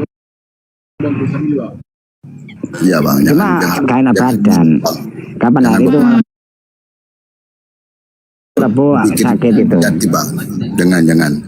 Jangan dibahas. Soalnya kita ini sebenarnya semua tujuannya sama ya. Kita tujuannya dakwah. Jadi mau caranya gimana, mau dimanapun, kita bisanya mensupport aja lah. Betul. Mau di room manapun, selama yang disampaikan itu untuk kebenaran Islam sih, kita nggak masalah kan gitu. Betul, saya setuju. Mbak Natali. Jangan sampai kita terpecah kayak para kafirun gitu ya. Ya, malah kita harus kuat sebetulnya gini. Kita harus kuat. Nah, gitu loh. Harus kuat. Meskipun kita, ya memang istilahnya modal itunya mandiri lah. Kalau bisa kan kita istilahnya kalau bahasa Arabnya kita toma, mengharapkan sesuatu. Kita menyampaikan sesuatu, jangan tomak. Kalau kita ikhlas, nanti Allah aja ya nanti yang balas. Tapi kelihatan Bang, kelihatan. Iya, memang enggak ya. Itu memang alam, itu urusan dia. Yang penting kita niatkan dulu kita aja Bang Erik. Cuma saya gitu aja. Mulai dari awal nggak pernah saya Di klarifikasi mana aku coba apapun. Komal kecil, Komal Kucang coba berjam-jam aku di sana. Nggak ada. Nggak aku harapkan antam hoten, hajar hoten sesuai narasiku. Ya, Malai gitu, Komal sama. Zion, ku antam hoten. Nggak ada juga. Ya nggak apa-apa sih Bang, soalnya gini loh Bang, aku pribadi pun kalau mau naik Komal sebenarnya kita kan nyaman-nyamanan gitu loh Bang. Betul. Kayak misalnya aku lebih nyaman di Komal Bang Blender, aku lebih nyaman di Komal Bang Erik mungkin misal seperti itu ya. Aku lebih nyaman di Komal ini si A si B si C. Sebenarnya kan kita karena apa ya, kita kan berteman kan komunikasinya aja sih, kita nyambung apa enggak gitu aja sih. Silaturahminya. Betul. Tapi nggak ada berpikir oh karena dia begini karena dia begitu enggak sih. Kalau saya gitu Mbak Natali, enggak istilah kita ada. Jangan kita istilahnya tomak. Nah, kalau tomak nanti kan istilahnya sesuatu, maka apa? Ya itu tadi, kalau ya memang semuanya itu kita dari kita sendiri lah. Cuma gitu Siapa yang aja. bilang turun? Oh ya ini mohon maaf, mau diturunkan, mau sholat duhur sebentar udah setengah satu. Turunkan Mau, saja siapa itu? Maksudnya siapa? Kenapa? mau Udah diturunkan, turunkan mau aja. sholat dulu. Mau sholat dulu. Iya Pak, makasih Abang Pak. orang Madura, abang orang Madura bang. Sidoarjo. Logatnya kayak Mbak Madura. Jaslin ini tahu ini, Mbak Jaslin Surabaya. Mbak Natali Arema Malang, Arema. Iya dah. Mbak Natali. Surabaya semua itu. Mbak Natali. Jawa Timur semua. Arema Malang dah. Arema. Ya Arema Jawa Ayo, Timur. aku harus Sidoarjo. Deltras. Aku lantaran udah ditakdirkan lahir di Sumatera nih, kalau nggak pun Jawa juga nih asli. Oh, Dari Solo. di Sumatera mana? Medan. Medan. Di situ kan alhamdulillah kan banyak Bang Faruk. Kan saya Mbak Esti juga kan ada situ juga banyak. Pasar Ibu itu kan udah itu udah jadi sekarang. Cece Jesi ini di Surabaya berarti Cece Jesi di Surabaya. Surabaya, Jaslin. Oh, iso silaturahmi insya Allah ini ya. Surabaya ini Mbak Natali, hasil Surabaya. Surabaya. Saya sering juga Mbak Jaslin ini. Malah Mbak Jaslin semuanya masuk meskipun Komal kecil. Aku terus terang bilang, kalau aku udah sakit masuk hati, Mbak Jaslin ini. Kalau aku udah sakit hati, Ya, gitu mohon maaf. kalau aku udah Diturunkan mau sakit sholat hati, dulu. tetap itu. Ya, mohon ya semuanya. Mbak Natali mohon diturunkan. Iya Pak. Ya. Oh iya, Assalamualaikum betul semuanya. lagi, Pak. Waalaikumsalam warahmatullahi wabarakatuh. Ya lanjut cari Oten, kita nyari Oten ya.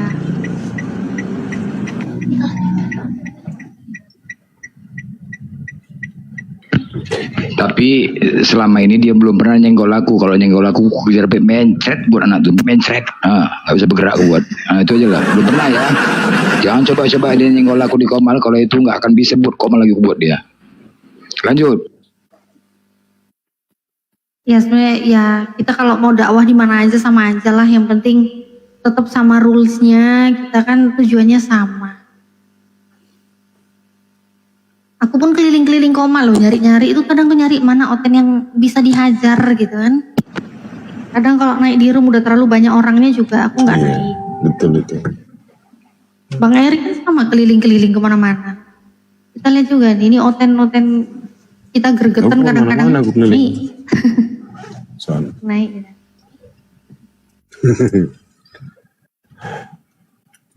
Aku kemarin buka room sendiri pakai Perjuangan ku tengok buku yang sampai hancur loh. Sini bang. Sampai terbang akunku udah nggak bisa lagi dipakai. Nggak ada.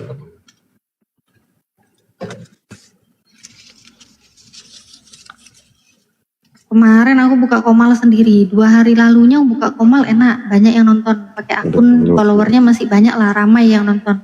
2000, 1000-an lebih. Terus kemarin itu akunku tinggal akun yang kecil. Aku buka lah Komal, yang nonton 50, 60. Itu pun perindapan yang minta naik, nggak ada Oten lokal yang minta naik. Perindapan yang minta naik. Pakai akun nanti lupa. Nggak ada yang naik, aduh parah. Ini sekarang Oten-Oten di bawah nggak ada kak? Coba aku jambak, coba ini kalau ada Oten naik lah.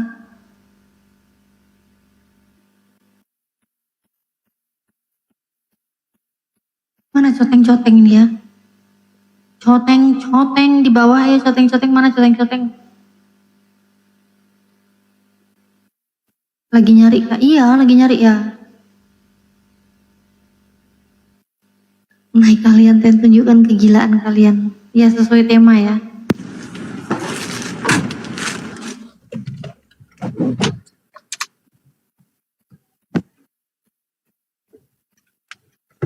Iya, aku sampai ku korbankan akunku coba demi dakwah, hancur, kena suspend, kena putus mitra permanen pula itu. Grab sama Gojek yang pentolan pula itu, putih. Hilang permanen berarti akunnya. Iya, putus mitra. Jadi Tante Mika kemana? Gak pernah naik lagi, dia kenapa? Sibuk keliling nyari domba. Kenapa? Oh, follow lah dia kalau mau tahu. Follow, ikut dia diskusi kok, tetap kok. Biasanya dia kan ada di room blender, kenapa dia gak pernah naik lagi? Ya nggak apa-apa, orang saudaranya banyak kok, kan bisa naik di mana aja. Apa masalahnya? Dia mau naik di room manapun ya nggak apa-apa lah, terserah dia lah. Roy. Iya, kenapa? Nggak usah ngurusin orang, Roy. Urus saja dirimu sendiri, Roy. Mau diludahi lagi kau, Roy.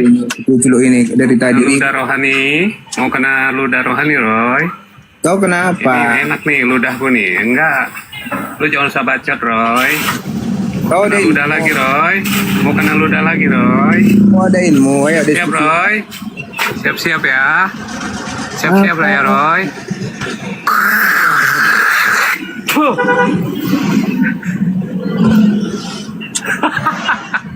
Enak. Emang enak. Enak banget itu. Bang Erik, aku kan punya akun Grab Jakarta. Bang Erik. Kenapa kok gila, kenapa? Ya Bang. Bang Erik, aku kan punya akun Grab Jakarta. Oi. Udah bertahun-tahun nggak aku pakai. Udah lama nggak aku pakai. Kenapa tadi? Kenapa? Kok kejang-kejang? Itu Kenapa? bisa dipakai, Bang Erik. Wih. Enggak. Bisa nggak dipakai? Nggak bisa, Bang. Itu, Bang Erik. Verifikasi. Nggak bisa ya. Harus verifikasi muka. Nggak bisa terus, verifikasi, Bang. Nggak bisa. Iya, kalau bisa itu pakai aja. Udah nggak dipakai aku. Kalau bisa temanku pun banyak, Bang. Oh gitu. Temanku ya. pun banyak. Halo. Tapi aku tes kan coba hidupin. Nggak mesti jauh-jauh. Halo. Nggak bisa jauh-jauh ya. Apa keluar ngapa? Ya, kalau ada orang dari sana, orang kantor dari Jakarta. Halo. Kalau ada orang kan kantornya kan di ya bentar lu Roy. Di mana, di Maspion ya? Jakarta di Maspion kan? Iya. Ya, itu mah udah pertama Bang. Kalau ada orang dalam, aku daftar. Kalau ada orang dalam dibukakan lagi akunku.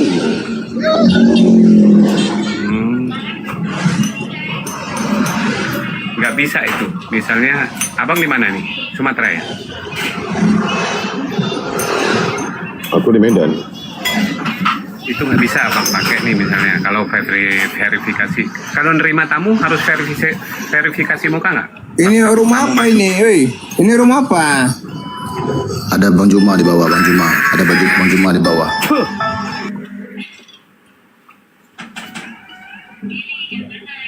Halo.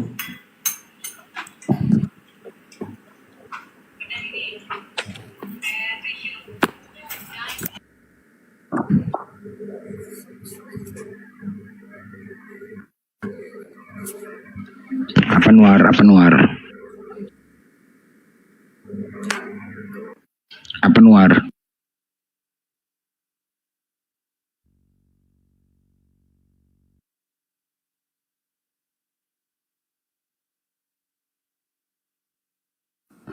Bang, ada Bang Juma Bang di bawah Bang. Iya, ada Gurunda di bawah ini. Gurunda nge-live-kan di YouTube ini. Outnya nggak ada. Lagian komalku udah bawa belur nih gara-gara anjing-anjing tadi nih. Aduh, udah hancur. Komal kuning udah kena peringatan, udah bahaya di Komal kuning. Aman bang, aman. Udah 2 kali peringatan ini merah, udah merah. Hancur Komal kuning. Iya. Padahal nanti rungkat ya Bang Blender ya. Iya memang kalau pakai kamera perkataannya dijaga biasanya gitu. Tapi kalau nggak pakai kamera bebas. Kalau buka kamera itu Komal kuning. Karena 2 kali dia kena bejo sama Natali, udah 2 kali ini kena. Aku belum. Satu lagi berserak berarti ya. Satu lagi berserak nih. Tutup dulu ini, kalau tutup dulu ini ya. Ya. Takut aku kena. Oke. Tutup dulu ini. Tutup dulu lah. 2 kali kena peringatan. Terlebih udah juhur kok. Udah juhur ya. Nanti kita buka lagi. Habis tutup buka lagi Bang. Ntar lagi buka lagi. Oke. Bang. Ia sudah mati, itulah saudara. Nah, mana di situ dikatakan dia menuhankan dirinya sendiri? Ya, namanya kita punya Tuhan ya. Memang kau yang punya Tuhan, bukan aku. Yang punya Tuhan memang kau, bukan aku.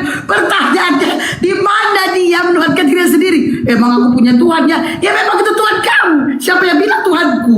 Nggak ada yang ngomong Tuhanku itu, nggak ada. Nggak pernah aku pernah menuhankan Yesus pernah, tapi udah tobat. Pertanyaannya, di mana Yesus menuhankan diri sendiri? Mana Tuhan kau itu, Tuhan ambil kau nggak perlu sama aku itu, ambil. Tapi minta datanya, di mana datanya? Dia datang untuk menggenapi barang siapa. Iya putra, dia datang menggenapi kan putra. Nangin putra, dia datang untuk menggenapi, menggenapi Taurat kan, Pertanyaannya putra, di mana ayat tertulis Yesus menuhankan diri sendiri? Itu pertanyaannya putra.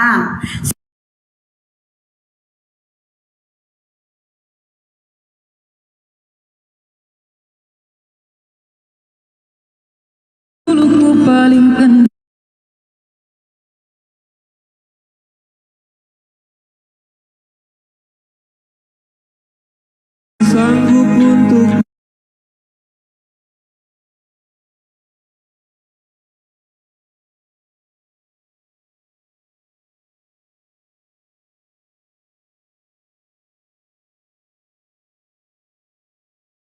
tapi kita mencoba menafsirkan begitu loh. Iya, Dia tidak paham apa konsekuensi logis tentang yang Contohnya fundamental begini, Bang. ditanya. Supaya gini ya. Siapa sih ada angin. Suara siapa angin ini? Alkitab itu ada yang tertulis secara eksplisit. Ada yang ya, itu Bang Sniper kayaknya lagi di Angin Bang Sanitar. Itu keras sekali anginnya. Iya maaf saya harapkan dengan kipas tadi. Jadi Alkitab itu ada yang tertulis secara eksplisit, ada yang tertulis secara implisit. Nah, kalau dia tidak tertulis secara eksplisit, apa tidak boleh ditafsirkan? Bahkan yang tertulis secara jelas terang benderang pun kita harus tafsirkan, gitu loh.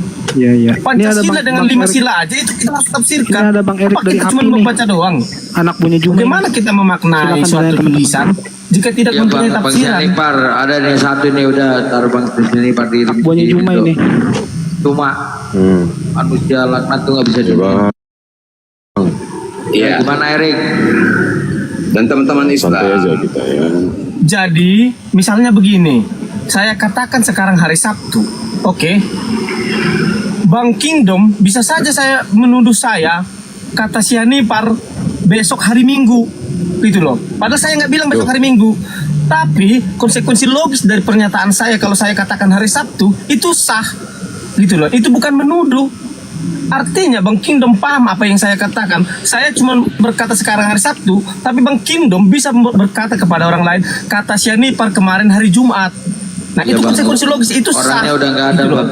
Orangnya udah nggak ada. Tapi mereka Percuma, tidak Bang. mampu berpikir seperti itu. Iya Bang. Jadi itu Percuma, bukan Bang. fitnah. Iya, Gitu loh. orangnya udah nggak ada Bang. Orangnya udah Cuman polemik doang dia Bang. Udah berseru-seru kepada Nah, bangkai Bang. kebanyakan orang-orang saudara-saudara kita yang muslim ini memang hanya ingin hanya ingin bertanya, tapi tidak mau mendengar jawaban. Pertanyaan yang sama sudah dijawab. Iya, jawaban kan nggak pernah. Bang Erik. Apa yang ditanya, apa yang dijawab nggak sinkron. Lo kalau ditanya sinkron nggak? Kalau gua tanya sinkron nggak? Lo kalau gua tanya udah besarin sini gua udah juga ngeliat Islam ini. Terasa betul aja manusianya mengisyaratkan Alkitab itu kan tidak harus mencatat segala sesuatu. Itu loh. Jadi kenapa Alkitab harus mencatat segala sesuatu? Jadi dasar keimanan kau dari mana kalau bukan dari Bible? Iya dari Alkitab. Tetapi kamu kenapa harus menuntut segala sesuatu yang tercatat dalam Alkitab? Alkitab. Ini dia mau dia. Enggak jijik kau rasanya ngambil punya orang gitu. Jijik sama Al-Quran kau nanti. Enggak, gua ngambil dibesarin dulu. Alkitab itu apa? Ini gua masih bingung ini. Ini tolong dijawab. Saudara Islam itu artinya kumpulan kitab-kitab. Terus kenapa?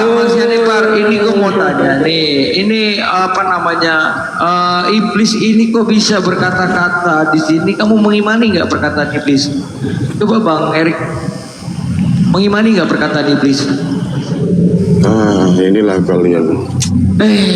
Memang syarat menjadi Kristen harus tolol. Kamu mengimani nggak perkataan iblis yang saya tanyakan itu? Itu perkataan Tuhan ini berpedoman dengan Al-Quran. Abang mengimani nggak? Perkataan Nabi aja pun nggak ada, apalagi perkataan ini. Saya izin dulu. Terima kasih ya. Di sini. Enggak, perkataan Nabi kami aja pun nggak ada di situ. Loh, kok jadi ini firman ini perkataan iblis kok bisa ada, Bang? Coba bacakan.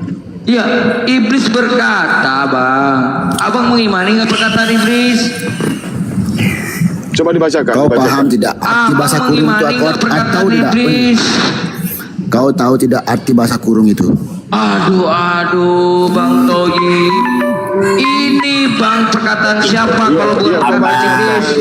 Kau bacakan. Itu ditambahkan supaya Bang, ini Al-Quran atau perkataan iblis? Kau bacakan aja. Abang mengimani gak perkataan iblis? Aduh. Coba kau bacakan. Enggak ada ilmu kau enggak ada. Mengimani gak perkataan iblis? Udah kau baca aja, kau baca. Ya lu baca. Najis lu dengan ayat ini. Kau bacakan. Aku baca ya.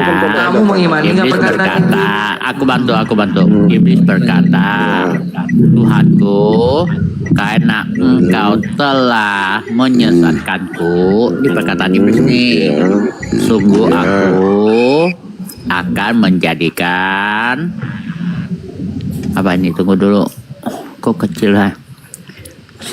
Serasa indah bagi mereka di bumi, dan sungguh aku akan menyesatkan mereka semua. Pertanyaannya, kan Adam disesatkan di surga. Salah ini ayat ini kayaknya. Salah ini. Ini salah. Gini. Ya, ini Adam iblis disesatkan di mana meminta dulu? kepada Tuhan untuk menyesatkan umat manusia. Kau paham tidak? Ayat ini. Kok jadi beda? Iblis meminta kepada Tuhan bahwa iblis ini untuk menyesatkan manusia. Di bumi kan? Di bumi betul? Bilal. Di bumi betul? Bilal. Di bumi betul? Kau baca 29-nya dulu Bilal. Ya, di bumi betul, baca. Kau baca. Bilal, kau di baca bumi ya. 29-nya sampai 39. Benar ya, di bumi ya. Ya. Kenapa kau di baca surga ada Satu Bang Erik, sabar Bang Erik, satu-satu Bang Erik. Bilal, kalau kau mau belajar Quran, ya, tolong jelaskan kenapa Adam bisa disesatkan di surga, coba. Oke. Coba. Allah berfirman jelaskan kepada Nabiullah Muhammad SAW. Sebentar, aku wajib ya membela.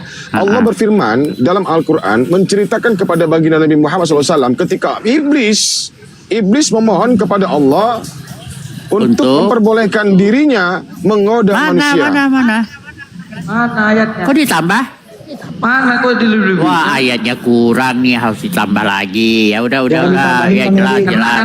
Tambah. Surat Al-Baqarah. Quran ditambah. Astagfirullah. Ya udah kurang ditambah, kurang dikit ya, kurang dikit. Jangan ditambahin Bang Erik. Ya, ditambah dulu, Yang nambahkan siapa? Yang nambahkan siapa? Ya Nanti tadi ku bawa kamu. kitab kalian. Tadi kamu. Ini Allah mengisahkan kepada kami. Memperbolehkan, ada ya kan memperbolehkan, betul? Mana yang katanya memperbolehkan, mana? Inilah Kristen. Memang Ini memang Islam ya, suka nambah-nambah teman-teman Quran. semua. Sabar, Bang Erik. Ya, Sabar, syarat menjadi Kristen itu memang harus tolol. Ya, tolol itu miskin. Ya, tolol itu miskin. Yang tolol itu Kristen yang bodoh. Ya udah, kita tanya. Ya oke, kita yang tolol, kita yang tanya. Ya udah. Bodoh kalian. Gina, itu namanya tolol. Ya, coba. Tuhan bisa nujud menjadi manusia bodoh. Ya. Kemana-mana. Ya kan? Itu kalian menyembah Bang Pagina. Perkataan iblis ada di Kalian Kristen kan? Iya. perkataan iblis Ya, ada di Quran. Gimana ini? Orangnya tolol. Kejang-kejang dia. Ya. Kejang itu kalian. Coba gue tanya. Adam disesatkan di mana? Adam disesatkan di mana? Rasanya Allah berfirman Adam kepada disesatkan di mana? dan beritahukan kepada kami iblis itu mengutus minta setan-setan. ditangguhkan dan minta izin untuk menggoda manusia. Mana ada minta izin? Mana? Gak ada minta izin apa? Ya, tambahin dikit. Allah, aku minta izin untuk menyesatkan manusia, betul? Ada kan? Jadi ditambah ya. Oh ya udah kurang ditambah boleh. Ya, tambahin dikit lah. Boleh tambah dikit. Boleh lah dikit doang. 2 Samuel 12. Oh dikit doang. Ya, di kitab 2 Samuel 12. Yesus mengambil istri Daud. Ya, Yesus mengambil istri Daud untuk diberikan kepada orang lain. Dan istri Daud itu tidur bersama. Kenapa Yesus mengambil istri Daud di 2 Samuel? Lalu itu bukan Yesus. Kepanasan. Tarik kipas dulu ah. Iya. Tuhan Kristen bukan Yesus. Yesus mengambil istri Daud, lalu memberikannya kepada orang lain, dan orang lain istri Daud. Kristen tai. Cari dulu. Jelaskan, Yesus mengambil istri Daud dan disetujui di depan manusia. Yang besar. Ayo jelaskan Yesus. Jelaskan kepada saya. Yesus ngambil istrinya Daud, lalu ditiduri di depan umum. Ayo jelaskan. Siapa Yesus seperti itu? Ayo. Udah. Kenapa Kingdom? Ya. Ini Kita buka lagi ya. Ini semua pengucap Kingdom. Ya, jawab. Kau jawab aja. Ya, Bilal. Ya, kau jawab Bilal. Kau jawab. Yesus ngambil istri Daud untuk ditiduri di depan umum. Baca ayatnya. Boleh begitu. Ayo, jelaskan. Yesus mengambil istri Daud dan tinggalkan dulu Yesus memberikan istri Daud. Bang Erik, kita ngejelasin ke mereka itu semuanya orang-orang Sudah, izin korin ya. Bang Erik, percuma kita ngejelasin ke mereka itu orang-orang bodoh. yang jangan di Sudah. Mau dijawab apa enggak? kejang-kejang jadinya. Ya. Nah, kamu mau dijawab enggak yang tadi? Ya, jelaskan. Pelanggaran terus. Kenapa Yesus ngambil istri Daud? Ya, kita Itu jawab. Bang Erik, jangan seperti itu, jangan. Jadi siapa yang mau jawab, Bang Kindo? Ada penginjil nih. Terus siapa nih? Ya ada aku yang jawab ya. Jangan kita berubah-ubah ayat. Ya, silakan dijawab. Kenapa Yesus mengambil istri Daud? Mana ayatnya? Tahu kan pertanyaan saya? Mana ayatnya? Kenapa Yesus ngambil istri Daud? 2 Samuel 12. 2 Samuel 12. 2 Samuel 12. Buka. 2 Samuel 12 nomor 11. Bacakan. Apa alasannya Yesus makan kecuk ini orang. Islam ini memang miskin ya. Islam ini memang miskin dan bodoh ya. Masa kita tampilin ya? Ya udah kok, udah. Tampilin dong. Masa semua orang Kristen. Apa alasannya Yesus ngambil istri Daud? Coba tampilin sendiri. 2 Samuel 12. Sudah tampilin sendiri. Tampilin.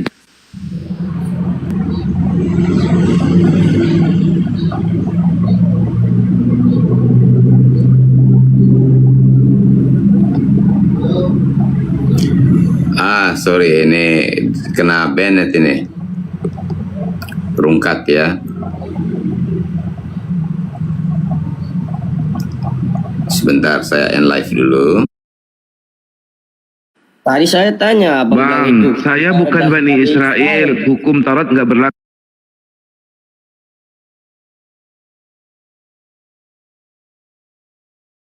itu saudara Datu. Dengar, hukum Taurat itu buat Bani apa? Buat